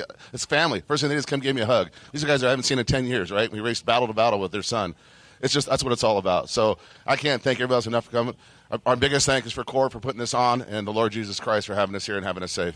Well, Bob, I love seeing you up here. It's really, really good. You know, you've been an OG in this sport, and to show them that you still can do this, that was a clean, flawless race. Nice job. I can't wait till round 6. Congratulations once again. We'll get you up on number 1. But we are not done yet. We did introduce the Maxxis Fast Lap Award, and what's really nice about this, and I did tell Bob Van Beekum over here that his son, Ryder, actually got that. So, Ryder, I'm going to have you come up here. Please put that medal around. I'm going to get you in the front over here. I just want to chat with you real quick. Nice job on that.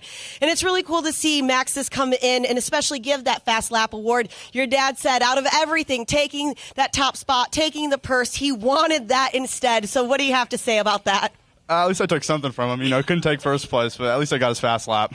I love that. Anybody else you want to thank for helping you get that fast lap? Obviously, I want to thank Kevin and Matt for changing my tire out there. I don't think my mom and dad without this wouldn't be possible. CORR for putting this on. R&R Steel Racing, Rob Muzzy, Yaw Power, and anyone else I'm forgetting.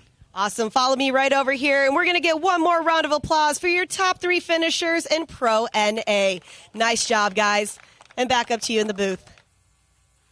Yeah, that was great. Love that Maxxis Tires fast lap, and I love Ryder Van Beekum obviously having having some tire troubles getting back out there, but snaking the fast lap from his dad. That's bragging rights. So you go back to the RV. You know, I say it. R&R Steel is one of the biggest teams out here. They got a lot of cars over there, a lot of riders. Kyle Arcanaut also joins that crew. There's a lot of people over there, and they do a lot of racing. So the fact that they can joke around like that and have that kind of camaraderie and keep them happy, and that's why I said Bobby needed that victory right there. He did a great job, and I'm very happy for the R&R Steel crew. Yeah. And that means we're moving on to our R&R Steel Racing Pro-Am points. Pro-Am division up next. And it is Carson Greco with the lead with 170 points. You got Mikey Childress, 24 points back. Big storyline going into this one. Mikey Childress having some issues with his car. Motor mount. They were going to have to look at things with the car, and we'll see with Mikey Childress are able to get it back out there. Schmucker, Manchester Kuhn, Casey Cummings rounding out your top 5 in the Pro-Am points. Now, Cash Hartz is in there. Declan Shields and Cody Krantz will round it off the top 10. And it's still going to be a great race. And, man, hopefully this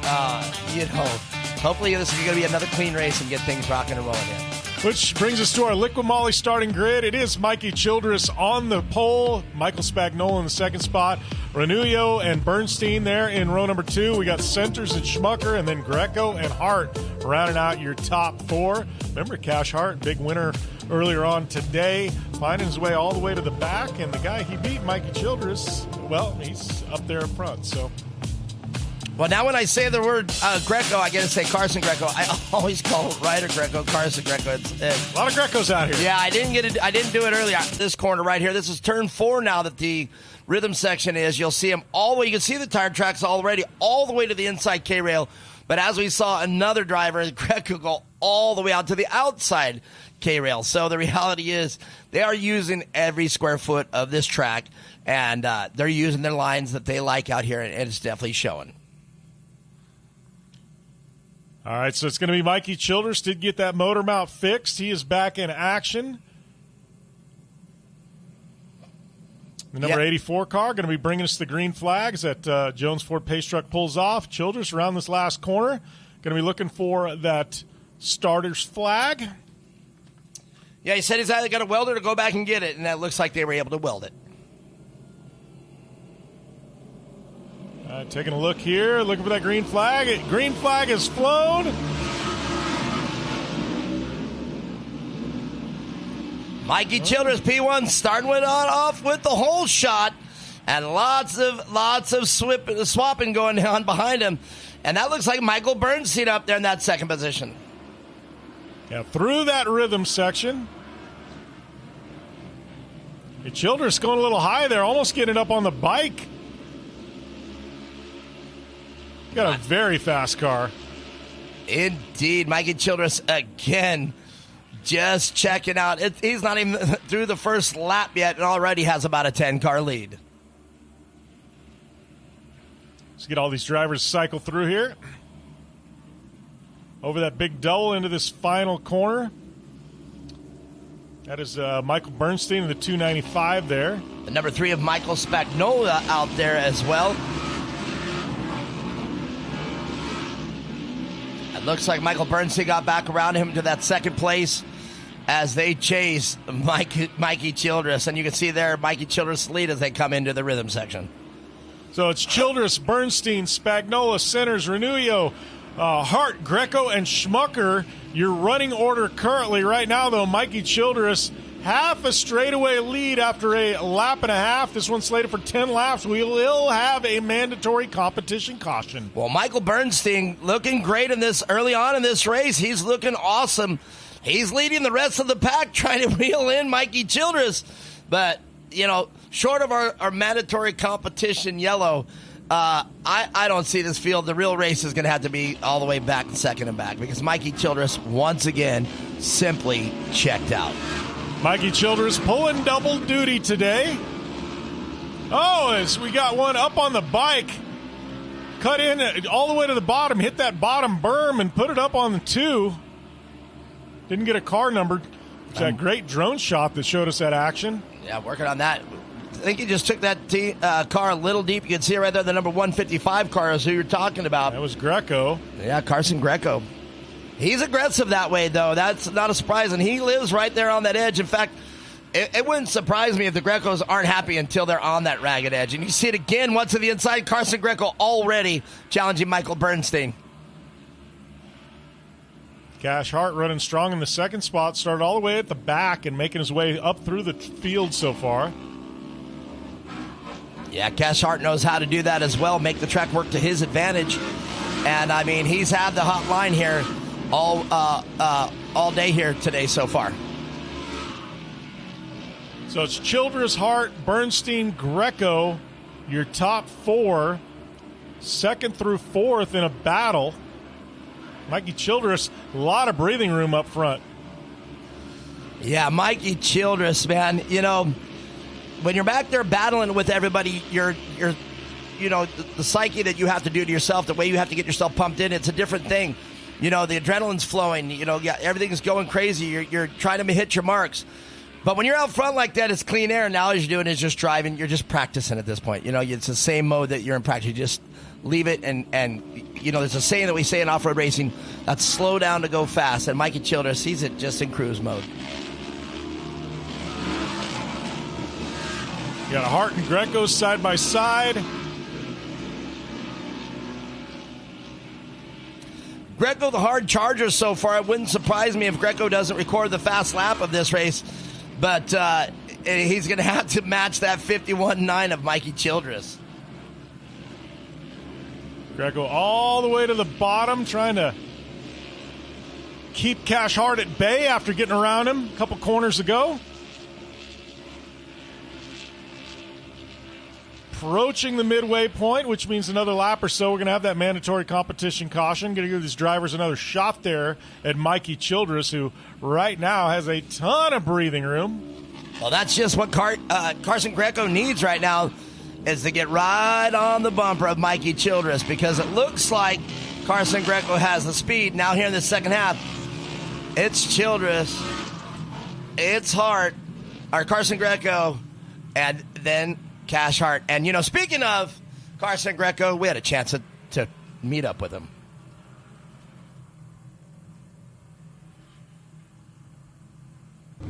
Thanks, guys. So, Carson Greco, you are plus 24 right now in your class. You've had 3 top spots, 1 third in the first few rounds. Going for round 5 and 6, what are your predictions for this weekend? It's definitely going to be a harder race than I thought. Childress and Hart are definitely getting faster, so I'm going to have to push it and give it my all this weekend. Well, looking at the track, there's some fast section out there, and of course there's a lot of whoops. It means you have to commit to that. You can win a race or lose a race in those particular sections. What are your thoughts? I like it because some of the kids, they go slow around it, but I'm not afraid of them, so I just go as fast as I can through them. I love that. Well, wrapping up for this quick one here for rounds 5 and 6, what do you think it's going to take to get another top spot here? Give it my all and not look back. Right on. Give it your all and not look back. Thanks, guys. Back up to you. Well, Carson Greco obviously sitting pretty there in that second spot. So great catching up with him. We're going to see if he's got a little something in the gas tank and be able to run down Mikey Childress. Well, there's what I was talking about. Remember I said it wouldn't surprise me if Carson Greco gets that fast lap. And look at that, 51.5. And I do believe the fastest lap of Mikey Childress so far, a 51.9. And it looks like we have a very anxious car number 5 there. That's Wyatt Schmucker. And Wyatt Schmucker, they're banging on the window net. So I'm wondering if there's something wrong with the car that can be fixed pretty easily so he can get back out in that race in a tough break. Yeah, definitely a tough break for him as we're going back green flag racing here.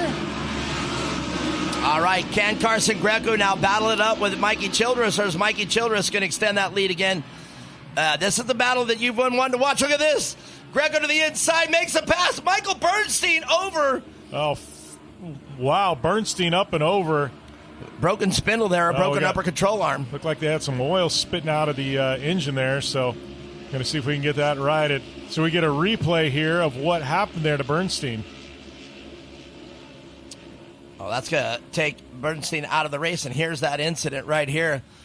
Right to the back of Cash Hart. Cash came over while he was in the air. He had nowhere to go. That was not, wow, serious tumble over the K-rail right there. Yeah, that's a tough break there. He had nowhere to go. He was up in the air. Cash Hart just kind of bobbled. It just put his rear tire up in him. That was not Cash Hart trying to, take that line away. That was absolutely 100% accidental. Michael Bernstein just came down on his rear tire, which shot him back up and flipped him over the K-rail. And I believe the damage was done before the car even became airborne. Yeah, and it looked like he got a little kind of sideways in the air before he even landed. There's a lot of things going into what ultimately happened there, but we're going to get that car up and over. It doesn't look like too terribly much damage. I mean, scratched up a bit, went over a K-rail, but... Yeah, I'm just hoping he's okay, man. Bernstein has some physical challenges, and that could be a real rough wreck for him. So it's sad to see Michael Bernstein having to go through that. But looks like they're okay. They're not going crazy over it, so that's going to tell me that Bernstein's all right. Good job, Michael. Glad you're all right. All right, so regrouping here. Running order is going to be Greco leading, getting around Childress, who is now second, and Hart is going to be in the third spot. So big change up in our top 3 with a little over a lap after that competition caution. So we come back. I believe we're going to have a 3-lap shootout here. And there's that. I love seeing that right now. Greco on top because as we were watching this excitement going on back in the back here, Greco was able to get up front. So this is the battle that we were wanting to see here in the second half. It's definitely going to be a battle, and you know what? It's not going to sit well with Mikey Childress. I know Mikey well enough to know he's going to come out swinging here with 3 laps to go. Well, we saw Carson Greco just make his way through the field. He had some challenges to get around here to get up to second to battle Childress prior to the mandatory caution. But now Carson Greco gets to state that he has the speed. So Mikey Childress isn't going to necessarily walk away with this one. Mikey Childress is going to have to earn that top spot if he wants it. Carson Greco there, the 155 leading, also has the fast lap on the day with a 51.5. Next fastest is Mikey Childress in the second spot with a 51.9. So about 0.4 of a lap quicker was Carson Greco over Mikey Childress. Last lap, for those of you keeping track, 0.4 of a second faster was Carson Greco. So Greco, lap after lap, has consistently been quicker than the second fastest car, Mikey Childress. Yes, indeed. Great shot of Carson Greco right there. That car, undamaged, ready to go, man. And this is going to be great. We are already on lap 7, 3 to go. And can Carson hold off an extremely hard charging Mikey Childress? Or is Mikey Childress going to ground? A little more attention going into Michael Bernstein. Looks like, again, still okay. And Shane there, always eccentric as he is. I love Shane. He's getting things taken care of. We'll see what he's got going on. Looks like he's taking the safety net off. Yeah, when you pull the ice chest out of the side-by-side, you know things are about ready to get serious. Right. Had to pull that out of the way to get to the tools. All right. Yeah, looks like our crews are going to be pulling these cars off. Oh, that's right. Mikey has a door that opens. So it looks like a little bit of the frame got bent in there, so it wedged that door, and then Shane did a great job there pulling that door off. So yeah, that right front looks like it's folded out pretty good, too. Broken A-arm, I believe, on the right front. So looks like the car is definitely repairable, but definitely not for this race. Maybe tomorrow, though. Yeah, I'd like to see Michael Bernstein return for a couple of reasons, making sure he's okay. Like I said, he has some certain physical challenges that keep him a little fragile in there. So, and it may not have looked like a very rough rollover, but, even these cars, when you're not rolling over, they're violent. It's violent inside that cage. Everybody that has never been in these kind of cars says, oh, I would love to race, I would love to see it. Well, get in that car and hit a couple bumps. It is violent. It's like being in a boxing match for, 3 hours at a time if you race desert, or even longer than that. And then, the 10 laps that we do here in short course, it's violent inside that car. So right now, looking at our running order, got that Jones Ford pace truck pulling them around. It is Greco, Childress, Hart, 1, 2, 3. Renuo, Centers, Spagnola, 4 through 6. Then we had Bernstein, obviously saw the mishap there, and Schmucker in the 8th spot, who's also had some problems so far this race. So Greco going to have a few laps to try and hold off the hard-charging Mikey Childress. Greco with the fastest lap so far of the day. Also fastest lap last time by. So right now, all signs point to Carson Greco. But I tell you what, with Hart and Childress right on his heels, going to be a tough 3-lap battle. All right, so they're trying to get the crew out of the way here. This one's a little bit special. So they're going to go around one more lap. And I have a feeling that the pace truck will pull off here down the back straightaway, and they'll get the race. You can see right there that they were able to get – so they're just going to leave Bernstein's car there. They got him out of it. They're just going to leave it there until after this. Yeah, boy, lots of damage to that car there on that right front. You're 100% correct.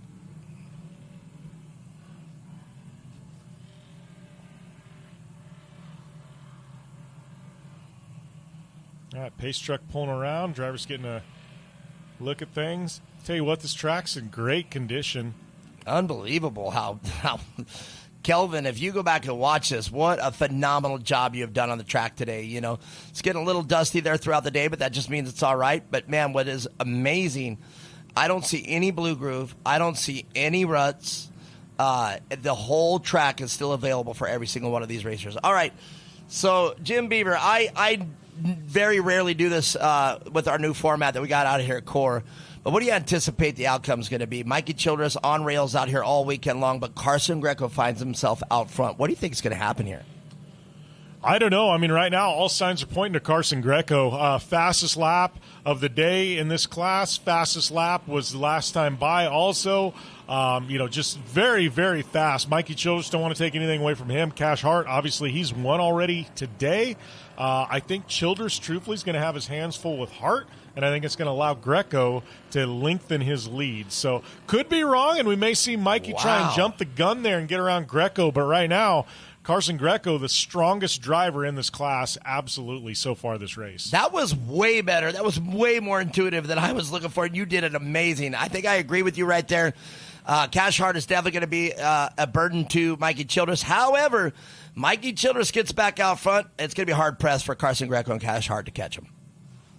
Yeah, that's the biggest thing. This restart, a lot of things can happen. You're very vulnerable in that top spot when there is a restart. So if Childress can't get it done in the first corner or two, I think it's going to be tough to catch Greco. But Greco, he's kind of a sitting duck here for a corner or two, so we're going to see what happens as we're looking for that green flag. Jones Ford pace truck has pulled off, and look at that, Childress on the bumper of Greco. Childress knows what's going on. That is a veteran move in lockstep. Look at Hart all the way to the bottom. That indeed was a veteran move right here, and we're going to see how this pans out with the dash to the finish. Only 3 laps to go, and so far it's completely exciting. And look at that, Cash Hart getting around Childress. Childress getting pushed to the outside. We'll see if Hart can hold him off, but right now, I told you Childress going to have his hands full with Hart. That's exactly what happened. Hart now taking over that second spot. Childress to the bottom. Childress to the inside now is going to make the pass on Hart. Can he make it stick? And Carson Greco now, that's all he can wish for right there is those two battling out so he can enjoy the clean air out front. Oh, but they all get bunched up into turn 4. And it's playing out, like I said, Childress and Hart bumping and banging, and that's allowing Greco to lengthen his lead. Right now, Childress, though, doing all he can to get around Hart. Gloves have been off. These two are bumping, banging, they're battling. And now we got Renullo in the 4th spot trying to come on. I'm wondering if Mikey Childress' car has broke again, because I'm assuming they welded it, that they did not go back and get another mount.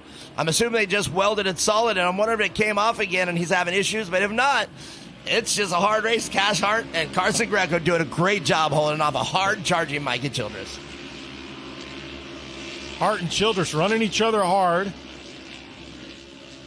Childress all the way to the bottom. Oh! Hart catching a rut up on the bike. He is not happy about that. Knows he just gave away a second and possibly a third podium spot. Mikey Childress couldn't ask for anything better than that right there, man. He was battling it out and Hart up on the bike. And now Mikey Childress going to set his sights on Carson Greco. He's only got a couple more laps to do it. Yeah, Hart now trying to get around Renullo as we get a glimpse here. Hart coming in a little tough, hits that rut right there, just puts it up, saved it, but it was enough that Childress got around. Yeah, no contact there. That was all Hart. But Childress, he'll say thank you for that one. I'll get back on chasing Carson Greco. Sometimes it's better to be lucky than good, and right there, Mikey Childress is definitely lucky. Hart giving him the position. Now Hart trying to battle back for a podium. Yeah, Hart, look at that. But look at this, Hart still back in it. But that's great for Renullo. He's going to find himself in that 3rd place. If Cash Hart can't get around, they're going to take the white flag this time around. If Cash Hart has any chance for a podium, he's going to have to get through Renullo. So Greco 1st. We've got Childress 2nd, Renullo 3rd, and a Hart 4th. Right now, the battle for that 3rd and final podium spot. Greco out front, big lead over Mikey Childress. Man, if this was a dice game thrown in a box, man, I would have never guessed that came out of this because, man, we had a lot of change-ups there, and I'm very happy Carson Greco was able to get through the field there, and we saw how it played out here the second half. Mikey Childress still on fire, and, hey, they got a few more turns. It's still anybody's race. Carson Greco though out front. Now Greco hitting his marks, running clean. Down that back stretch, going to go into this double into the corner. Going to shoot him around down this front stretch. Greco leading. And he is going to take those Maxxis tires, checkered flags.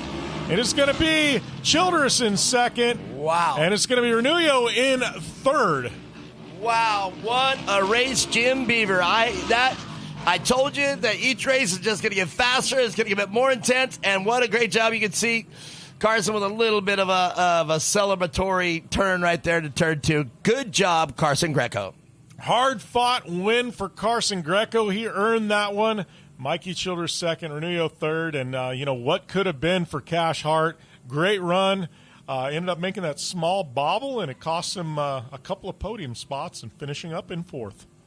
Well, great job with Renullo there. I'm not sure I've ever seen him in short course racing, but it's great to have him out here at Glen Helen here for CORR. We can see Michael Bernstein's battle-damaged car right there, and I'm glad he's okay and out of the car. And they're probably going to clean that up here before we start our next race. But great job for all 3 right there. Renullo, good job on that 3rd place. All right, now with our top 3, we're going to take a short commercial break, and when we come back, Tiffany Stone's going to catch up with our podium finishers here at Glen Helen and Championship Off-Road Racing Season Event number 5. The Championship Off-Road Racing Series is brought to you by Maxxis Tires. Tread victoriously. Let's go, boys. On. Saw is on. Kings have we got racing today? All of them. I got nothing to lose. As you can see, we've had another beautiful day on the Isle of Man. We'll do some racing this weekend. It's going to be a blast.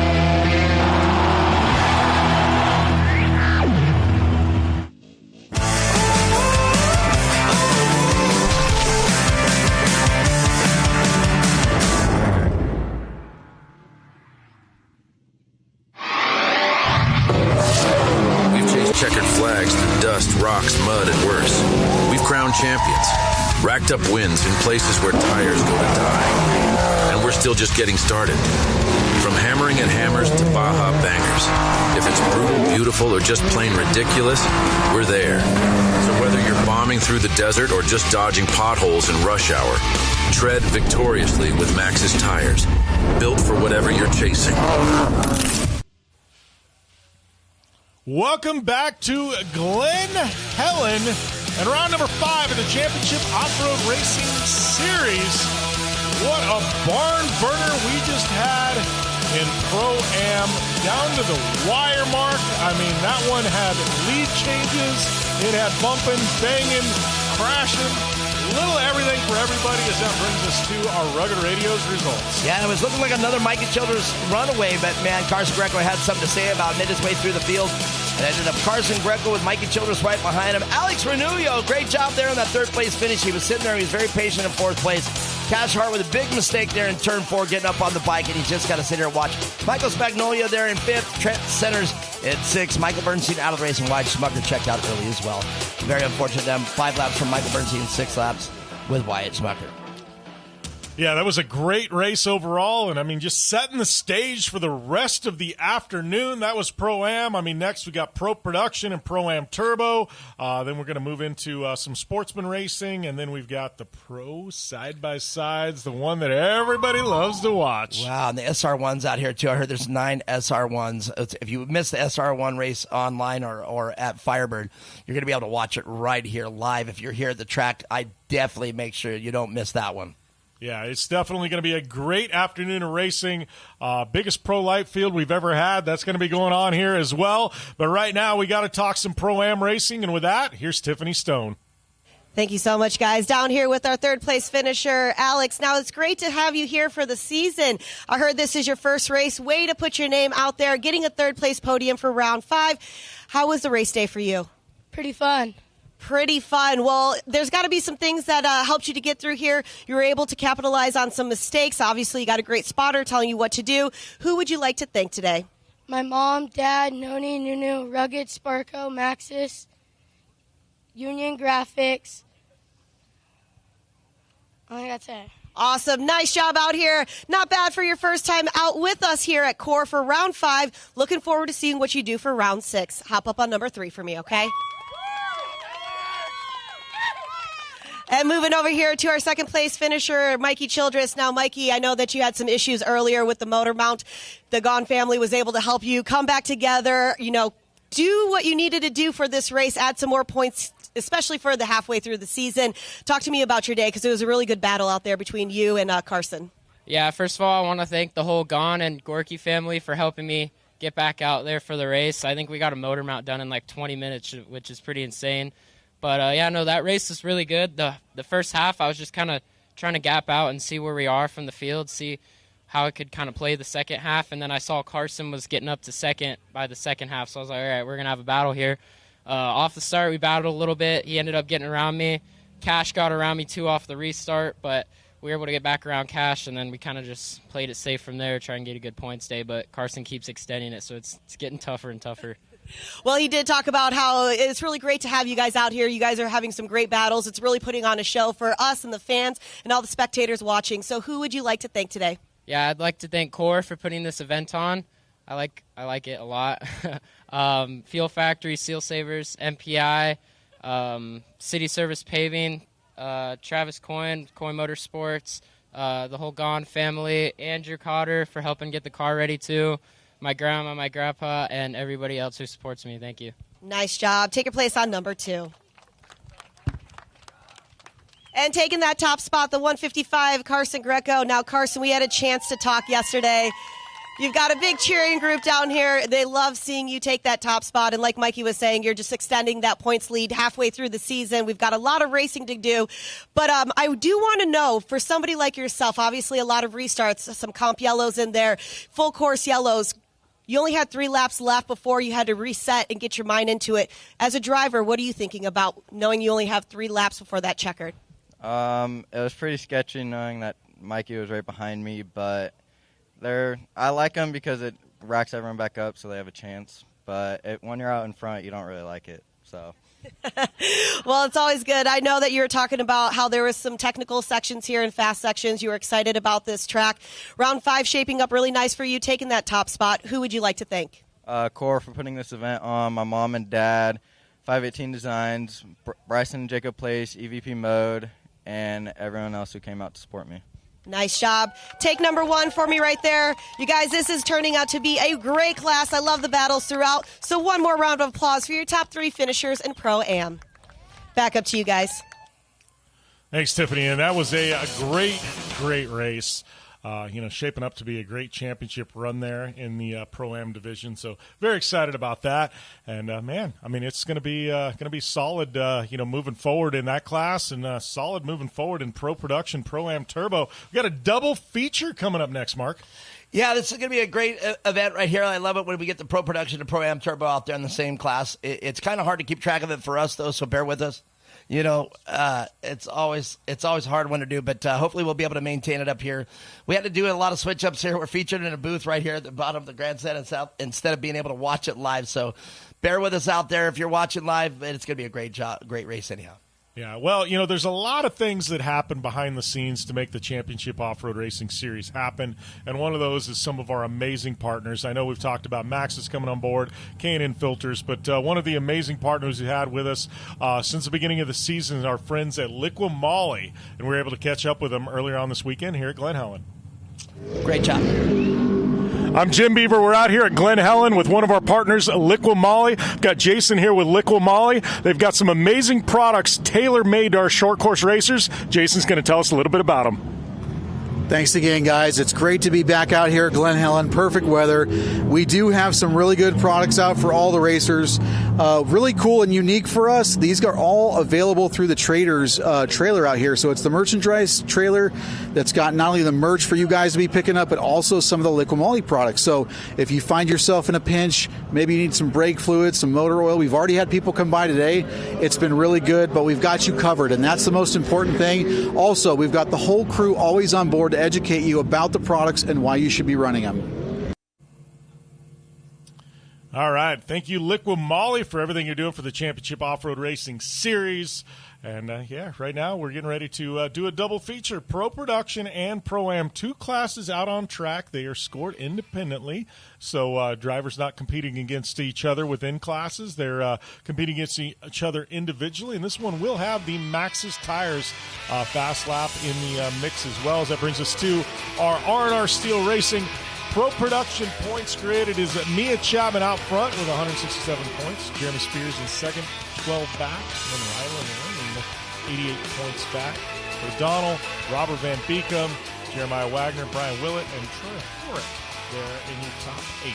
Yeah, love to see Troy Horrick out there, but he's got a long way to go in this points chase if there's any chance there. But, all right, looking good here in Pro Production, R&R Steel, and it is going to be a race to watch out here because these 2 cars, it's great to see how they intermix with each other.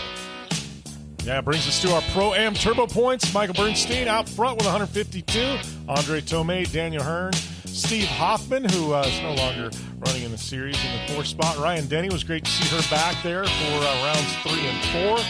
Troy Horrick and Steve Hansen there rounding out your top 7.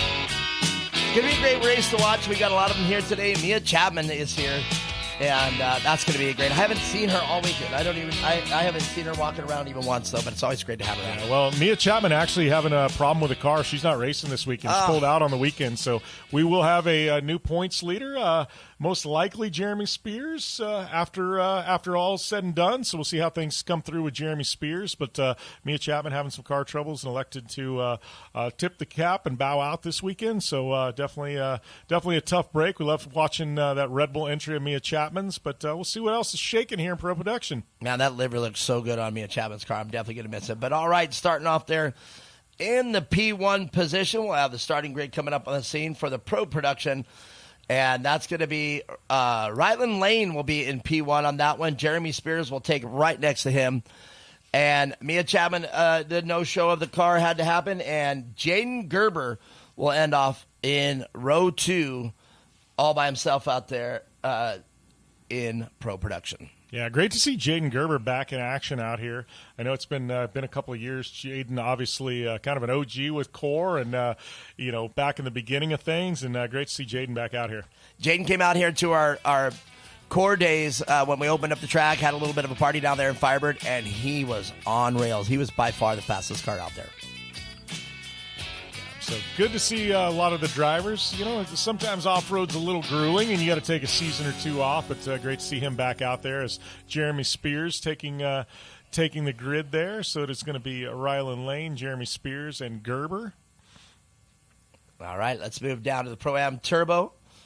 In the row 1 of that race is going to be Brandon Birmingham in the 388 car. Michael Bernstein probably not going to make this one because as they use the same car, so we won't see the 295 out there, unfortunately. Troy Horak out there in the number 2 in the Horak crew. They said, hey, man, can you give me some love over the microphone? I sure can, but I told him, I said, hey, same thing, guys. You want to get talking on the microphone? Well, you got to make sure that I get you on there. So there you can see it there, Ryland Lane, Jeremy Spears. Mia Chapman, no-show. Jaden Gerber will be out there in row number 2. And excited for his triumphant return here to short course racing. Brandon Birmingham will be the next in the Pro-Am Turbo. Michael Bernstein will probably not make his race. Troy Horak will slide up there. And then Tanner Whitman in row 6.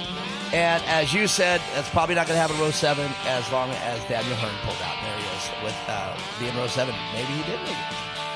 Let's hope. That was our Liquid Molly starting grid for both classes. So keep in mind, we do have 2 classes. They're going to be sharing the track at the same time. It's going to have a staggered start. So you're going to have Pro Production. They're going to take their green flag. And then a couple turns later, we are going to have our Pro-Am Turbo take the green flag. And so going to be racing independently, but they will be out on track at the same time. Pro Production, they are competing for that Maxxis Tires Fast Lap Award. Well, it would look to me that was Daniel Hearn that has the Star Stream in there. So I bet we got Daniel Hearn on the track. Well, that is definitely a good thing. More the merrier out here. Great to see Daniel Hearn out here. It's Ryland Lane going to be taking us to the green flag as she's behind that Jones Ford pace truck. Yeah, it's always questionable out here if the vets are going to come out here. Daniel Hearn was running in the vet class. And, as we get the trucks in here, that's definitely Daniel's car.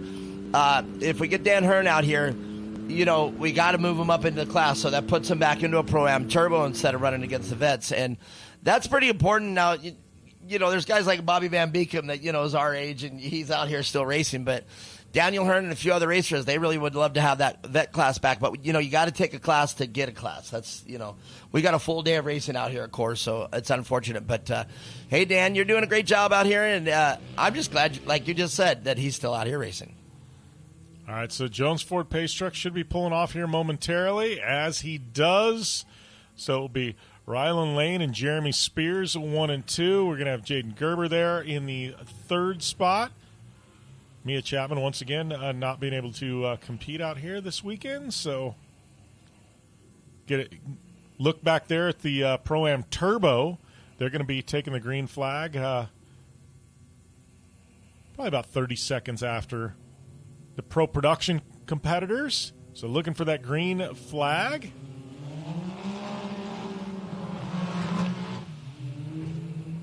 So Lane to the inside, pretty much parallel down the start with Jeremy Spears and Jaden Gerber. A little bit of damage to that car. It makes me wonder if he rolled it at the CORR days.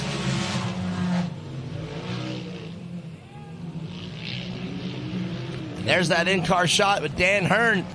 And you want to know what it's like to go into turn 1 right there over the whoops into turn 2? Here you go, front row seat here. That's a great shot there. You see all the drivers. See Daniel Hearn through the rhythm section. That's awesome right there. Well, that's a neat car because he doesn't have the intrusion bar that most cars have right there in the center. So it's like panoramic view right there with that Starstream. Yeah, that is the ProAm Turbo class. Go up on the bike. That's the 88 of Tanner Whitman. Up on the bike, went down a couple spots, and a very unique car there, a very unique build. Looks like another desert car that they converted back into racing short course. This is Jeremy Spears. You get a glimpse there. Rylan Lane, the current leader. Rylan Lane with a commanding lead out front. Probably about a 10 to 15 car lead already coming here into turn 4.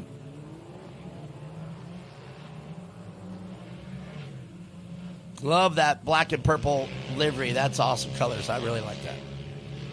Yeah, well, rumors are she's running a pretty hot turbo on that car, so got a little gap over there at Jeremy Spears.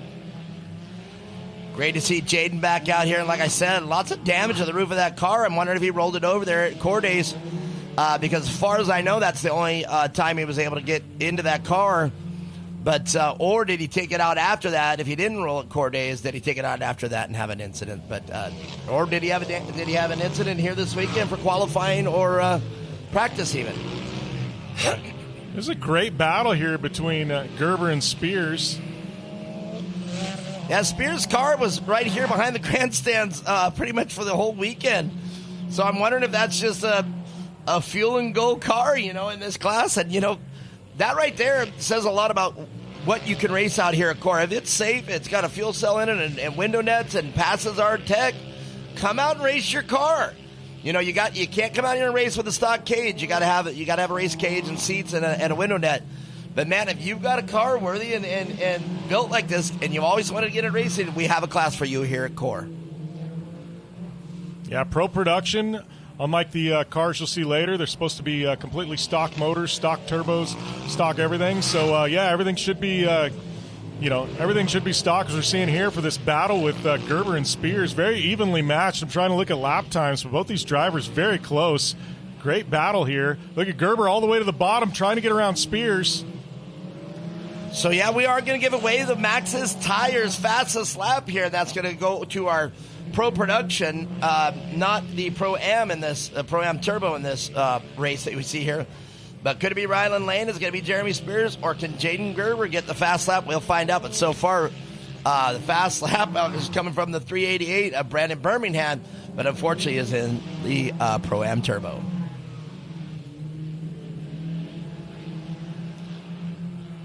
Jeremy Lane running pretty strong there, trying to hold off Gerber as we go up front with Rylan Lane. Running a 50.93. It's probably going to be comparable to some of the Pro Side-by-Side times.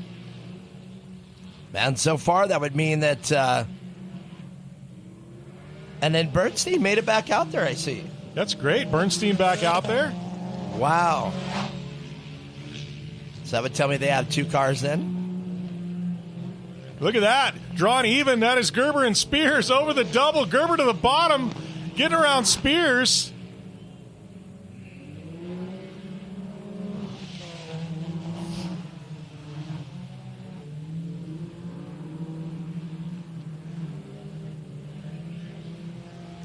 Spears going to try and go all the way down, trying to get it back behind Gerber. Gerber looking great. Doesn't look like there was any time off in that car. No, return to short course. Beautiful car he's bought there. And having a great run with Jeremy Spears, who's going to inherit the points lead most likely after this round with Mia Chapman not racing. But Gerber, another great addition to this class. Yeah, Gerber, solid. And you mentioned that car. Absolutely. It is a beautiful car. That's why it breaks my heart to see that damage there done to it on the passenger side. But absolutely a beautiful car from bumper to bumper. And, it's rock solid. At CORR Days, he ran it every time he can. He only stopped running to let it cool down for a little bit. But he got there. I guarantee he went out on the track every single opportunity he had. And that car just bulletproof, literally bulletproof. All right, it's going to bring us to our mandatory competition caution. We're going to get everything regrouped here, re-racked and restacked. There's another great shot, the Star Stream out there. As we look at the Rugged Radio's Pro Production lineup there, Dan Hearn loving. I bet Dan Hearn is loving the fact that he gets to be on the Star Stream right here, and what a great shot there. And what a great car to do it. Look at that. It looks like you're playing a video game out there. That looks awesome. In fact, I don't even know that I've ever seen a video game look that good. I mean, or the realism look that good. What a great shot.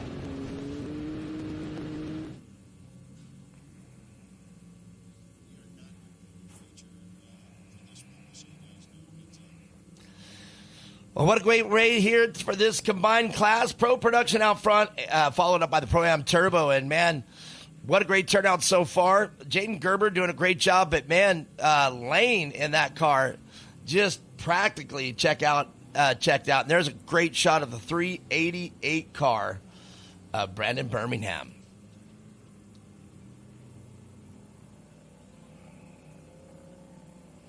Yeah, just looking at comparable times, so everybody knows how fast Rylan Lane's running. She would have been right in there with Arkanon Van Beekum in qualifying with a burner lap she's turning in here. Wow, Rylan, Pro Side-by-Side. Great job out there, and she enjoyed the P1 here in this race and took full advantage of it. But there we see a tough break for the 295 car being towed out on the rope. That's Michael Bernstein. But you know what?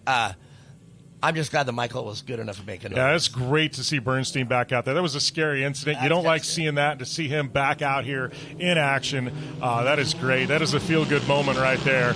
As we got Rylan Lane there, the big battle to watch here, though, is Gerber and Spears. Those two have been going at it all day long, and it's been really exciting to watch. Look at that. Spears all the way to the bottom, getting around Gerber. Gerber dropping back in. Now we've got the Pro-Am Turbos sneaking in as well. It was awesome to see Rylan Lane put that car sideways in turn 2. Wasn't very fast, but, after you can see it again there. Didn't put it in the corner that deep, but just really got it really going out there. So, all right, so we get a glimpse here, this battle for the second spot in Pro Production. That is Gerber, and that is Jeremy Spears. You got Pro-Am Turbo there. You've got that as Birmingham, I believe, trying to get his nose in there as well. So he's looking at the overall, currently leading his division. Remember, we got two different classes out on track at the same time. Yeah, make sure you follow what cars out there because both on the restart, every class is mixed in. So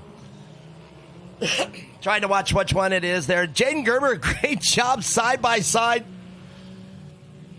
Jeremy Spears, up on the baby bike, was able to carry those tires 2 inches off the ground all the way through turn 3. Look at that. Way up top is Jeremy Spears. He's going to have a run coming out of that corner because he went so high, but running in deep, trying to chase down Gerber. Gerber in a solid second spot here with his return to short course. Got to love seeing this. Him and Jeremy Spears having one heck of a battle out here as we've got. That is one of the drivers, not in their class, but he's trying to mix it up. You got to love it. Birmingham in there going, hey, boys, I want to party. Yeah, I love it. That is a great job on all the drivers here on both classes. And you just got to kind of, at this point, pay attention to what class they're in. But indeed, you got to remember, some of these cars are Pro Production as delivered, and the others have turbos.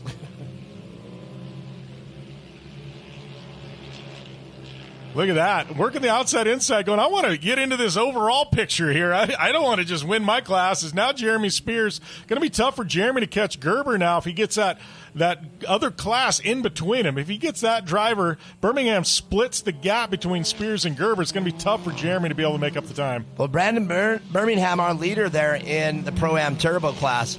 And white flag flies for Jordan Gerber. But out front, Rylan Lane. So Rylan Lane also taking the white flag. And Rylan's all Rylan has to do is drive that car into the finish line to our Maxxis Tires checkered flag. She's so fast right now, she would have qualified 4th in Pro Side-by-Side. Well, hey. Wild how fast Ryland Lane is right now. Hey, I'm just saying, might want to think about it. Well, great job there. That car looks great. Love the livery. That car is super fast on rails. Ryland Lane, you did a great job. Ryland's going to take the Maxxis Tires checkered flag of this 2-class race that we got going, and followed up quickly with Jaden Gerber. Great run by Gerber. Love seeing him back out here in short course, taking the podium. What a feel-good moment. And Jeremy Spears going to take home the 3rd spot there as the Maxxis Tires flags fly. And, man, what a great race. Obviously, we had the ProAm Turbo running as well. Birmingham taking home that win. But all in all, some great racing there. Nice, clean fun. And, yeah, we're going to have a couple of podiums when we return here, and a Maxxis Tires fast lap, Mark. Got to have it. Got to love it. The fast lap, I'm going to go with Ryland Lane had it out there, so we won't have to change in positions on the podium. So, all right, and we are going to take a short break. The Championship Off-Road Racing Series is brought to you by R&R Steel, Tucson's premier steel fabricators and erectors. You ain't seen nothing yet. Yeah, I got that right turn. We're good. Meet up at the Countdown group up. At turn 4. Oh, that jump was huge. Yeah, for sure, dog. Good little driver, straight on through. You ain't seen nothing yet.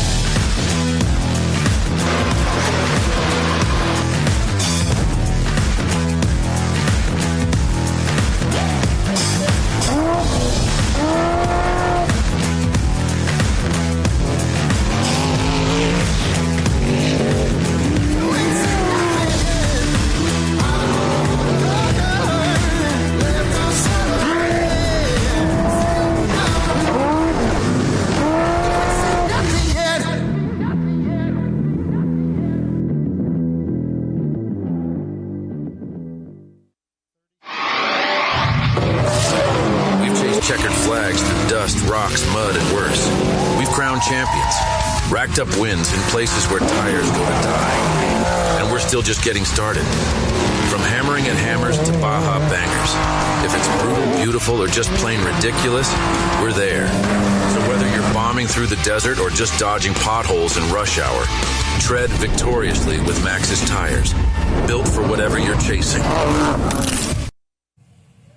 Welcome back to Glen Helen and round number 5 of the Championship Off-Road Racing Series. We're at the midway point in our 2025 and 2026 championship, and we just got done with a double feature, Pro Production and Pro-Am Turbo. Mark, man, that was a very, very strong race. Yeah, Ryland Lane was very exciting to watch, although she extended her lead. It was very exciting to watch her hit her marks and watch that car go into the corners, do the rhythm section, no problem. Ryland Lane was absolutely on rails out there, looking great. Yeah, and then we also had the Pro-Am Turbo division as well. And, man, that was a great race as our Rugged Radios results show up. Yes, it was Ryland Lane on top. Jaden Gerber finishing in second in his return to short course. Great to see that. Jeremy Spears will take over the points lead in Pro Production with that podium finish. And then we had Brandon Birmingham in the 388. Taking home the Pro-Am Turbo win. Troy Horick in the second spot, and Daniel Hearn going to walk away with the podium. Indeed, and we didn't even think he was going to be here, but he's carrying the Star Stream. And Dan Hearn, great job out there and a great finish. I know he's going to be happy for that. So thanks to those results, that was the Rugged Radios results. Big thanks to their partnership here with the Championship Off-Road Racing Series. And, man, they are keeping us in our communications on point all season long. But talking about our top 3, we're going to throw it down to Tiffany Stone. Thank you guys so much. It's good to be down here once again. That was a great race. We're going to start with our third place finisher, Jeremy Spears. Now, Jeremy, between you and Jaden, you guys had quite the battle going out there. It was really good to see some clean racing, some nice line choices. Talk to me about your day for round 5. Yeah, I mean, I love the battles like that, and we'll definitely be doing that tomorrow as well. I started smelling belt there towards the end of the race. I didn't know if it was a competitor or ours, so I had to back off a little bit. But halfway through, The MRT tires are hooking up good, but I think the shocks are starting to fade, and I'm pulling it up on the bicycle, so we're going to have to figure that out by for tomorrow, and hopefully we can catch the leaders here. Well, who would you like to thank for getting you that third place here for round 5? Green City Heating and Air Conditioning, Binford Metals, MRT Tires, and American UTV.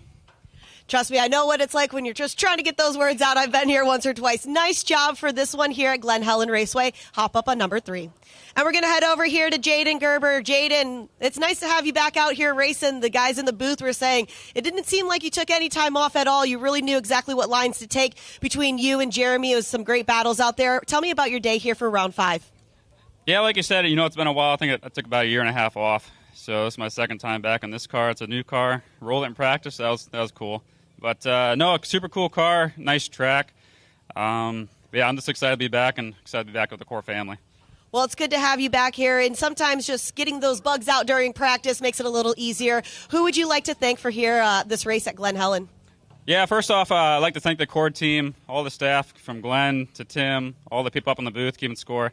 You guys rock. As far as company-wise, we got JGR, we got Hoosier Tire Factory Racing, 019 Designs. They do an awesome wrap on my car as long as all the trailers and stuff out here for CORR. R&R Steel, Corey Willis with PPI, Dan Hearn with SynFab, and that's about it. Well, it's a nice way to put your name back into this season, especially here. Round 6 we've got tomorrow. It's great to see that. Can't wait to see what happens. Hop up on 2 for me. And taking that top spot right over here, the 623 of Rylan Lane. Now, Rylan, it's good. You joined us a few rounds ago. You're really making your name out here. You're driving some fast lap times. The guys are talking about it's almost as fast as we've seen in the Pro Side-by-Side. So be very proud of yourself. It's great to have that out here. Who would you like to thank for helping out round 5 and getting that top spot? 2X Motorsports, Desert State Electric, Right Now. Yeah.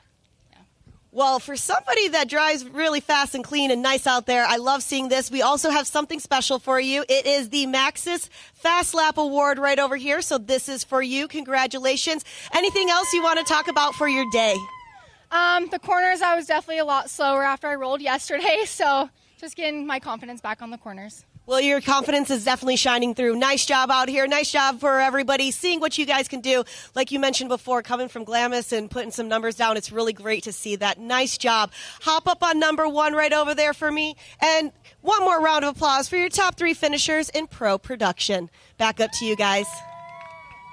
Yeah, great race there, and I believe Jeremy Spears going to take over the points lead heading into round number 6. So big shout-out to Jeremy Spears. Been here since the start of the season, putting in a great effort this year. And Jaden Gerber, I mean, like you said, hadn't been behind the wheel in a year and a half in a race and coming out strong, and good to see Jaden back. It's one of those, like, you love to see a short course racer like that back in the fold. It's always great to return to short course racing out there. Jaden, great ambassador to have out here for CORR. We are actually very fortunate to have him on board here. It's unfortunate, as we were talking about the car, that I didn't know that he rolled it at CORR days, and I didn't know about any roll out here, but he let us off the hook, and he said, yeah, I rolled it in practice. And that's unfortunate. It's such a beautiful car, and every once in a while, just one of these cars just kind of stands out, and that's one of them. It's not a race car till it gets its first scratches, Mark. Is that like dropping a helmet right when you get a brand new helmet? You got to get it scratched up, then it's a race car. Ricky Johnson just got one of his bad boy helmets first thing and just drop it, and I just said, no. Got to get her scratched up, get it dirty, then it's a race car. But, we got like I said, that was a double feature, so that was pro production. Now we're going to throw it back down to Tiffany Stone with our ProAm Turbo podium. Thank you guys so much. Just chatting with Daniel over here, and Daniel's saying, I'm feeling beat up. But you know what? You put on a good show, taking that third place spot in this class. It was cool to see Chloe down here as well, giving you a nice hug and a big high five. How's this weekend going for you so far? It's going good. I've been fighting some problems with my car, and today I focused on hers because she was having more problems, and it's more the future of the sport, I guess. So I put mine on the back burner and was just stressing the whole time I was out there, so I was worried I'm going to break something. So it held up, so it did okay. Well, who would you like to thank today for round 5? I got to thank Jaden Gerber, Hoosier Tire, Rugged Radios, D&M Racing, Dill Petroleum, PM Machine, and a couple others, and wife, and of course Miss Chloe there for supporting me. I love that. It's really cool to see this dynamic. We always talk about the father-son dynamic, but the father-daughter dynamic is just as great. I love seeing that. Nice job. Please take number 3. We're going to move over to our second place finisher right over here, Troy. Now, Troy, I loved watching this. You guys are great out there. It's really clean lines, picking the smart moves. Tell me about how you saw it from your perspective. Yeah, the track was really good. Trying to get down the rhythm section because some spots are high, some spots are low. So once you get through the midway, it's either you're going to case it or not. So trying to chase these guys to there is pretty tough. But other than that, it was a good time out there today. Well, it was really cool seeing you guys after the mandatory caution, being able to get right up to them, showcasing that you guys are fast just as much as they are. So who would you like to thank? Yeah, I'd like to thank my whole family, my wife, my son. I thank Rugged Radios, Sinfab, Horak Motorsports, Method Race Wheels, Tensor Tires, and anyone else I'm forgetting. Sorry. No problem. Nice job over here. Troy, please hop up on number 2. And the 388 of Brandon Birmingham. Brandon, like we were just telling Troy, you guys right after that Comp Yellow were right in there. You were kind of neck and neck with a lot of those drivers ahead of you in that first class. Tell me about your day over here. The day was fun. Dicing it up the first lap and tried to keep a clean race and, was able to hold these guys off for the race and, felt pretty good. Well, it's good to have you out here. We know that round 6 is just around the corner. Obviously, you've got some great notes. Glen Helen is a little shake-up for the midway season for a lot of our full drivers that are here. So any last words or anybody that you'd like to thank? I'd like to thank my mom for staying behind and running the shop and watching the dogs. My dad for all the help with the car and making sure we get here. My wonderful girlfriend for putting up with this. And my Uncle Mark.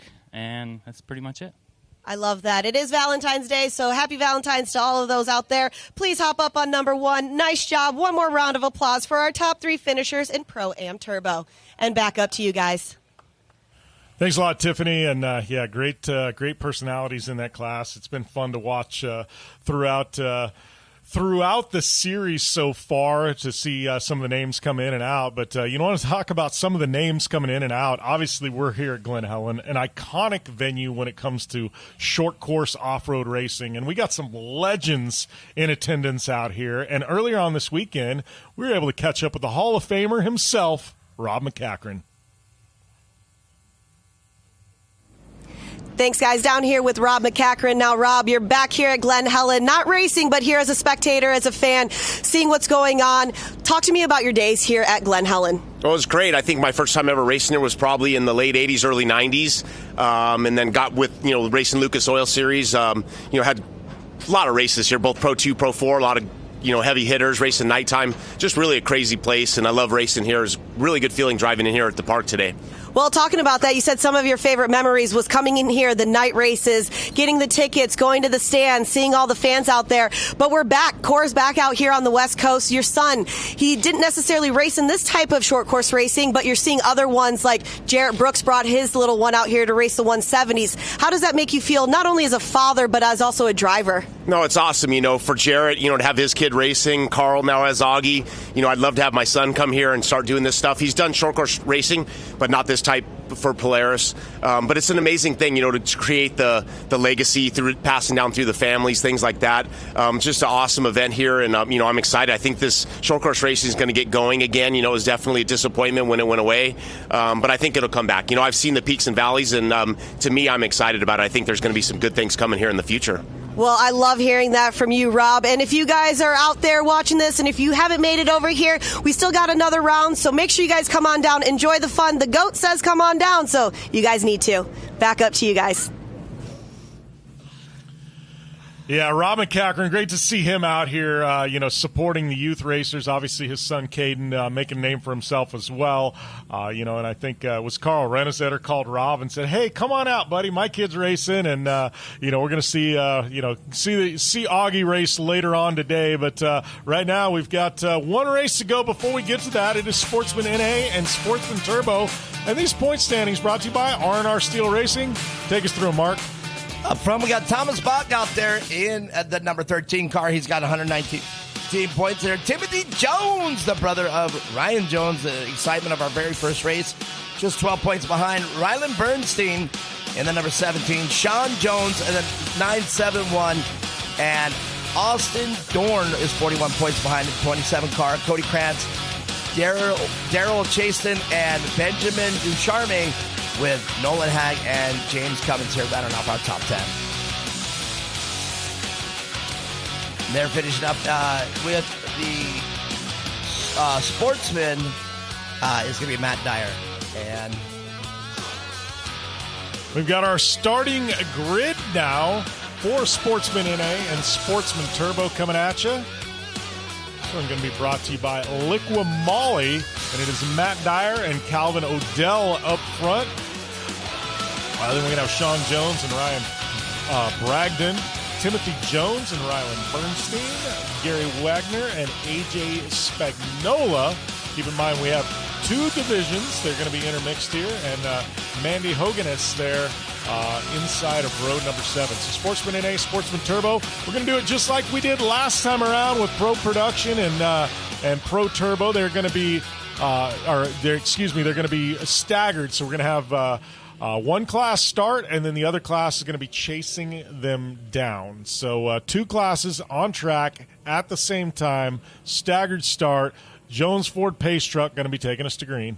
So I've been wanting to say all day long, Mandy Hoganis over the microphone. I that is the first time I've ever said it. But I was wanting to say that because Mandy was going to be racing here. And Mandy, if the Hoganis name sounds right, that's mom to both Cooper and Carter Hoganis. Now, the thing is, car's not running right. She's not feeling right, so she is not racing here this race. And that is very sad. I wanted her to wanted to see what Mama Hoganis was going to be like out on the track. I know we all wanted to see. And then she made a post that said, I'm not going to be racing this weekend. And I said, well, then, Greg, you're up. So there we go, the lone car that's going to start off here in the turbo class. That is Calvin Odell going to be taking the green flag in that 241 as we've got we are going to have our Sportsman NA cars up next. Got a group of 6 of these drivers. There would have been 7, but Mandy's sitting there. I just saw Mandy walk by. Here the booth, 971, and the car. That is Sean Jones and Bragdon there. There we go.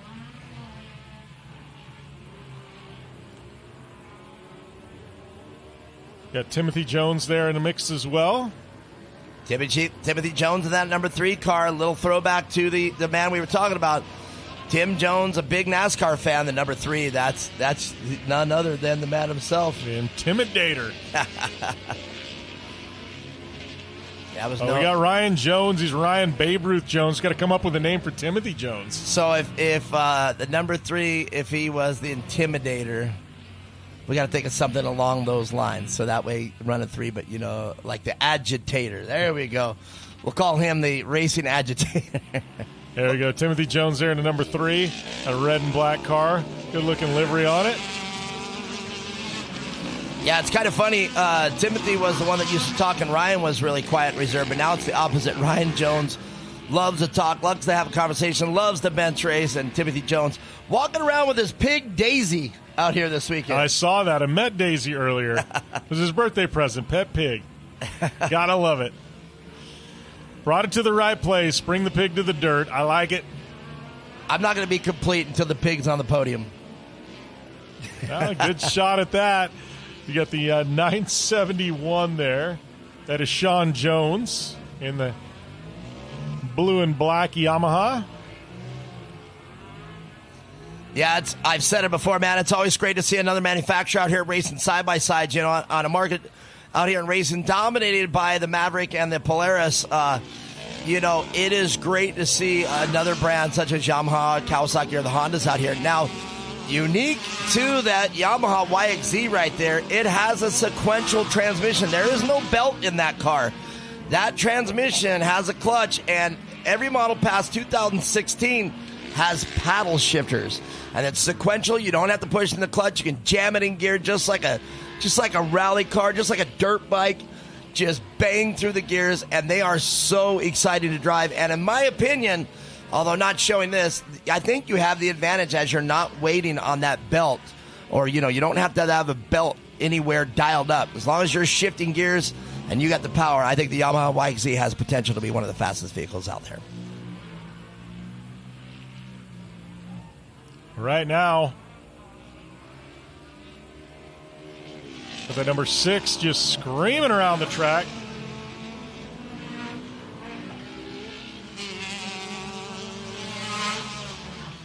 That is a Spagnolia car. And looks like we might get our dream come true. Tim Jones, or what show? No, that is not Tim Jones. That's the other Jones. Sean Jones. Sean Jones. A lot of Jones out here. Sean Jones. There's something about that. Number 18, you can see another YXZ. And that's where that rhythm section can really hurt you or help you.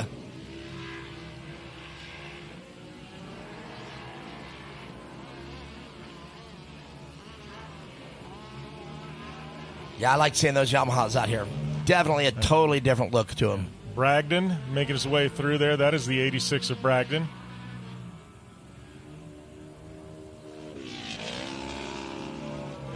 And there's the treacherous turn 5 that we've been talking about.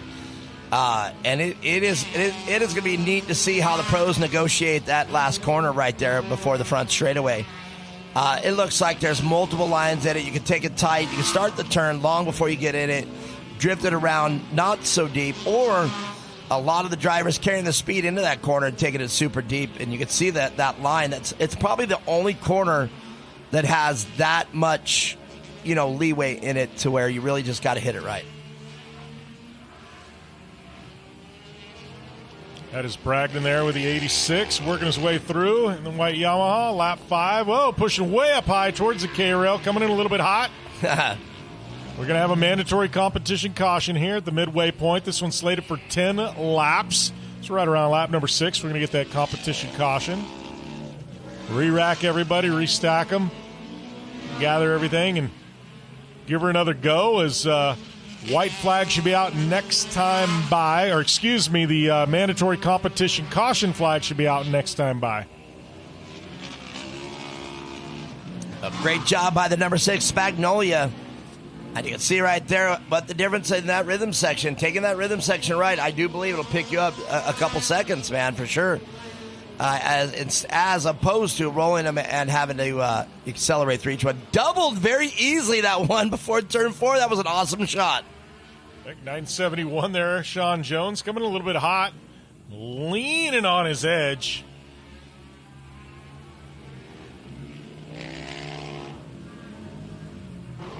Yeah, just a little bit different technology right there on that Yamaha YXZ opposed to the Polaris and the Can-Am, but equally a great weapon to bring out here to race CORR. In fact, at our last race, our Pro Turbo class was won by a Yamaha YXZ. All right, so competition caution is out. We are going to get everybody re-racked, restacked, regrouped, bunch everything back up.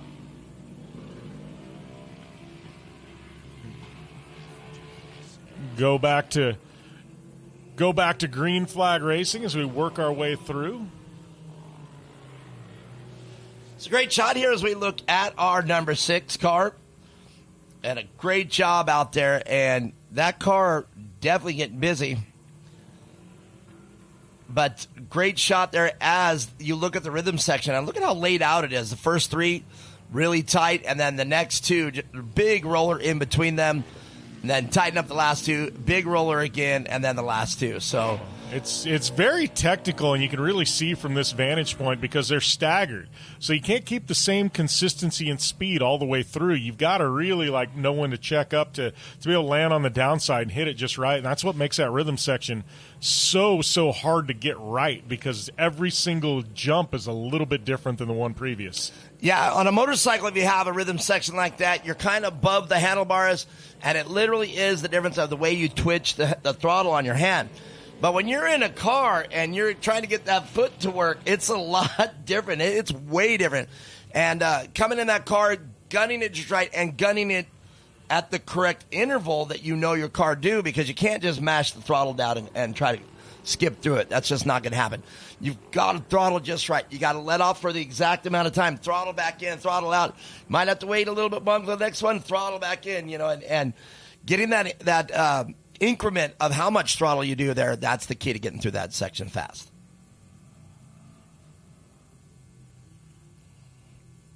That is a 941 Calvin Odell Going to be taking us back to the green flag, currently leading in in Sportsman Turbo. Yeah, he's our lone turbo out there on that car. That is definitely a Pro R. Look at that. Great looking car out here. Great addition to Polaris's lineup. That car pretty much put a cage on it. You're going racing. It's that simple. Yeah, good looking car there. As we're looking for that green flag. That is Calvin O'Dell with a green flag. Going to take us back to racing. Yeah, great car. I do believe that is a stock paint job. I don't think there's anything changed on that car at all, like I said, other than the cage. But here's the Yamaha YXZ of the 971, taking it a little different in the sportsman class. But quickly the number 6, right back to behind the 241 car. Almost gets... Oh, we got a lot of bumping and banging in that corner. No respect for that turbo car. Come on. Was out front by himself and now having to do work with a bunch of the NA cars now. He's trying to get out there and go away and hide. As we got the 971 there. That is Sean Jones and look bumping. At this. The number 86 car getting back into the battle. Bragdon there bumping. We got a couple of Yamahas and Sean Jones and Ryan Bragdon bumping and banging. That is for the lead there in the Sportsman NA division. That is awesome. You know, and that's something I haven't been able to talk about this race. I talk about it almost every race. You know, there's a little bit of strategy there when you're racing a class that has the mandatory caution. And, you know, look at this. That turbo car not getting away this time. Makes me wonder, is the turbo car hot? Is it shocks faded? I can't imagine in a Pro R they're having any problems with that car. Well, look at there. It's almost like they're holding up. He's almost holding up this other way race. Calvin O'Dell is. We've got Sean Jones and Ryan Bragdon with a great battle. Looks like Bragdon now dropping back a little bit. But they are trying to they're going a 3 wide over the table. Wide. 3 wide. This is not sustainable. They're going to be going into the corner 3 wide. Look at that. Up. And just like I said, wasn't much there. Sean Jones getting 86th out of there.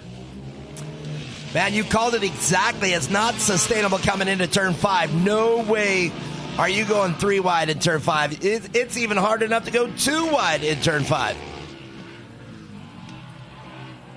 Bragdon now getting pushed all the way up. And that was a textbook maneuver right there. Taking the inside line, having the inside line, but just pushing up. And you had nothing to do if you're on the outside. You have to push up and check up or you're getting collected. Yeah, Spagnola there in the mix. Trying to get around Calvin O'Dell. O'Dell looking in his rearview mirror going, where did these guys come from?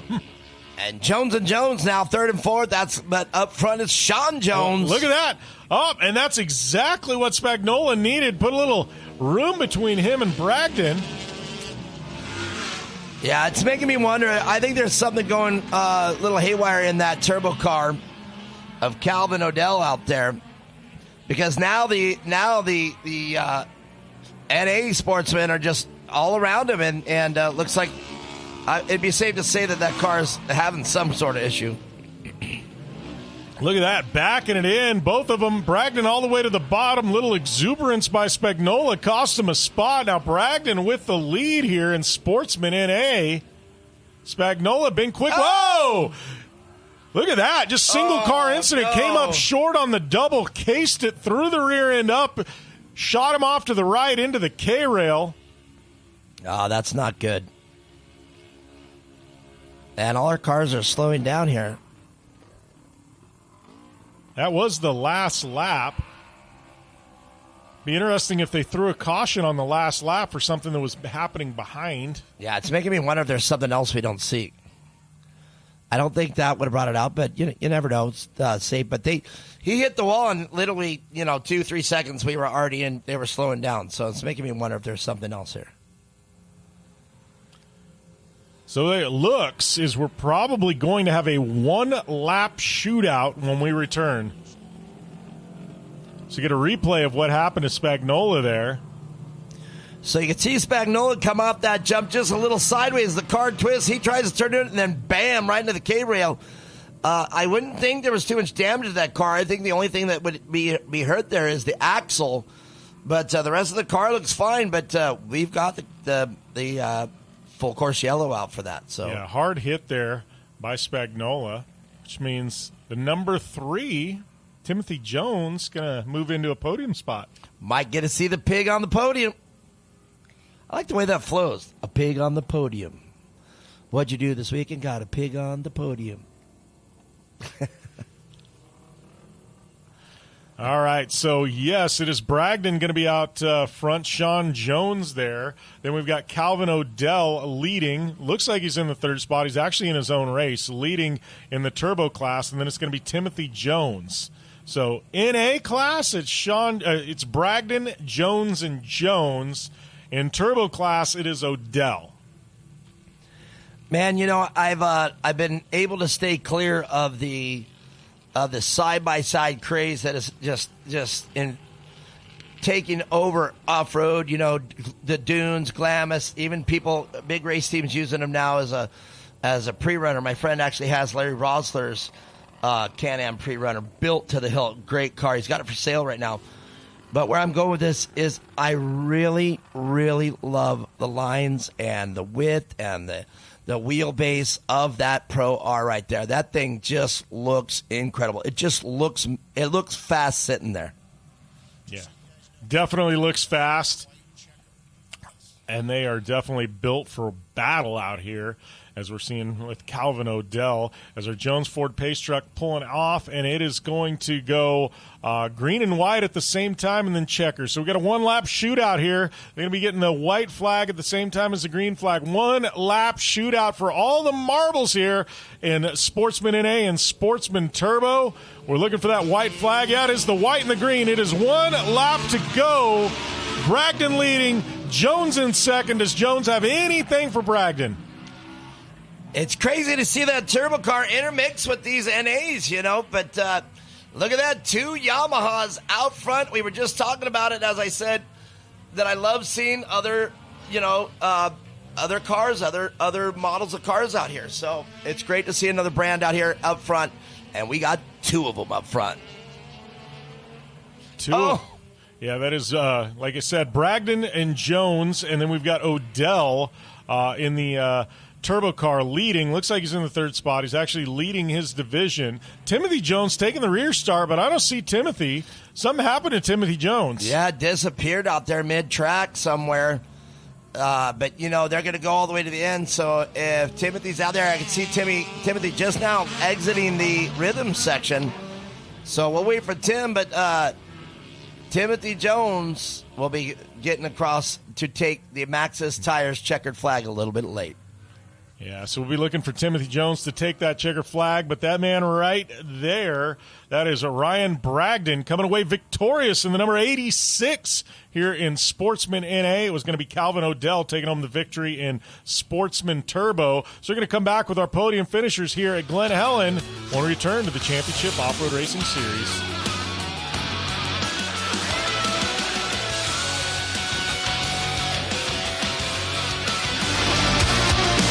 The Championship Off-Road Racing Series is brought to you by Racer Plus, where the racing never stops.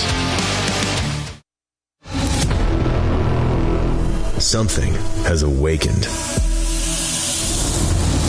The horsepower and torque you always knew was there, just waiting to make every drive thrilling. Track tested, off-road proven, performance for everything you drive. Drive better with K&N.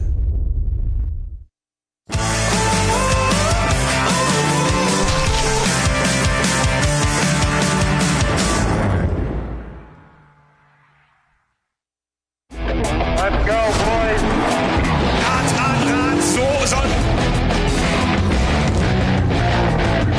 How many Kings have we got racing today? All of them.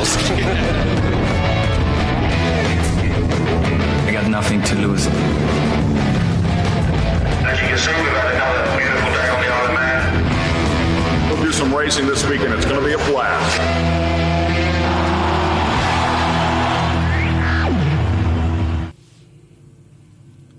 Welcome back here to Glen Helen. Wrapping up Sportsman NA and Sportsman Turbo Racing.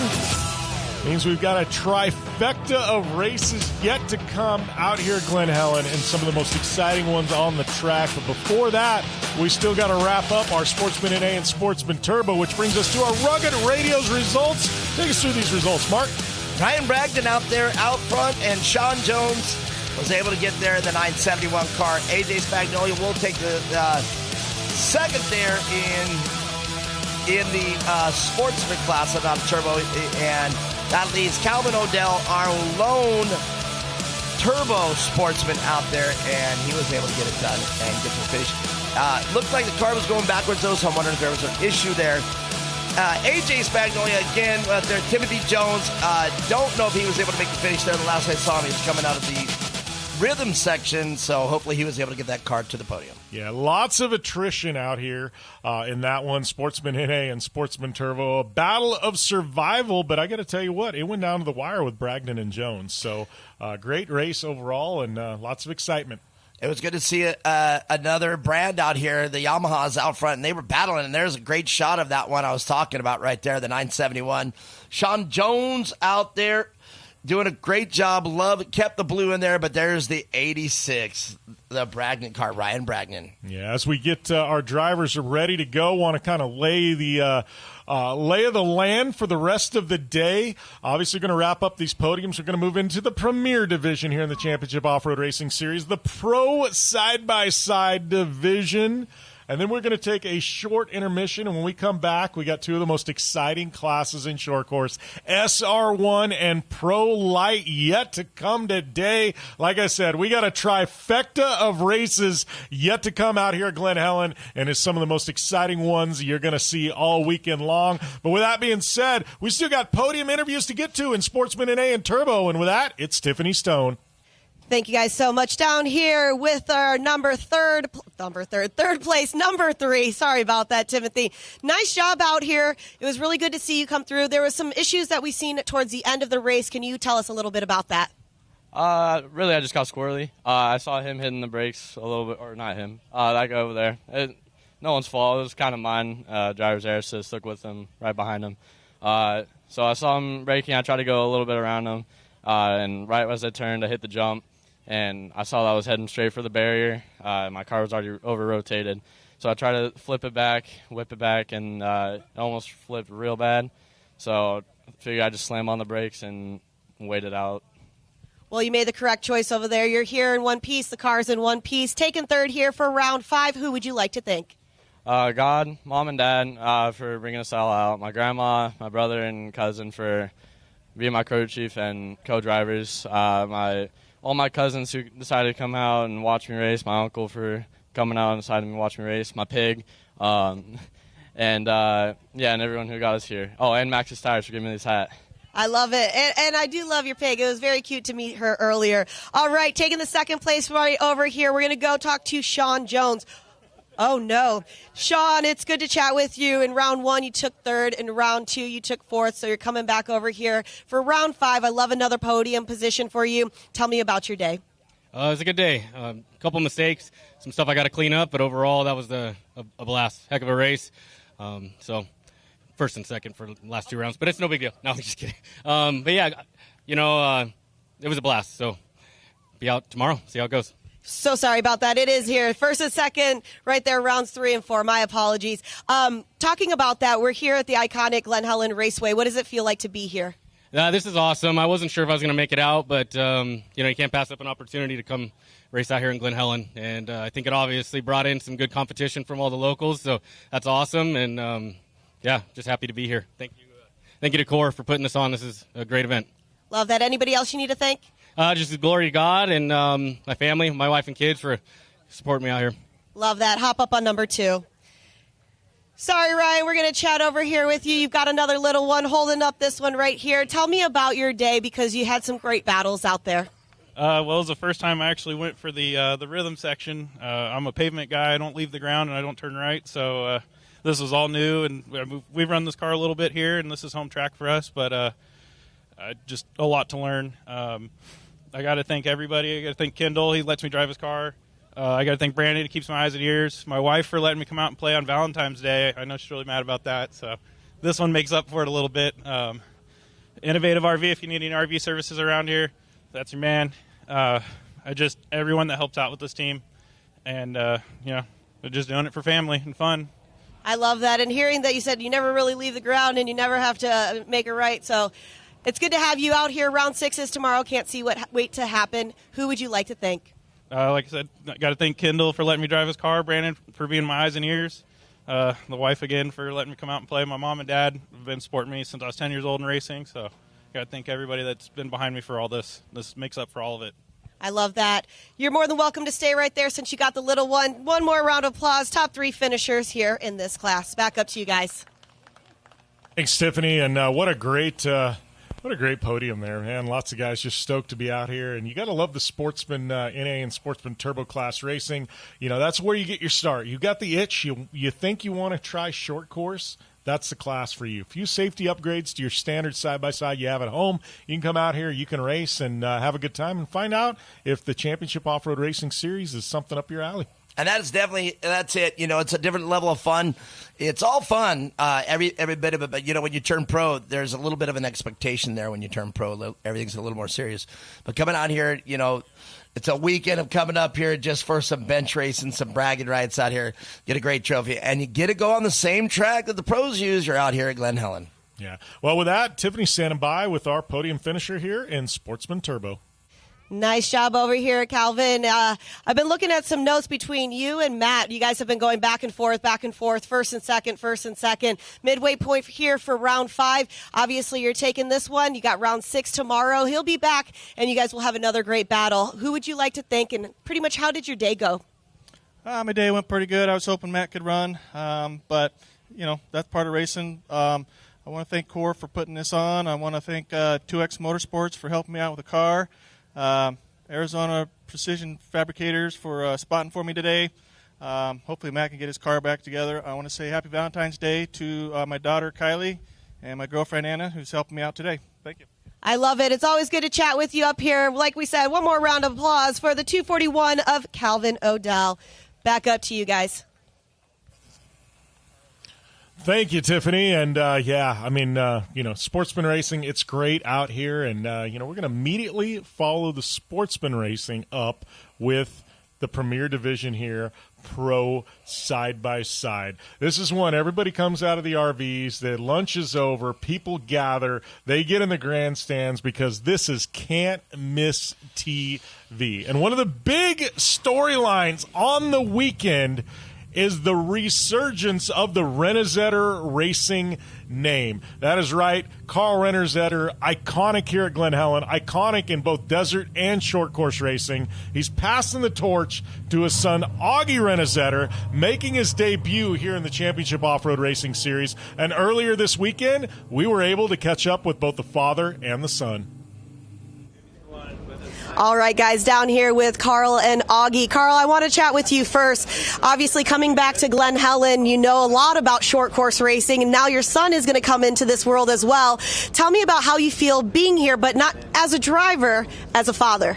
It's a very proud moment to see your son, kind of try and fill your footsteps. I have so many good memories of this place, so many battles, so many good times, a lot of tough times, but that's what comes with racing. But to be back here and see the short course again and see how these cars work, especially these pro racers, they're so fast, and it's just nice to see people learning car control and what these things can do in corners and in the air and off of jumps, and just the strategies. It just brings back a lot of good memories. I love that. And Augie, I do want to ask you, obviously your father has many laps over here, many laps in short course racing just to begin with. Is there any advice that he's given you for this weekend in particular? Oh man, just stay smooth. Smooth is fast. Be patient. Don't really stay down the inside in case anything collisions happen down there at the bottom. Stay outside the first few laps, and just be patient. And we have been testing out here a little bit on the weekends, and we've been videoing it, and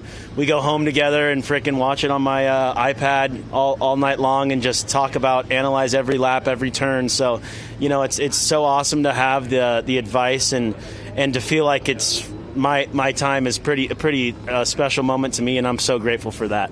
I love that. And listening to that, he used to watching it on his iPad. Back in the day, it was so different. You had to watch it on tape. But I do want to wrap this up with you. As a father who's coming into this and seeing what Augie's doing, what do you see for the sport and for the future? Well, I see the Razors, and, I don't really like the side-by-side name because these things aren't, I don't know, it's just race cars.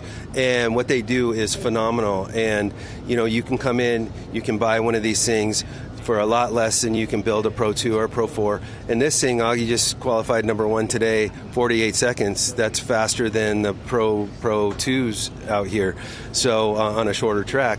So it's just, you can get into these cars, and you can do the most exciting, fantastic racing there is on the planet, and it's not going to break your wallet where you have to go find somebody to build you a custom truck and custom parts. And you can buy most of these parts off the shelf. And I know the cages are all upgraded and stuff for safety, but, what they do is phenomenal. I love that. Well, best of luck to you on your very first race here for rounds 5 and 6 in Glen Helen. Well, if that isn't a storyline, I don't know what is. Augie Renazetter making his debut in the Championship Off-Road Racing Series, and get this, Mark, on the pole. Yeah. Simply amazing. Man, he's got the right car to do it in. He was able to get Ronnie's car, and that car, what was crazy is Augie told me, he said, hey, we went over to Ronnie and said, hey, what can we do to get a car like yours? We'd love to have that car. Who built it, and we'd love to have them build one for us. And Ronnie just said, how about you just buy this one? And they bought that car, and here it is out here. And, yes, to get a car like that built, tried and true, come out here and P1, like you said, a triumphant return to off-road racing. Even Carl wasn't ready for racing, but now that Augie's back, got the bug. They both have the bug now, so it's going to be really awesome to see what happens from here. Well, that brings us to our R&R Steel Racing Pro Side-by-Side points. Bo Judge out front with 145 points. And then we got Brian McCormick in the second spot, 18 back. Colton Krychek, 24 points back in the third spot. And then we've got Ryder Chapman, 25 points back in a tie with Jason Weller. Then we've got Jeremiah Wagner and Ryder Van Beekem, followed by Kyle Arkenaugh, Robert Van Beekem, and Connor Maxwell back there in the 10th spot. So the points are there. Obviously, that's going to be shaken up quite a bit. We've got some ties in the points. We've got one driver not showing up. We got another new driver in the mix that's probably going to play spoiler this season, as that brings us to our Liqui Moly Pro Side-by-Side starting grid. Mark, take us through this insane roster of talent. Yeah, you can see Augie Renazetter with that car that he just acquired, and there it is. He finds himself at P1 right next to our points leader right now, Bo Judge. Now, Connor Maxwell, he's had a hard time all throughout this 25-26 season, but he's got it back together for this weekend right behind Bo Judge. Now, Cameron Bowden, man, I can't say enough about this guy. Comes in, races his first race at our last event, and he's going to be something to watch here, too. And we already know Ryder Chapman in row 3 is going to be simply fire. Right next to him, Bobby Van Beekem enjoying a great weekend, and it's always great here for our Liqui Moly starting grid to see Bobby Van Beekem in the top 3. All right, that is our Liqui Moly starting grid. We've got our Jones Ford Pace truck pulling our drivers around. It is going to be pulling off, and we are going to go green flag racing as we take a look here at this grid. And right there, the man on the pole, Augie Renazetter, the one to watch. Then you've got Bo Judge, current series points leader on the outside. So if you are here and you don't enjoy this race, I tell you what, we've got a doctor's appointment we need to set up for you, because right now the gloves are off, the best in the business getting ready for an all-out slugfest here at Glen Helen. And the green flag is out, and we're off and racing. It is Augie Renazetter to the bottom. Bo Judge, points leader, all the way to the outside. The veteran and the rookie. We're going to see what's going on. Wow, big slide job. The Can-Ams getting into it with each other. Bo Judge and Connor Maxwell right there getting caught up there. That's not good for Connor, but hopefully there's no damage to that car or any other one. He took about 3 or 4 cars with him, and we got big troubles for Bowden over the and that's collected Bobby Van Beekem as well over the rhythm section. Wow, so that was, I know, Ryder Chapman in the second corner getting tangled. We had a flip. I didn't exactly see what happened. Right now, we're off and racing. Pro Side-by-Side, wow. That looks like Ryder Van Beekem in the 64 car, I believe, or was that Bob? It's Bobby Van Beekem. That's his brand new car, man, so that's unfortunate. Now, hopefully we can see this in a replay because, as we know with Bodden, that rhythm section, that's hard to take for any seasoned veteran. But did Bobby make the error or did Bodden make the error? That's a big deal. Or was it just simply they got out of shape and had nowhere to go? Yeah, well, we're going to regroup. We are going to sort through things. We didn't even make it but a half a lap as we've got a replay here of some of the chaos that ensued here to start this race. Yeah, we're going to see it together for the first time with you guys unless you were here seeing it live. So Connor Maxwell right there, both cars over-rotating, both judge, but Connor Maxwell had nowhere to go. He took about 2 or 3 with them, and we're going to see right here that orange car of Bodden come into the rhythm section right there. Bobby Van Beekem, not there yet. Bodden got out of shape right there. Comes over to the course, collects one car, rolls. Bobby had nowhere to go. Yeah, and Bobby comes right into him right here. Boop. And that was 100% Bodden, and everything that ensued after that was because of that crash. I mean, he just got out of shape, and, I mean, it happens to the best of them. And Bodden there, tough break for him. Beautiful car. Yeah, that car, I was able to really look at it, and you know what's so beautiful about that car? It is simple. It is super, super simple. It is a regular chassis they stripped down, and every tube was laid where it needs to be. There is no other tube on that car unless it is doing something. No dead tubes, nothing. It even uses the stock components, man. The A-arms are not rebuilt. They are not reinforced. They are not hand-built. They are stock units right off of ProAm. Man, that's a tough break for Bob Van Beekem. Nothing he could do. Got collected up in the mess. Beautiful car. Obviously, Bob coming off a victory earlier today in the Pro NA division, and just absolutely stoked. And then we get to Pro Side-by-Side, and that's what you love and hate about off-road. About the minute you think you're on top of the world, the industry just slaps you in the face and brings you down a notch. And poor Bob Van Beekem just got collected up there outside of that second corner. So it looks like we do have another angle of that replay we're going to get to. Yeah, we'll watch it here. Again, watch Bodden. He's to the left of it, and we'll see where we're at here. Yep, he's going to be all the way to the left, gets out of to us. It's going to be closest to us. So Bodden, as you're going to see Connor Maxwell slide out. He's going to collect a couple cars. Bodden is now to the outside of this corner. So he's got a lot of speed coming in here to the rhythm section. And there's Connor Maxwell's incident collecting Ryder Chapman. Definitely not a good start for the R&R steel cars in this Pro Side-by-Side division. 2 of them getting taken out in the first 2 corners. As we get a glimpse there of Bodden. Yeah, that car looks like it might be fixable for tomorrow, but it is done for the day. Yeah, there's a lot of damage out of that car. Well, I mean, right rear, the radius rod's pretty tweaked, but we'll see. The roll caused a little bit of damage, but then Bobby coming in and T-boning him and taking his car out as well. That, I think, was the majority of the damage there on the back. So Augie Renazetter out front. We got Bob Van Beekem. He is getting carted off. Brand new car right there. I was so anxious to see that car and what it was capable of.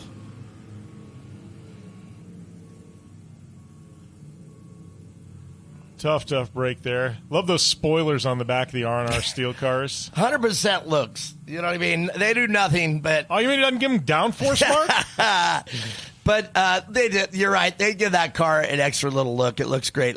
It looks fast. You know, I made that comment there with that turbo car.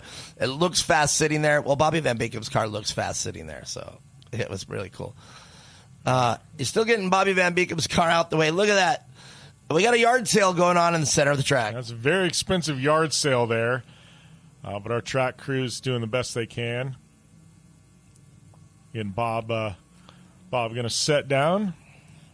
It looks like we're getting another angle of that accident. There was actually 2 accidents in one. Yeah, let's hope we're talking about going. Here we go.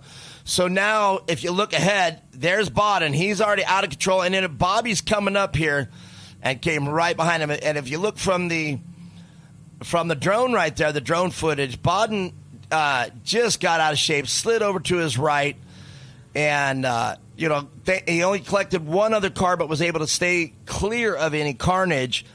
But then Bobby Van Beekem came over, had nowhere to go. Now, here's something interesting. Look at the tire sizes and the difference from Connor Maxwell all the way up to Bo Judge. Bo Judge running a very tall tire there. Yeah, Bo Judge, I was actually at his pitch yesterday and talking with Bo, and definitely a different tire choice. But, the biggest thing with tire choice is out here, there's benefits to the taller tire. There's drawbacks to the taller tire. Obviously, it adjusts gearing, it adjusts top speed. So every driver got a little bit different theory on the way things should be. And, at the end of the day, we'll see whose theory plays out. Well, Bo Judge's is definitely working for him, so that's great. Okay, we're going to look at one more angle here of the crash. I'm not sure which one we're at here, so we're going through it together. All right, there's the Connor Maxwell. Connor Maxwell did bump Bo Judge there. I seen that for the first time. And you're going to see Bodden come in. He's already out of shape right there, avoiding the Connor Maxwell incident. He comes over. He does not double, comes up short, gets out of shape there coming up into the second one, and starts coming over, took this car into it and rolls, and that's open wheel racing right there. Yeah, hit cars all over, and I'll give Bob Van Beekem a lot of credit. That's we've seen this angle a couple times. He knew he was going to make contact there because there was nowhere for him to go. He got on the binders. He really got on the binders. So as we're going back to green flag racing, and we got Augie Renesetter out front where he wants to be. All right, Connor Maxwell, let's hope he has no doubt. No and look at the two Can-Ams. That was Maxwell getting into it with Bo Judge again. Same corner. Maxwell trying to take out Bo Judge again 2 times. Keep that car together, my brother. I want to see you race it. Now he's got his hands full with Ryder Chapman. And, hey, we knew this class would be crazy. Ryder Van Beekem now making an appearance here, coming into our frame. Yeah, Augie Renesetter clean sailing out front, not where the rest of the field want him to be. Bo Judge trying to chase him down. Got Ryder Chapman in the 3rd spot, getting awful dusty out here. Connor Maxwell in the 4th spot. What a great-looking car that is by Ronnie Anderson's car. That is just a beautiful car. Bo Judge there, a little different. Ryder Chapman now in 3rd place. And Connor Maxwell, I'm hoping there's no damage to that car because Connor Maxwell has what it takes to run hip here up front.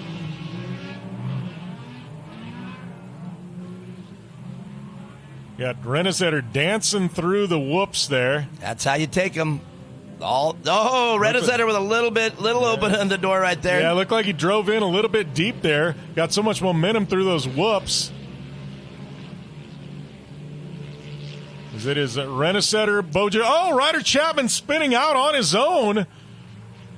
Oh, mistake by Ryder Chapman. 3 by. He had no help in that one. Just got it. Just looped it a little bit there in that corner. Tough break, and it looks like was that Bo Judge all the way outside. Drivers are threading the needle and pushing the limits. Well, here comes that replay of Ryder Chapman coming into turn 4 here. He goes in a little hot, comes to the inside. I think he carried just too much momentum. The car just broke traction, slid out.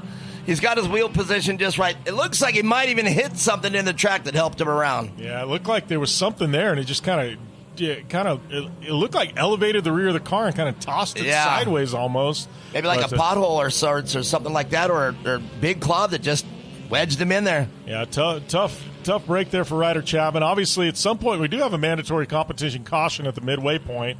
Rest of this field going to really like that because right now, Augie Renesetter out front, running a 48.42 the last time by. Well, I'm great to see Connor Maxwell still running out there. No damage to that car. But I'd really love to see that 3-way battle there between Renesetter and both the Can-Ams out there with Bo Judge and Connor Maxwell. Ryder Chapman, though, and it looks like Ryder Van Beekem got around Ryder Chapman because of that slip-up, and now he's being blocked by teammate. And look at this as they 2 wide coming in through the rhythm section. That's a great shot right there. Yeah, teammates, they're going to work together. Going to try and weave their way through this traffic, get as close as they can, knowing that mandatory competition caution is going to come there. It's Wagner in the mix all the way to the bottom. Ryder Chapman trying to get around Wagner. Wagner now trying to get around Van Beekem. Now they're 3 wide over the table. Ryder Chapman inside, getting a twofer. Yeah. To the inside, they were battling out there. Ryder Chapman said, "Thank you, gentlemen. I'm coming in." Great move there by Ryder Chapman. Ryder Van Beekem kind of hung out to dry. You know, we talk about the top three, Redezetter, Judge, and Maxwell, but, man, we have to talk about Ryder Chapman. I mean, he demands that we talk about him. And, you know, he just made a mistake, but he's already back up there in the mix. Look at now, getting around his teammate. It looks like Kyle Arcanaugh. So Chapman now making work of Arcanaugh. He is driving angry here, just trying to work his way through traffic, knowing that mandatory competition cautions. We get a puff of white smoke there. Is that out of Ryder Chapman? Hopefully that's nothing. Yeah, it looks like it might be Ryder Chapman. Let's hope that is not a puff of smoke that is going to be lead to catastrophic failure. Oh, up on the bike. This is getting rutted up. This course getting nasty out here. A lot of laps being turned. Don't forget, we're approaching the midway point. Next time by, we should get that mandatory competition caution. You know, I talk to them all the time. I ask them, you guys want it muddy or you guys want it dusty? Everybody 100% of the time says, I'd rather do dusty. Off-road racing, we're used to the dust. Yeah, that's just bizarre, though. I don't know. I would want it wet, but not muddy. Kyle Arcanaugh just getting now passed by Ryder Van Beekem. Wonder if Arcanaugh's got a problem. He's dropped a couple of positions now. Not normal for Arcanaugh. Yeah, Arcanaugh's pretty consistent, man. And, you know, he's used to that car. He knows that car. He knows what it does. He knows how it turns. But there it is, that mandatory competition yellow. So it is going to be Renezetter, Judge, and Maxwell. So you got a lot of black smoke coming out of the back of one of these cars. Well, one car just pulled off. I didn't get the number on it. Pulled off down the front straightaway.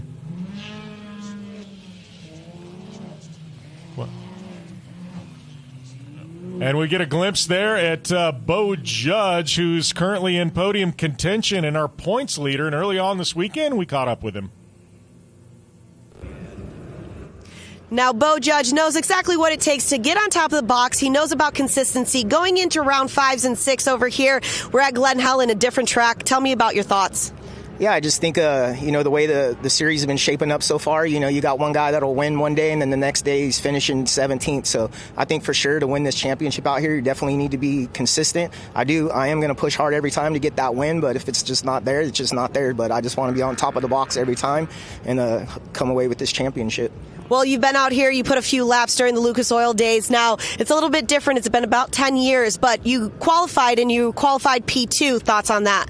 Yeah, I mean, on the track, pretty much on works, we do one lap at a time, but back in the day, Lucas stuff, a bunch of laps on here. So I kind of I know the dirt. I like the track. I know it'll get rutted up, but yeah, coming out P2, we're only like 2.5 tenths off of the pole. So it should be a good battle for tomorrow and Sunday. Awesome. Well, best of luck to Bo Judge, who's sitting out front right now in our points lead in this class. Back up to you guys. And we get a glimpse there. That is the 137 there, who is running really, really strong today. Yeah, Bo Judge is doing a great job here at keeping Redezetter in his gun sights. But Connor Maxwell, I really want to see these three battle it out all the way in. But look at this, Ryder Van Beekem back there in the back as well, our champ. All right, so it's Augie Renezetter. Then we've got Bo Judge, Connor Maxwell. That 137, that was Lucas Sweetland, the third Can-Am. But right now, it is all about this Razor Can-Am battle out front. And then you've got, look at that. Looks like Ryder Van Beekem getting up in the mix. Connor Maxwell still holding on to that third place. Got his hands full with Ryder Van Beekem, as you just said. But this is the race right now. The two yellow Can-Ams chasing down that Polaris driven by Augie Redezetter. Yeah, Van Beekem there being chased by Kyle Arcanaugh. Ryder Chapman maybe having some issues. Might have been one of the drivers that pulled off earlier. But right now, running order is Renezetter, Judge, Maxwell, Van Beekem, Arcanaugh. Yeah, unfortunately, from my vantage point, it would appear that smoke we did see was coming from Ryder Chapman's car. I'm totally speculating because I still haven't 100% confirmed that that's Ryder Chapman in the infield, but it does appear to be Ryder Chapman that pulled off on that break. And look at that. Looks like Augie Renezetter getting a little... And we're slowing down again. We must have had another car off camera that we didn't see happen there. So we're watching it with you guys. We're watching the same screen and the same race that you guys are watching, so we didn't see. Oh, everybody's rushing there. Let's see what's happening. Yeah, weren't able to see what quite happened. Oh. So there's an incident right there in turn 4. That looked like Wagner, possibly. It was a very fast glimpse, but... that is Wagner. Good call. Yeah, Wagner looked like he may have found the wall there somehow. But they're going to get him off, and we're going to go. So there will be no mandatory competition caution at this point. We've had plenty of cautions today, so no mandatory competition caution. So we can run this clean. Looks to be about 3 laps remaining. So what was going on there down the rhythm section? We saw Augie Redzetter checking up, and then Bo Judge going around. It's making me wonder if they got the memo late on the caution, on the full course caution. We're going right back into green. It's going to appear. Yes, we are. So Augie Redzetter getting chased by Bo Judge and Connor Maxwell. You got a couple of R&R steel cars and Kyle Arkenaugh and Ryder Van Beekum in the mix. As Bo Judge looking all the way to the bottom, trying to draw even with Augie Redzetter. Nothing there. Augie pushing up high, leaving the door open down low for Bo Judge. Nothing there that time by, though. Judge trying to get on the rear bumper, that number 3 of Augie Redzetter. Judge, our points leader. Ooh, wow. Had to get into the brakes to avoid contact. Veteran move there. Wow. Class act Bo Judge. Absolutely wants to keep it clean. Augie Redzetter got back on the accelerator, and he wants to keep it clean as well. And look at this, Connor Maxwell got his hands full with Ryder Van Beekum. Bo Judge, also our points leader, protecting points, wants the win, but also knows that Augie Redzetter has no shot at a points title, so doesn't want to get mixed up and get taken out.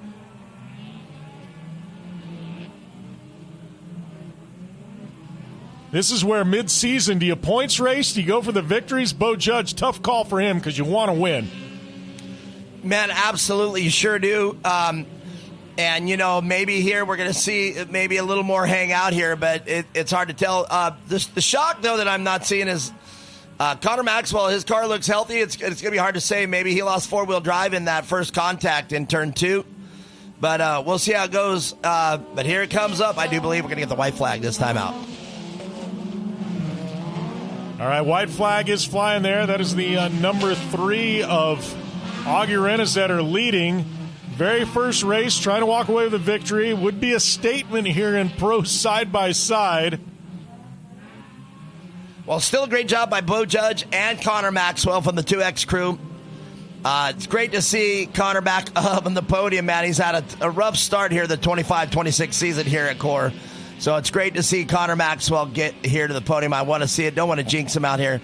But Augie Redzetter, what a great job. And looks like he's got one more turn to negotiate, and he's going to be sitting on top of the box. Yeah, flying around that corner there. Going to come down. He's going to take that Maxxis tires. Checkered flag. Augie Redzetter, first CORR race. Big win. Bo Judge, points leader, finishing in second. Connor Maxwell third, and it is going to be Ryder Van Beekum in the 4th spot. McCormick in the 5th. Yeah, great job from Ryder Van Beekum, our current reigning champion here in this class. But, man, we're making some moves right there. Look at that car. We were talking about the setups. Look at how low it is. Look at how just different that car is. They brought it. They bought it. They said they made some clicks to it. They changed the oils, and they came out here and raced it. A great run by him, and we're going to take a short commercial break. We come back, we're going to catch up with our winner and all our podium finishers here at Glen Helen in round number 5 of the Championship Off-Road Racing Series.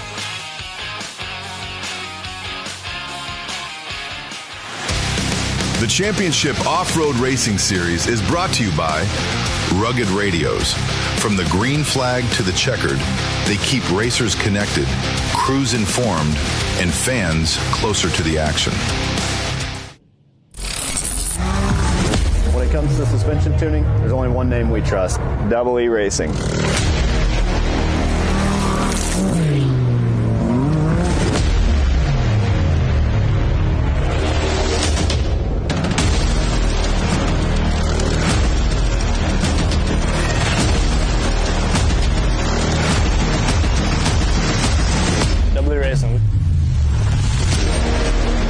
Build champions. My name name is George Hamill with Starstream Pro. Technology has really given us the opportunity to showcase off-road racing. Now we can go live from any car, anytime on the planet. The sport needs something like Starstream, and it's here. To be able to be one of the first people to have it in their trucks is going to be pretty cool, and hopefully it's a great thing for the sport.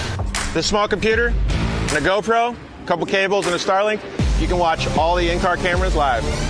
With Starstream combining to a Starlink network, it's so easy to plug this in. On our short course truck, we actually have it all self-contained. 2 battery packs, one powers the Starlink, one powers the Starstream. Super easy to take off and put on our desert car later when we leave the track. It's never been done before at this level. The fact that we're going to be able to be on live TV and they can check in to multiple different drivers within seconds of each other, I think this is going to be a great thing for the sport.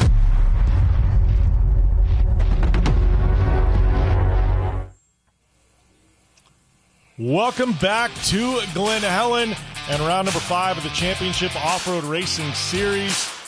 Just finishing up with our premier Pro Side-by-Side division, Mark. And what a race that was. And, I got one name for you when it comes to that race, though. Renazetter. Man, what a great job by all the racers out there. A little bit of chaos there coming down the rhythm section on the first lap. Bodden wasn't able to get that car. Bodden was doing his best to thread that needle. He had a lot of cars he had to avoid coming into the rhythm section. He was just out of shape going in, got even more out of shape midway through it, collected a few more cars there. So that could have been way worse. But after that, smooth sailing there, just a little bit of drama out there. Ryder Chapman smoked it. He had to sit and watch it. But, man, great to watch the top 3 that finished this race. Yeah, it was a great race. Lots of action, wire to wire. And talking about that top 3, Tiffany Stone is standing by. Thank you guys so much. Let's talk to the 191 over here of Connor Maxwell. Connor, I need to congratulate you. First podium of the season here for round 5, which is a great way to start off the midway point. Lots of carnage out there. Lots of things happen. From your perspective, how do we see this race? Better late than never. We did a lot of work to the car for the season, and it really bit us in the butt. Started breaking parts. We detuned it, went back to what we know, and put it right on the box. And I hold my team to a high standard. You see a lot of our team members running through the podium every day, and I expect the same for myself. So they're going to hold me to that standard. I need to hold them to that standard, and I appreciate everybody that helps us out, keeps this program going. Our tech guys, everybody. It's a journey to get here, and we finally put it on the box. So better late than never, and we'll go out and do it again tomorrow. Well, speaking of that, you've got a lot of people you probably need to thank for round 5 here at Glen Helen Raceway. The whole Simon and Can-Am, the whole 2X Motorsports team, Joey, Trey, we bust our butt day in and day out to try and get, I think we got 38 cars here. And then Evolution Power Sports, Evo Mode, Hoosier Tire. I mean, everybody, there's a laundry list on the side, 518 Designs, LSR, Podium Suspension, Kirky Seats, SPA Technologies. I mean, there's a laundry list. Everyone goes into it and helps out. So thank you so much. Nice job. Please take your spot up on number 3. Congratulations to you, Connor. We're going to head over to our second place finisher over here, Bo Judge. Now, Bo, it was really good to see you out there. You made a lot of clean veteran moves. You checked up when you needed to. You realized that you're in here for the points lead. Going in for the midway point, we had a chance to talk yesterday, and you said you were excited to be back. You've only done a few laps out here, one there. You put some great laps down, some great lap times, a little carnage in the beginning, but tell me about your day. Yeah, it was super fun. Right when we got off the start, going into turn 1, I got hit in the back and then almost spun out and was able to still make the rhythm section. And then there was a bunch of carnage. So then they, put us back up, lined us back up, and we went again. And Augie was running a good race, and I was right behind him. And we were I just kind of wanted to get to the midway point. And then and we did that, and I was in second. And then when we went green again, Augie was kind of on that turn 4, was kind of making a nice swoop, and he stepped out a little bit, and I just didn't want to slam into him, so I slammed super hard on the brakes. I don't know if I did something to the diff or whatever, but it just made the car seem like it was super loose from there on out, and I was just kind of holding on to it. But all in all, I knew Augie was going to be tough. Anyone with the last name Renazetter and driving a Matag car is going to be tough to beat. So, but like I told you earlier, I'm in it for the long haul, and I just wanted to extend my points lead, and we did that today. Well, I know you got to thank a bunch of people, and you did. That's why I made sure you are the veteran out here with a bunch of them. It's really cool to see the class that you have. Who would you like to thank? first BFG, they've been with me my whole career. They're always, stepping it up every year. I don't even have to ask them for anything, and they're always there for me. Doug Roll Designs, he's always tuning my suspension. ZRP, Bell helmet stepped on this year. Superior powder coat, No Limit for sure. Phil built me an amazing car a few years ago, and the car is just still tough. It's just always there at the top of the battle. I think we've been no worse than number 2 qualifier for the whole series. So, it's going good. And whoever was in second, I think he didn't even finish. So we should have extended that points lead pretty good today. Nice job. I really like seeing this. Please hop up on number 2. All right, and taking that top spot. Now, Augie, we had a chance to talk yesterday. You were really excited about P1. I know that you mentioned that your dad has told you a few key things here, and it really translated to the track and to the course. We saw you do everything that you needed to do. I always like to talk to drivers. There was so much carnage that happened behind you. How do you keep it under control, keep it calm, and especially knowing that we've had full course yellows, we have mandatory, but yet you were able to bring it back to the checker? I think it's just, believing in myself, believing in the car, believing in my family and everybody coaching me along and, staying as calm as possible. And I played water polo my whole life, and that was always, high pressure moments. So just trying to, stay as calm as possible in the car and just believing in the car and believing in my lines and, believing in myself. Well, it's really cool to see. I used to work back in short course 10 years ago and see Doug Matag rise through the ranks and seeing what he's doing. So him building certain cars like this is really, really neat to see. For this entire day, for round 5, who would you like to thank? I'd like to thank my family. I mean, we've been, my head crew chief, my Uncle Frank. He's been working his butt off to put all this together. If he wasn't here, I'd be showing up in probably a bicycle. So I just want to thank him for that. I want to thank my dad, my mom, and it's Valentine's Day. I want to tell my girlfriend I love her, and then so that everybody else who's been along with the ride, I thank them, and yeah. Awesome. Well, we've got one more thing for you just to make it a little bit sweeter over here. You did get the Maxxis Tires Fast Lap Award, which is awesome. So please put that on. Once you do that, hop up on number 1 for me and give these guys a round of applause. Your top 3 finishers in Pro Side-by-Side. Back up to you guys. Thanks a lot, Tiffany, and great race. I mean, very class act by the top 3, and Bo Judge. There was a couple times where we saw he could have, kind of bumped Augie, and he backed up, and just a very veteran move and great race by Augie. Making his debut out here, fast lap, walking away with the win. Target's now on his back going into tomorrow, so it's going to be exciting to see how this plays out. But man, really exciting in Pro Side-by-Side. That points championship is heating up. Bo Judge, the man to beat right now. Man, it was great. It was a great race to watch. It was great from the start. Great to see Connor Maxwell from the 2X crew back up on that podium. He earned it. He was up there. And can't say enough about Connor Maxwell either. And Bo Judge, absolutely keeping it clean. Not letting Augie Redezetter, but Augie Redezetter make sure that he put that car on top of the box. That was a great race to watch. Which brings us to our Rugged Radio's results for Pro Side-by-Side. Augie Redezetter coming out victorious. Bo Judge and Connor Maxwell also finding the podium. Ryder Van Beekum there in 4th. Then it was Brian McCormick, Kyle Arkenaugh, Lucas Sweetland, Kelton Penrod, Tyler Penrod, and Jeremiah Wagner rounding out your top 10. Yeah, and bad to see right there, Ryder Chapman right there in 11th. Had to check out there. I do believe that smoke that we witnessed was what it did. And unfortunately, Cameron Bodden and Bobby Van Beekum taken out in that first lap incident. Well, we are not done yet today. We still got 2 of our most fun classes to watch. We've got SR1s yet to run, as well as Pro Light in the deepest field of Pro Lights we've ever had here in the Championship Off-Road Racing Series. So that to come, but we are going to take a short 30-minute intermission here at Glen Helen. So 30-minute intermission for those of you here in attendance and those of you tuning in at home. So we're going to lay out for about 30 minutes. We're going to come back, and like I said, SR1s and Pro Light yet to come here from Glen Helen.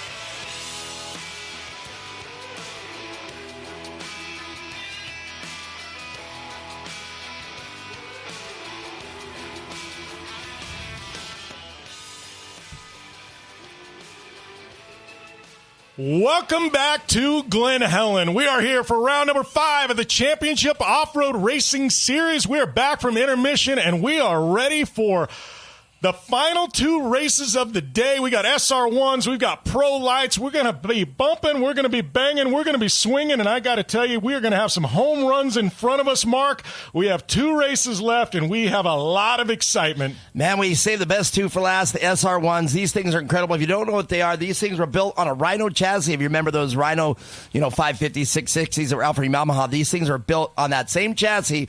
Fully raced, though, and wider arms and everything with a Yamaha R1 inline 4 in it. These things are fast. They're fun. They're exciting. It sounds like a racetrack at a GP, like we're at Laguna Seca watching the street bikes.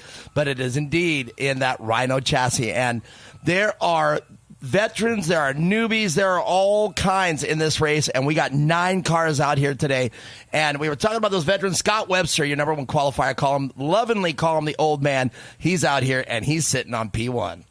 Yeah, Scott Webster, one of the tough ones to beat in this class. You got Jason Weller in the mix as well. Anytime you got a Weller and an SR1, you know they're going to be bad fast, and Jason Weller definitely knows how to throw down some insane lap times in an SR1. One of my favorite things about this division, though, it's not a spec class, but it's borderline a spec class. Everybody's very equal in speeds, and it makes for some exciting electric racing. I mean, these things with a sequential gearbox, they're banging through the gears unlike a lot of the other side-by-sides, and it really lends itself to some very fun, exuberant racing. Also, rear-wheel drive. They are not four-wheel drive, so you see some of those drifts, they're backing it into the corner, grabbing gears, and it is full of excitement. Well, what's really cool, you just saw a shot of them right there. They have, they're just as long as they are wide, so these things are almost perfect box. And here is our point, our R&R Steel SR1 points. Paul O'Brien out front with 171 points, and he's here today. Brandon Kilgore with 25 points behind. Scott Webster and Larry Hayes round off your top 4. Stephen Arlia is here today, and he's looking to make an impact. He's got 53 points behind our leader, Paul O'Brien. Yeah, Paul O'Brien, definitely a strong one here. As we look down there, we got O'Brien, Kilgore, Webster, Hayes, Arlia, Nino, Baumgarber, and then Coy and Jason Weller splitting duty in that car. They sure are, and Jason's out here today. I heard that Corey wasn't coming because she's got to be prepared for the race that's happening next weekend. But Jason says, one of us will be out here, when we can be. And they are pulling double duty on that car. That is their newest built SR1, to my knowledge. They debuted that at the Off-Road Expo, and it's simply a beautiful car. And again, it's simple. It's straightforward, simple, and it gets the job done with those 2 driving it. That's one of the funny things. You talk about a modern SR1. We still got some of the original SR1s still out here racing, and those cars are pretty much timeless. It's kind of like a Class 11. They just don't go out of style. It's absolutely true, man. And we got some of the oldest Class 11s, Class 12s in our corral that I own and that we have in our thing. So it's incredible to say that. And let's talk about it. Corey Weller was telling me when I was at the shop, she said, I remember when these cars used to have pillow bearings on the rear axle, to have the sprocket where it had. And you know what pillow bearings are? They're nothing more than a water cooler that you have, those evaporative coolers you have on your house. That's what the fan sits on, is those pillow bearings. And she says, I remember when they had those. But, man, the real first modern one was affectionately named Honey Badger. And Honey Badger is still racing to this day. Yeah, Honey Badger, definitely, when you talk about SR1s, is an iconic vehicle. A lot of victories to its credit.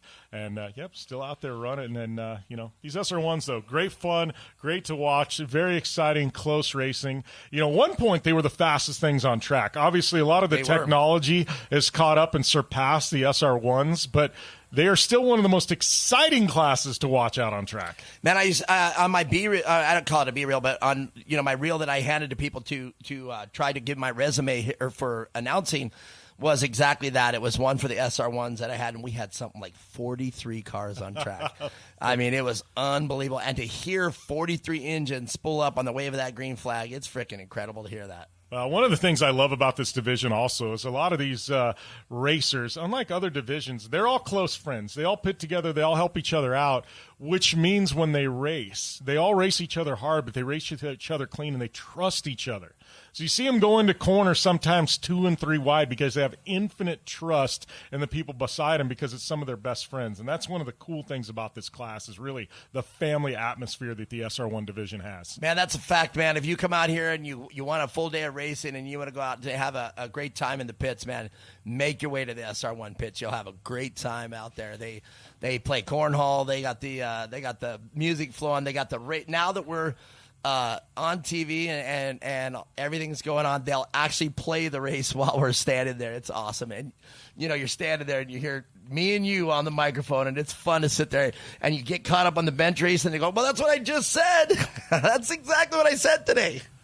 Yeah, what a mix of racers, though. Webster, Weller, O'Brien, Kilgore. I mean, those top 4, and then you throw in Hayes there in the 5th spot. But, I mean, I'm looking at this going, I don't know. It's like a roll of the dice on who you think's going to win. Obviously, O'Brien, our points leader's had a very, very strong season so far. But, really, there's a lot of drivers that could step up and dethrone him. Well, if you look at the top 4 right there, you got Brandon Kilgore in there from Parker with you out there. And as I said, the Godfather, Jason Weller, I'm very sure, him and Corey started off racing quads. In fact, I'm pretty sure that's how they met. And then when they put this together, Corey just has won a lot of races in Honey Badger, but Jason was right there in his own car. But Paul O'Brien has definitely stepped up in the SR1 class, and, he is one of the best and fastest names out there, and he's back into the SR1. But look at that. Every drop of respect to the old man, Scott Webster, man. He has the ability to put it in P1, and he still has the ability to put that on top of the box. So our top 4, they're definitely going to get dicey. But Larry Hayes has shown some speed as well, so he has the ability. And Stephen Arlia, he's been around desert racing for as long, the legendary CORR. We should just call this Legends CORR Championship Legends Championship Off-Road Racing, because there are a lot of legends here today. Yeah, there's definitely some legends. I mean, and we've still got some of them left. I mean, obviously, in this SR1 division, we've seen throughout the weekend some amazing personalities. And we're not even halfway through. I mean, we still got another day of racing tomorrow. So that's right. If you're here, if you're spectating, we want to see out here again tomorrow. If you're at home tuning in on the Racer Plus app, hey, same time, same channel tomorrow. We'll be back at you with some more of the best off-road short course racing on the planet, so you want to tune in. Yeah, something neat if you want to talk about it. We talk about off-road racing, but off-road racing is more, it's a festival, even though it's just a weekend. Just caught up with Carl Redezetter. He was walking by, and he's hanging out with Steve Barlow. It was great to see him as well. And another legend in off-road racing. Great to see him out here. And one of the gals came up and said, hey, we got a brewery these days. Come by and have a beer. And I'm like, oh, now we're talking my level. Yeah, Steve Barlow, one of the original Red Bull athletes here in North America. I mean, we go way back. First one I remember. And he was one of the originals. I know in the top 5 original Red Bull athletes, Steve Barlow was one. Levi LaValle, the snowmobile racer, was another one. Yeah. So we're going back OG stuff. But Barlow was one of the OGs, like top 3 to 5 oldest athletes ever for Red Bull. So at least here in the United States. So I have connections with Red Bull too. I was actually a DJ for Red Bull for a long time. I did all their parties, and by all their parties I would mean the company itself would have parties. So they'd always have me do their specific parties for Red Bull. I was an official Red Bull DJ, and it felt really good to be part of that family. And where as you grab that logo, you wear that logo. That's big cheese right there. That's good stuff. That's pretty awesome. So yeah, like we said, SR1's yet to come today, and then after SR1's wrap up, we will have one additional race, our Pro Lights, and.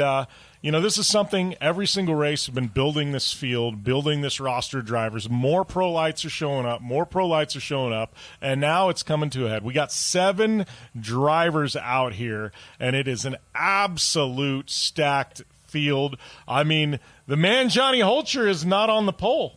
His teammate Michael Funk brought his truck from the Midwest out here, and he actually took down Johnny Holcher. You got to give Michael Funk some credit. He looked fast. In fact, I was looking for him at the end of the day, and I just wanted to run up there and say, gee, you looked fast. Like, in other words, I didn't know what the timing was or anything, but the car was right. It was setting right. It was doing everything right. All right, that brings us to SR1s. They are entering the arena. That is right. We got 9 SR1s entering the track. They're going to take a lap behind that Jones Ford pace truck, and we're going to go racing as it brings us to our Liqui Moly starting grid. And like you said, number 42, Scott Webster on the pole mark. The old man, Scott Webster, sitting there, P1 right next to him. Another fast one. Jason Weller, the Godfather, and Paul O'Brien. Man, this guy is fast. Don't open the door for him because he will slam it shut for you. Brandon Kilgore, another champion here, multi-time champion here at SR1. And Larry Hayes, one of the up-and-comers. And Stephen Arlia, long-time veteran in all kinds of off-road racing. Stephen Arlia's done it. Christopher Redden out there. And Sammy Nino. Sammy Nino is so fun out there in row 4.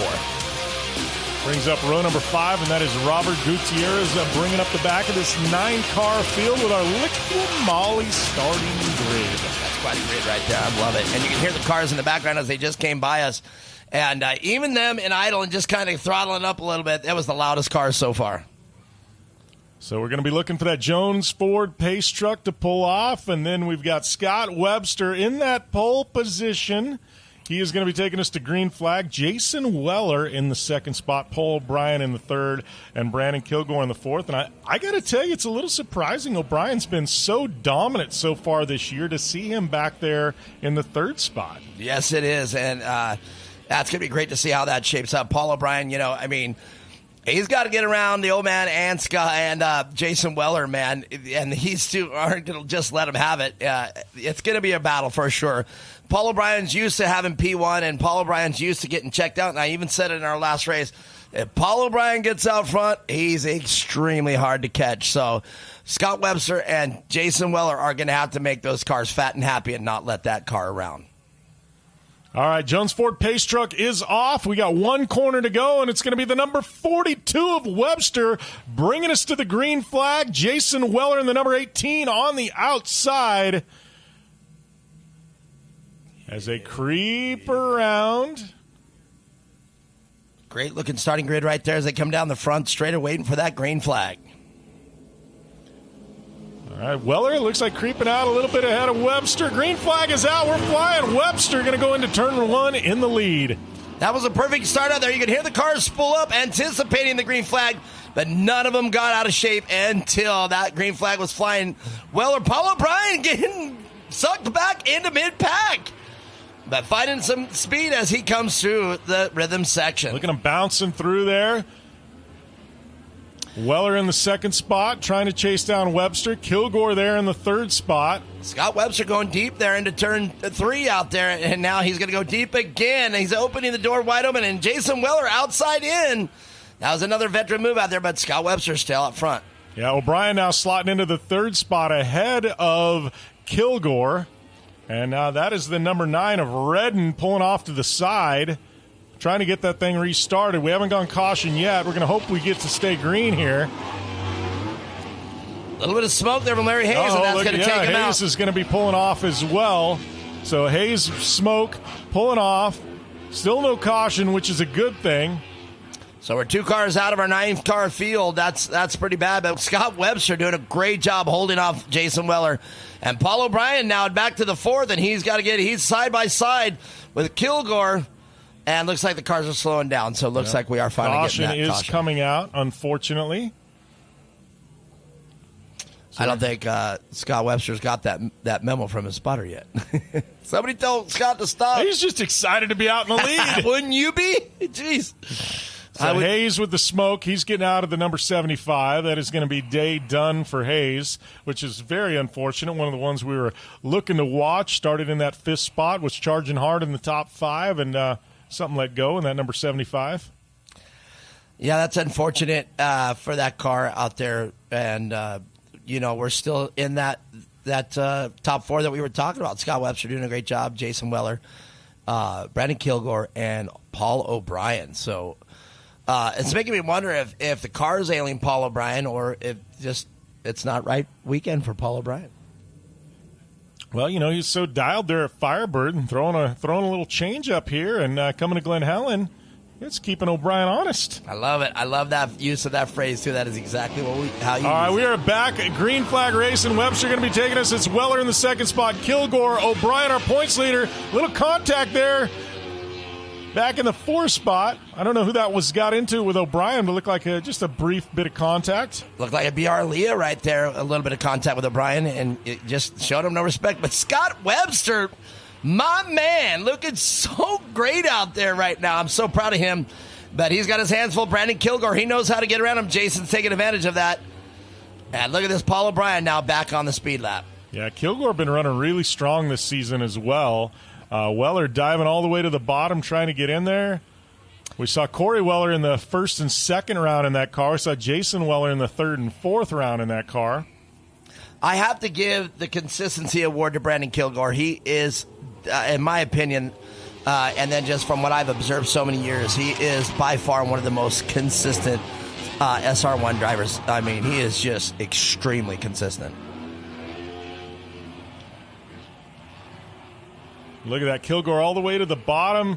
Webster having the speed, though, going around the outside, have the momentum into the whoop section. Weller just kind of sitting back, seeing how this thing plays out. So probably the smart move. Yeah. So proud of Scott Webster, though. Webster up high, Kilgore all the way to the bottom. What's he got in his sleeve? Something's going to happen here, yeah.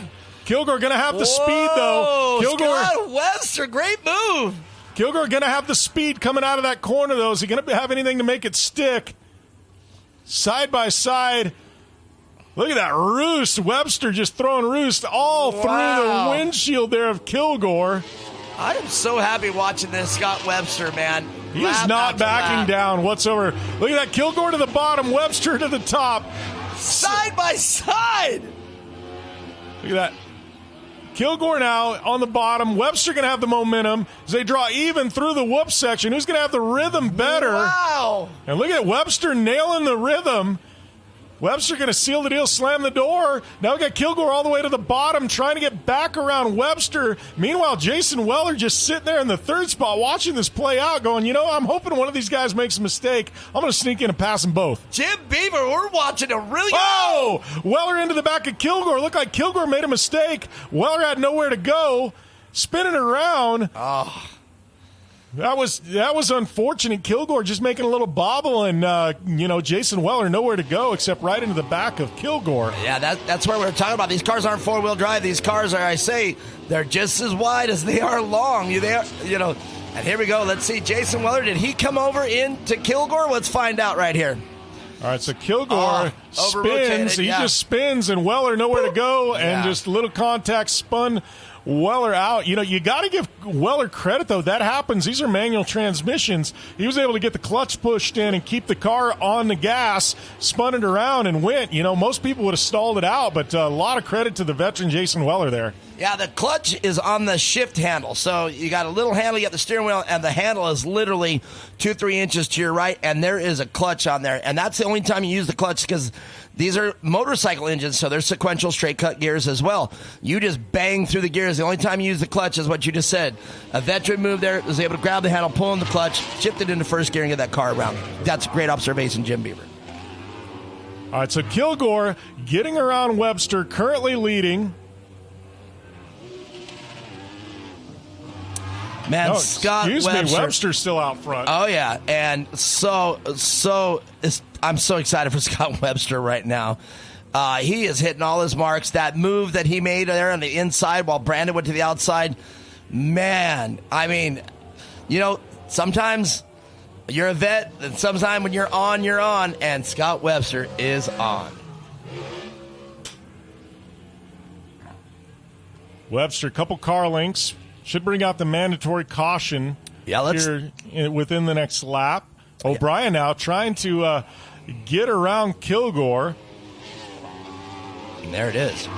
Yeah, let's talk about this. You can see right there that Scott Webster extended about, I'd say, an 8 to 10 car lead right there on Brandon Kilgore. But now what's going to happen, he's going to have to start perfect, and he's going to lead him into the start here. But now what's going to happen, if this was the second half and Scott Webster had that big of a lead, I predicted that he would stay where he's at.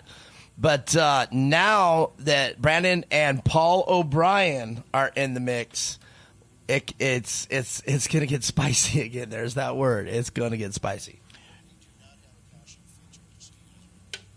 Yeah, so right now, O'Brien in the third spot, trying to hunt down Kilgore and Webster. Webster leading this thing so far. Had a little bit of a battle there with Kilgore. Kilgore making a little mistake.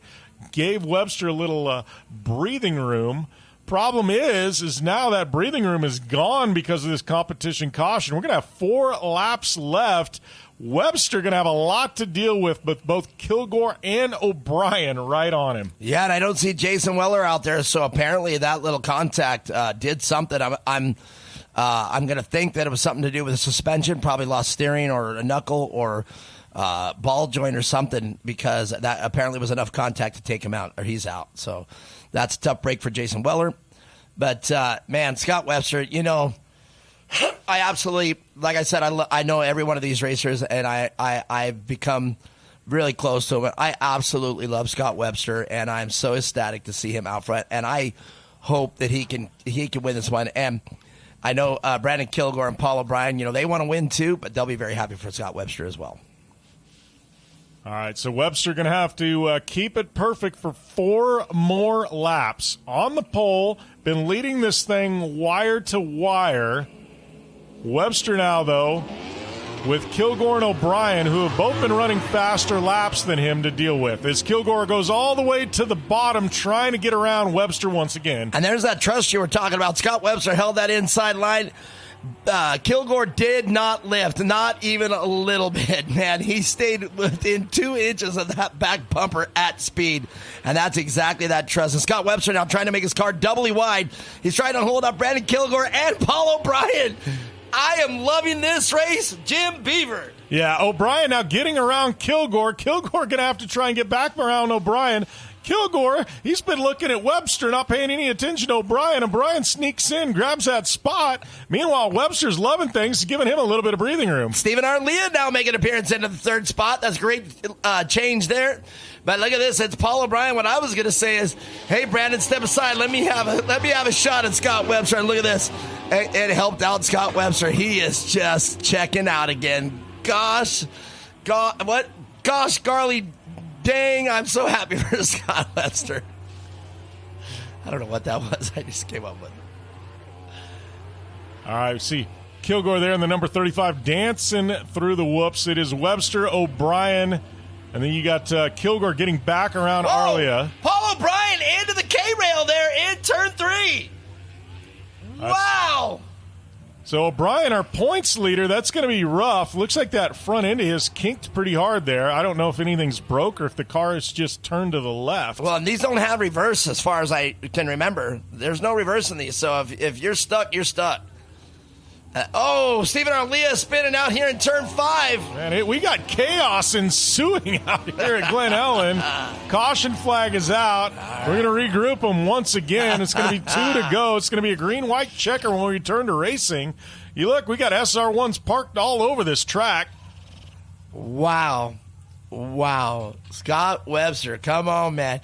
I went over there and looked at the car and, just to see if there's anything new, anything changed, and anything. And he's got a racing radiator on there, full aluminum racing radiator, and he the Wellers welded on or re-welded the screw points that he has for the mounting, and they're about 4-inch welds. Well, one side is completely broken off, and the other one 2 are already broken off. And I said, "What's going on here?" And he goes, "Yeah, we don't know what happens. We do it, we weld it, and it breaks every time." He said, "So we're just going to go with a straight up, Polaris or reset on this." So. Looks like we've got a replay now of the crash that took out O'Brien. Let's see here. So, Stephen Arlia there, right between Brandon Kilgore. They come inside, and you're going to see, boom, Paul O'Brien just up on the bike, turns heavily into it, hits the K-rail.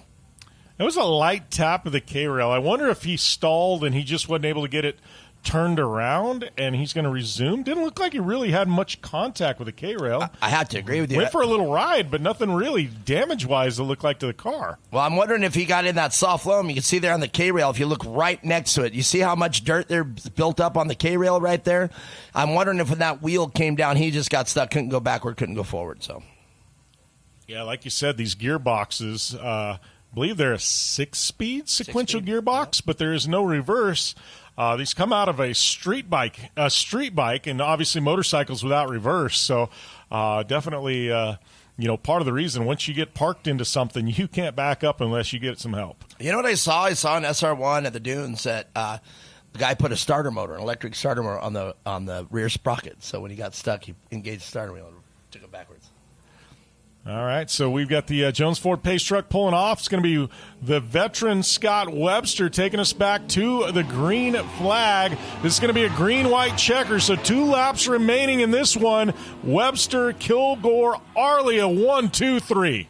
Well, all right, Scott Webster, man, you got your hands full, and you know Brandon Kilgore, and there's a mistake right there. He opened the door way too wide. But Scott has this speed here through the rhythm section. He has it dialed. You can see Scott already moving over to try to take his line away from Brandon Kilgore. Stay to the inside. Brandon Kilgore, great move outside in. And looks like he's making the pass there side by side. And Scott has a fast inside line here. Watch this. Scott to the inside. And he's going to carry that speed out. And look at that. Taking it in. I don't know how Scott's doing it, man. He's got that line down packed. Well, Webster making everybody else work for it. You got to appreciate the craft here. Webster hitting his marks and telling everybody, hey, I've got my marks. If you want this spot, you're going to have to adjust because I'm not adjusting. And you got to respect that. White flag out. Can Scott Webster hold on? Come on, Scott Webster. You are being rooted for in this booth. I love every one of these competitors, but I would be so happy. If I was outside right now, I would be running down there to give Scott Webster a hug. Now, Scott Webster going a little wide there, but he took the standard line he takes through the rhythm section. We've done this 10 laps now. Kilgore to the bottom, just like he always does. Webster going to slingshot around the outside, carry the momentum. So far, they're in lockstep, just like every other lap. Where is Kilgore going to change it up and try and get around him? Right there was his opportunity. He couldn't do it. Scott Webster just railing to the inside there of turn 4. All right, so we're going to have another corner to go over this double, down into the final corner, down the stretch. I don't think Kilgore's going to have enough. Is Scott Webster going to take that Maxxis Tires checkered flag? I am so happy right now.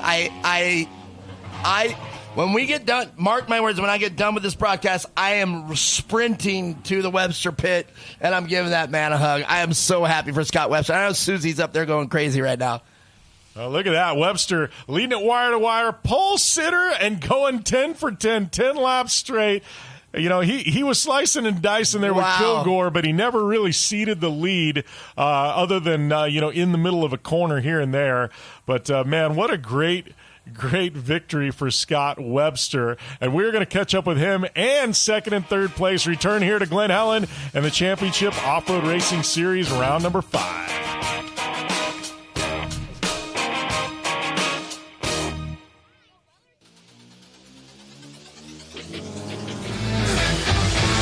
The Championship Off-Road Racing Series is brought to you by K&N Filters. More air, more power, more response. You ain't seen nothing yet. Yeah, I got that right turn. We're good. Meet up at the Crown Group up. That's turn 4. Oh, that jump was huge. Yeah, for sure, dog. Good little driver, straight on through. You ain't seen nothing yet.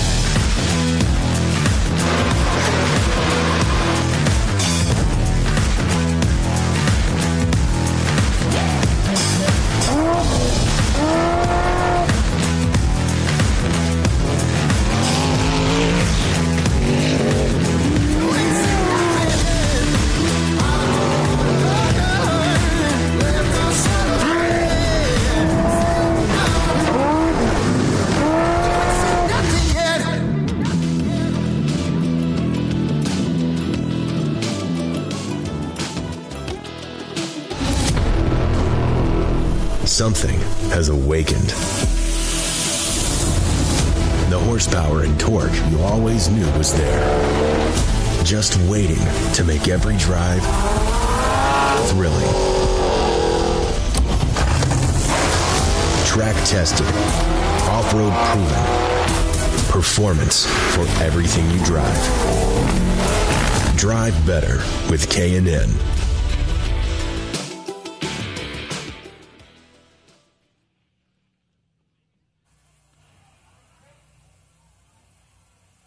And we are back here at Glen Helen, round number 5 of the Championship Off-Road Racing Series. Jim Beaver and Mark Wright here watching the SR1 division and just cleaning up. And I got to tell you, I mean, that was all about the veteran. Man, we have seen so many races today, so many great races and great people. But, man, Scott Webster absolutely dominant here today, and I'm so proud of the old man. He earned it. I know Brandon Kilgore did not give him any breaks. He had to earn it. Well, and I got to tell you, these SR1 drivers, they have the best stories, and I can't wait to catch up with these guys. So for that, we are going to toss it down to Tiffany Stone. Thank you guys so much. We're going to talk to the number 17 of Sammy Nino. Now, it's great to see you up here. When I was chatting with you, I said, is this your first podium of the season? I said, no, but it is. So be very excited. Not your first podium ever, but of the season. So I love seeing this out here. You've got some great drivers out there. Clean lines. You were able to capitalize on certain mistakes, bring it all the way here for the checkered, for a third-place finish in round 5. How are you feeling right now? You know, I'm feeling good. You know, the weekend started out real rough. I rolled in on practice on Friday, and so we took the car back to the shop. We thrashed on it all night, all this morning. You know, I didn't get to practice. I didn't get to qualify. The car's still a little crooked. It's a little squirrely. But, you know, we got it fixed up. I showed up. We went out. I did what I had to do. You know, I wasn't the fastest guy out there. I got to apologize to Jason Weller. I got into the back of him in turn 4. My fault. I came up short on the jump, and I skidded right into him. Sorry, Jason. But other than that, you know, not the way I want to get a podium, but I'll take it. You know, I felt good. I just got to clean it up, lack of seat time, but it feels good to be up here. Well, who would you like to thank today? You know, I want to thank all my friends. They come out. We all go racing. Chris Redden, who came out early. He got out early. Mowgli, he got out early. Cynical Fabrication for thrashing on the car all night. Got to thank him. I wouldn't be out here if it wasn't for him. And then just everybody else, all the other SR1 guys for putting on a show, keeping the class good. You know, I keep hearing there's more guys wanting to get in the class. The class is super fun. The cars are really reliable for the most part, and it's a super fun class to race, you know. And so if anybody's thinking about getting into it, this is a class to race. I love that. Great spokesperson for the SR1s over here. Really nice job. And we're going to head over here to Brandon Kilgore, who's taking the second spot over here. You got some friends joining you, but it's so good to see you here once again chatting. Now, I know that you've got a few podiums, round 1 and 2 over here, bringing another one in for round 5 at Glen Helen. How was your race day? It was great. Yeah, you mentioned it. I only didn't get on the podium last round, but it feels like forever. So that was the goal, was get on the podium and to see this guy win and be on the podium with Scott. This is awesome. So I was very stoked to see how it turned out and everything. And the track was a lot of fun. I haven't been here in probably 4 or 5 years, and so it's a driver's track. This way, you know, there's a lot going on, and so it's a lot of fun. And no, just really happy to be here. We had I have so much stuff going on at home and work, and I have mental gymnastics going on. So if I make it home at the end of the day and remember how to get there, I'm pretty much doing good. And so to come out here and get the car going and everything, it's a blast. So I'm super stoked right now. Well, who would you like to thank for adding another podium spot and adding some more points into the season for you here at CORR? My pit crew right here, Branson's Resort, my family, my wife, everyone that comes out to support me. We had a bunch of friends come out, so thank you guys. Ryan was spotting for me, did a great job.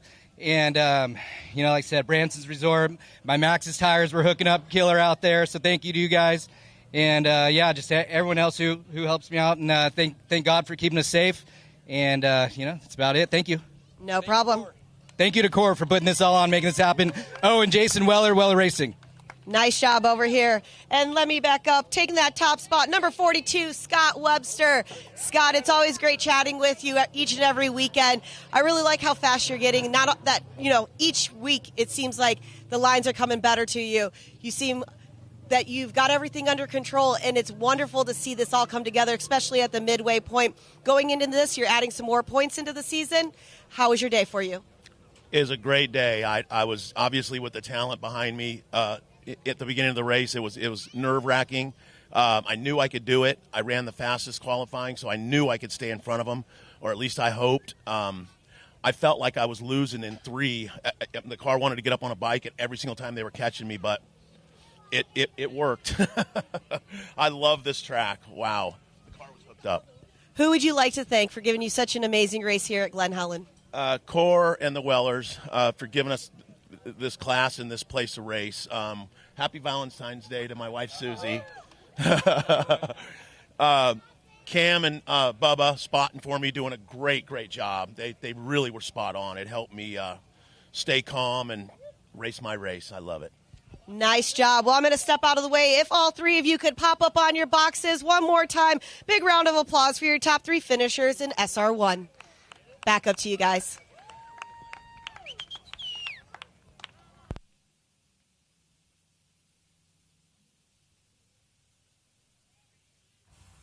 Thanks a lot, Tiffany. That was a great feel-good moment for Webster.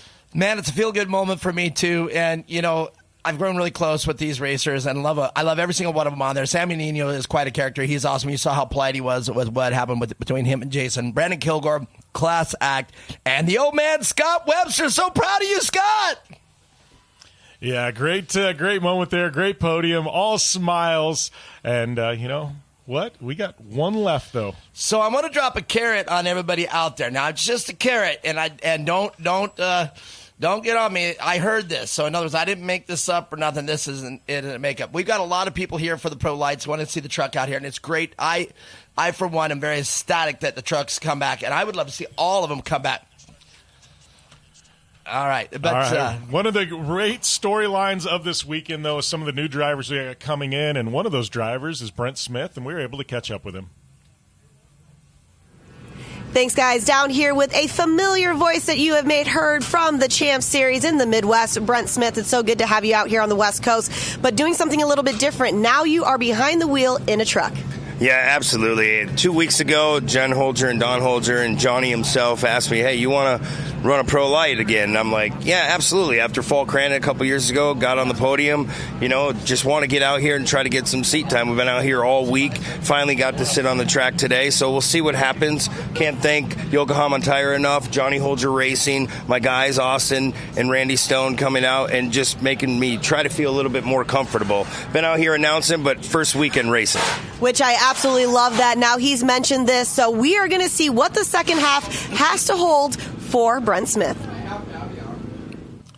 Yeah, great to see Brent Smith out here, and we'll see what he can do. I know had a little bit of struggles in practice prior to qualifying in that, but I think he's got them all shaken out, and he's out here ready to do battle as we get a glimpse here of our starting grid, and take us through this Liqui Moly starting grid. Well, it's going to be Michael Funk in P1 out there, and right next to him is Johnny Holker and Tobias Chavalier in that Deegan truck that we were talking about. So it's going to be great. If you want to see an old friend out there in the 107, right next to Tobias is going to be Benjamin Kennedy in the 58. Brent Smith, watch for him in that 45. I do believe it's the same livery as the Holker truck. And Tony Crease out here in the 33. And Brian Cannon will run this field rounded out, and he'll be in row 4 all by himself. So 7 trucks here getting ready to do battle at the iconic Glen Helen Raceway. There's something about V8s in Glen Helen that gets the blood pumping. We got one race left, and obviously everybody in the pits filing in here. You tuning in at home, you've waited all day for this. You want to see some V8s and some trucks flying around the iconic Glen Helen Raceway, and we are about ready to get underway. We got the Jones Ford Pace truck pulling off, and it's going to be Michael Funk, our pole sitter, taking us to green.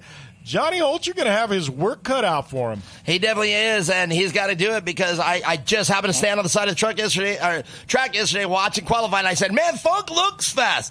But he didn't only look fast, he was fast. He's their number 1 qualifier. Can he hold on? All right, so it's going to be Michael Funk on the inside, Johnny Holter on the outside. Still got the caution flags out. Means we're going to take him around one more time. All right, so that gives me a moment here to to finish talking about that carrot that I was going to dangle in front of everybody's face. So listen, I know you guys love the V8s. You heard Jim Beaver just talk about it, that the V8s are out on course, and nothing like a V8 out here at Glen Helen. Well, how about this? There is, again, I call this scuttlebutt. It's just what I heard. It's what came around. I heard there might be a Pro, I believe it's a Pro 4 coming out just to do a couple demo laps for everybody. Oh, well, that'd be nice. It's either a Pro 4 or a Pro 2. I can't remember. I believe it is a Pro 2. Okay, it could be a Pro 2. But bottom line, it's a full-size V8 truck. So stick around after this race.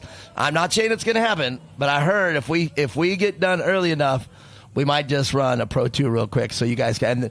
No laps, no flags, no nothing. Just get out there and watch a Pro 2 eat this track up. I bet it's going to do pretty good.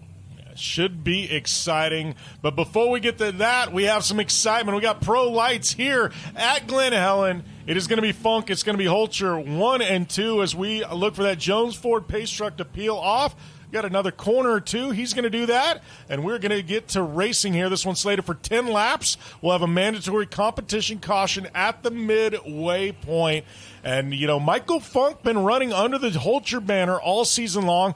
Filled in for Johnny Holcher at the opening round, was Johnny Holcher's teammate at rounds 3 and 4. Michael Funk bringing his truck out of the Midwest out here this weekend, and now he wants to do battle with Johnny Holcher in his own truck. That's where Brent Smith slotted into the second Holcher truck. So Funk now ready to do battle with his very good friend Johnny Holcher. I love this. I love seeing all these trucks out here, and this is going to be getting really entertaining, really exciting here momentarily. Jones Ford pace truck pulling off. Michael Funk going to be looking for that green flag as these V8s roll in front of the grandstands. Yeah, Ken Tobias Chevalier, get that truck. That's a tried and true truck. Can he get it up there in the battle for this 1 and 2 here? We're about to find out.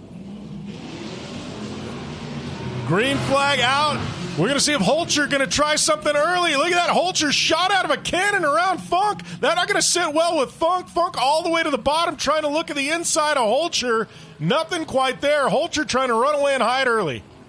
Man, Funk, though, showing that speed that made him the P1 here for today. But Funk must have got all his data right, because look at this. He's able to get that in front of Funk. Now, another one right here, the 107, that's that truck that we were talking about, and he's in third place. That's Tobias Chevalier. All right, so right now, Holcher with about a 4-car length or truck length lead over Michael Funk, as we're going to wind down this very first lap of 10. Tobias coming into his own this season. A little slow to start things off in round number 1, but I feel like every single round he's got a little bit quicker. Well, he's got a truck. He's got no excuses this time. He's got a truck that makes it right, so he can't blame it on the truck. But Brent Smith out of the picture. I wonder what's going on there, if he's having an issue with the truck. Really wanted to see Brent Smith up here running at least top 4, top 5, and unfortunately it looks like Brent is headed backwards. But right now, Holcher out front trying to get out in front so Funk doesn't have anything for him. Right now we are getting a glimpse there that is kind of the mid-pack there. We got Chevalier, Kennedy Cannon, Crease all in the mix. Yeah, both those trucks looking awesome. Kennedy running the Chevalier truck, the other one that he raced out there earlier this year, and it's kind of doing the same thing that Holcher's doing with Brent Smith. So Tobias in the new truck and Kennedy in the old truck. All right, going through those doubles into the corner there, down through the rhythm section, Chevalier and Kennedy. The truck definitely looks like it's working good. You can see they're coming through the rhythm section. No problem at all for both of those trucks. But, man, just simply checking out right now, Johnny Holcher. Yeah, Holcher on another level here as Funk trying to catch him. Must not set well with Holcher to not get that P1 in qualifying. You know, the good news here is all this work that Holcher's putting in, it's going to go away at some point. We're going to have that mandatory competition caution. Funk going to have another shot here at Holcher. You know, that's not a bad way to put it. There is exactly that. All this work did is just going to go away because Funk's going to be right on that rear bumper. But looks like Holcher just barely turning that steering wheel, and that's what it's all about. If you work that steering wheel a little too much, they call that sawing on the steering wheel. You don't want to do that. And Holcher just smooth as butter right there, just keeping that wheel straight, turning it. And you turn more with the throttle on these trucks than you do the wheel. You notice that the wheels don't really turn all that much. They just position the truck in it, and it's throttle from there on out. Another thing that these trucks have, they have a steering reducer. So in other words, they don't got to cock the steering wheel as far as you got to go. They can fully turn to turn in about half a turn of the wheel from lock to lock. So these guys have like a 2-to-1, 3-to-1 steering reducer. So they're coming down here. Down the front stretch is the Chevalier and Kennedy. That's a battle for the 3rd and the 4th spot. So podium spot on the line there. Chevalier continuing to run a quicker lap time each and every lap. So down to a 52-second lap on that one. So great to watch his laps get quicker and quicker as time goes by. Right now, the number 44, Johnny Holcher out front. 49.89, his fast lap of the day so far. And we got Funk chasing him down. Yeah, Holcher just looking awesome. Looking like the national driver that he is. And it's great to have him out here at CORR at the Glen Helen race that we got going on. Look at how he sets the truck up for turn 1. He actually turns up the face of the jump of that last jump going into turn 1. So when he's in the air, all he does is sit and turn. Great job out there by Johnny Holcher. Holcher just dancing through that rhythm section. He has it dialed in. He's got it figured out. He's about a half a lap away from the mandatory competition caution. So we will re-rack and restack here in a minute. Get everybody bunched back up for a 4-lap shootout. Michael Funk going to be really excited about that. He's going to have one last shot at Johnny Holcher. But right now, Holcher just on another level. That truck looking beautiful, just like it did off the start. Got the jump on Funk, who was the pole sitter. Never has looked back through 6 laps as that mandatory competition caution flies. Going to see Holcher get on the brakes. And we are going to regroup here.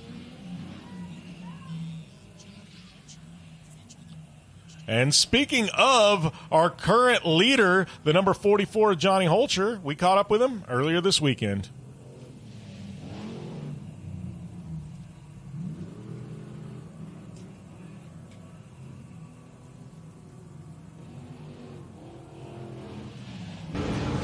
Thanks, guys. Down here with Johnny Holcher. Now, Johnny, you're no stranger to this track. You've driven many different forms of vehicles on this. What do you think about this weekend here to set up the midway point for our season?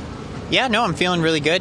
I'm excited to be somewhere again that I'm comfortable with and familiar with. We race here in September, so, we got a good setup for that, and, and just hoping for a good qualifying session, and hopefully that sets us up for some good results. Well, this weekend especially, you've got 3 drivers underneath this tent. You, Michael Funk, and now Brent Smith. Tell me about that. Yeah, no, we really just want to help, the Pro Light numbers out here. So we hauled Michael's truck out. We already had this truck that Michael was driving out here, so we had Brent come out and drive it. So hopefully that helps to put on a better show in the truck class. Wonderful. Well, best of luck to you, and can't wait to see what happens in the second half. Johnny Holcher, great personality in off-road motorsports, drives a little bit of everything. He's done some circle track racing, some rallycross, run just about every division you can think of in short course off-road. Great to see him out here. He is currently leading as that Jones Ford Pace truck pulls off, but Michael Funk right there, our pole sitter, I think he laid back and was paying possum, letting Johnny Holcher run away, knowing that gap's going to go away at some point. I think Funk may have a little something for Holcher the second half of this race. So we're going to see if he can get up on that rear bumper of Holcher and see if he can make this a race here with 4 laps to go. Well, yeah, they looked great at Firebird. So Funk out here in his own truck, he's got a little something to prove here. And it's a little bit of a grudge match. They're friends, but, they're going to want a Brent race here at the end of this show. Oh, it's definitely bragging rights between friends. You become frenemies out on the racetrack, as I like to say it. As Funk looking to the bottom, Holcher not running away like he did last time. Funk trying to make it a race. We're through that rhythm section. Like we said, Holcher was crazy fast through that rhythm section the first half of this race. Really has it dialed in. Funk, different line. All the way to the bottom, though. Staying tight with Holcher. That's what he needs to do. I just don't know if the Holcher's going to make a mistake and open the door for Michael Funk. But Funk all the way to the bottom. Holcher going to have the momentum coming out of that over the big tabletop. Both trucks doing an excellent job. As we were talking about that truck and the S1 side-by-side coming in that turn, and Funk doing a great job. Got a wheel in on Holcher. Yeah, he got a fender on him. Funk going to try and make it a race here with 3 to go. I don't know if he's going to have enough. He's going to have to fully commit to the pass, but Funk does have the speed. Going to try and make a mistake by Holcher, but I don't know that that's going to happen. Holcher been really locked in today. Yeah, what a great picture that just was of Funk and Holcher, and they're into turn 2. I mean, you literally could have freeze that frame right there as they came into turn 2. They looked great side-by-side, synchronized in that turn 2. Yeah, almost identical lap times last time by. Funk drawn even there with Holcher. Looked like he had to get out of it there for a second to avoid contact. So Holcher getting a little bit of breathing room now. Going to come around this corner. This time by, it's going to be 2 to go for your leader, Johnny Holcher. So Holcher now getting a little bit of gap over Funk. Looks like about 3 or 4 truck lengths. Funk has been able to narrow that gap, though. Well, and Holcher was able to get down to 49 seconds on a lap, so I'm pretty much going to say it, that he's going to win our Maxxis Tires fastest lap. But I'm wondering if it's the fastest lap of the day, 49 seconds around this track. I think Augie Renesetter was in the 48s earlier, so I think Holcher's going to have his work cut out for him to chase that time of Augie Renesetter. So we get a look there, the 107, that is Chevalier in the 3rd spot. That is the final podium spot. Looking strong there. New truck. He's kind of trying to figure this truck out this weekend. Very competent truck. I got a great pedigree behind it, but first time he's actually raced this. As the white flag comes out, it is Holcher, it is Funk 1 and 2. Funk really going to have to send it this last lap to narrow that gap, or hope by a mistake by Holcher, which generally doesn't happen very often. Yeah, Holcher just driving smooth, man, I haven't noticed any mistake from Holcher. He's got the track dialed in. The truck looks great. The truck's setting down after every jump. It handles great. He's on the gas. But Funk is not letting him just run away with it. He's right there, as you said, if he makes a mistake. Yeah, little case there by Holcher. Oh, up on the bike. Look at that. Funk up on the bike. He's able to bring it back, but you know what? That's all she's going to be. All she's going to road. Yeah, that was about a 40-foot bike ride right there. Good job by Funk. Maxxis Tires checker flag coming out for Johnny Holcher. Took the lead on lap 1, never looked back. Michael Funk, our pole sitter, going to have to settle for 2nd. And this is going to be Chevalier in his new truck in the 3rd and final podium spot here in Pro Light. I simply love how hard Johnny Holcher pitches that truck sideways there on that jump just before turn 1. He is completely in the air sideways.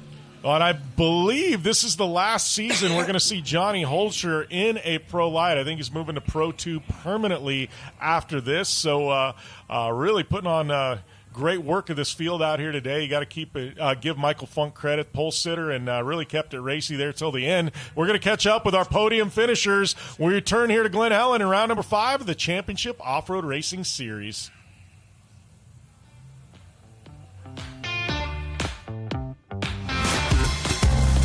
The Championship Off-Road Racing Series is brought to you by Maxxis Tires. Tread victoriously. Let's go, boys.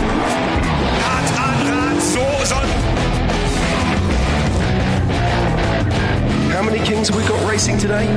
All of them. I got nothing to lose. As you can see, we've had another beautiful day on the Isle of Man. We'll do some racing this weekend. It's going to be a blast.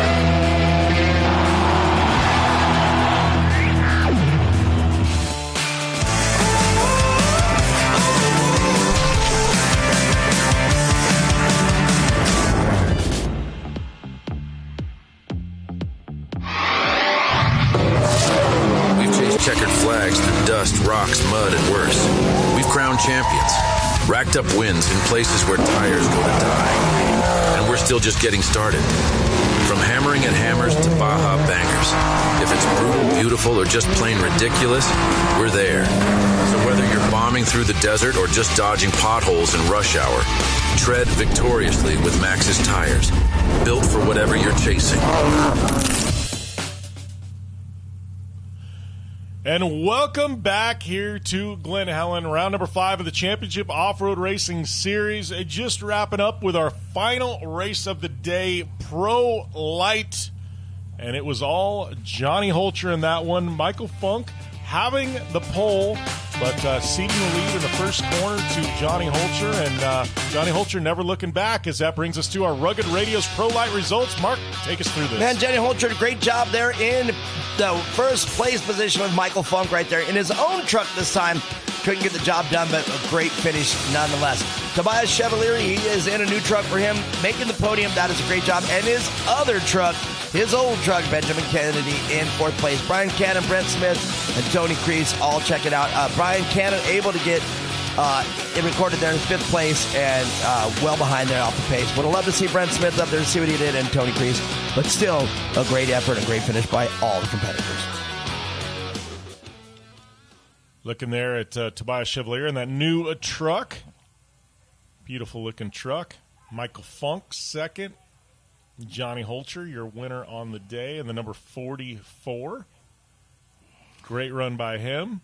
And, yeah, I mean, this has been a solid day of racing. And, Mark, I mean, this is just the end of day number 1. We still got day number 2. Yeah, man, we had a lot of energy coming into this race. I hope the weather stays this night for tomorrow. I know it's going to get a little cloudy on us, but there's going to be a lot of things that happen tomorrow. There are a lot of carnage and a lot of repairs that are going to have to be made on a lot of these cars that are out there. Well, speaking of our Pro Light winners and finishers and podium, Tiffany Stone is standing by with them. Is over here right now. We're going to talk to the 3rd place finisher, 107, Tobias Chevalier. Now, Tobias, you were just mentioning this is not necessarily a new truck, but a new truck to you for these rounds. It seems like you're really coming into your own. You can see you picking out better and better lines throughout the race, especially after that mandatory yellow. From your perspective, how did this race in this brand new truck to you go for? It's going good. I mean, just finding new lines and following these guys, and I'm seeing where I'm slowing down at, where I need to pick up time. Yep.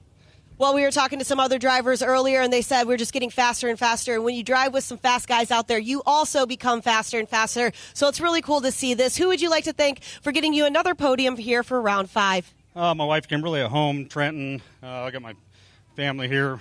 And then X-Comp Tires, RTAC. They came through really good. And then Park Avenue Builders. And my spotter, Eric Welch. Wonderful. Nice job. Congratulations once again on this 3rd place podium here for round 5. We are going to move over here to our 2nd place finisher, Michael Funk. Now, Michael, it's really cool to see you bring your own truck out here. It was nice to see you come into your own with that truck. You've been driving it for many years, but here for the CORR Series, the first time. Love seeing that. Tell me about your day for round 5. Yeah, it was a fun race, that's for sure. Obviously, the start, I got behind Johnny there, but I was trying everything I could. He was definitely faster than me, but I think we reached gaining on each other, losing on each other in spots. But, yeah, it was an absolute blast out there, and just couldn't get it done. But hopefully we'll do it tomorrow. We'll do as much as we can. I love that enthusiasm. Yes, round 6 is tomorrow, so you've got another chance to be able to do that. Who would you like to thank for today, though? Yeah, I got to thank a lot of people. First and foremost, my mom and dad for coming out here, Andy and Eric for coming out here, too, all the way from Wisconsin. So it's a good vacation and to get some racing in, so it's fun. All my sponsors, Hankook Tires, J&M Yard Care, Reinemers Painting, Corey Oil, D-Tech Marine Products, Bellwell Sales, SPF Landscape, and, yeah, everyone else who supports me, and happy Valentine's Day to everyone out there. I love that. Nice job. Good seeing you out here, Michael. And Johnny just said, you're my Valentine, Michael. Well, Johnny Holcher taking that top spot once again here. Your truck is fast. You know what lines to pick. It's really good to see you out here. You did mention that you've raced multiple forms of motorsports out here at Glen Helen. Tell me about your day. Yeah, no, definitely. It was a lot of fun. And, I've been coming here for a long time, since I've probably been 13, 14. But, yeah, no, it was a lot of fun, getting to battle with Michael a little bit. I think the student's about to be the teacher here pretty soon. But, no, it was a lot of fun, and I can't thank my crew enough. And all my sponsors, Yokohama Tire, HBI, Impact, Blood Lubricants, Shape of You, Victory Sign, Action Sports Canopy, and my girlfriend for letting me come out here and spend this Valentine's Day out here. Spending it with Michael, I see. But with one more thing for you, you did get the fastest lap out here, so the Maxxis Tire Fast Lap Award does go to you, Mr. Johnny Holcher. So not only do you get to spend it with Michael out here, you do get a prize as well for Valentine's Day. Nice job for you guys. Top 3 finishers in your Pro Light. If you guys would hop up on your boxes, once again, let's get a round of applause for these 3. Back up to you guys. Thanks a lot, Tiffany. A great day of racing had by all. Beautiful conditions out here at Glen Helen. What a return for the Championship Off-Road Racing Series to Glen Helen, Mark. Yeah, indeed. The weather as perfect as it possibly could be. No problems at all. A little bit of wind out here, like I said, but nothing to cause the carnage that was caused earlier this week out here, so it made for a great day of racing. Track conditions could not have been better. No blue groove, no ruts, little holes here and there caused by probably acceleration, but, man, still a great day of racing for every one of these classes, and a great way to end this. And like I said before I go, stick around. There is going to be an exhibition here in a Pro 2. Yeah, well, and absolutely stick around. And stick around tomorrow. Those of you tuning in at home, we will be back live at 7:45 a.m. Pacific on the Racer Plus app. Those of you that are here on site, we're looking forward to hanging out with you tomorrow. On behalf of Mark Wright, I am Jim Beaver and Tiffany Stone, and we're signing off for today. We'll be back tomorrow here to Glen Helen for round number 6 of the Championship Off-Road Racing Series.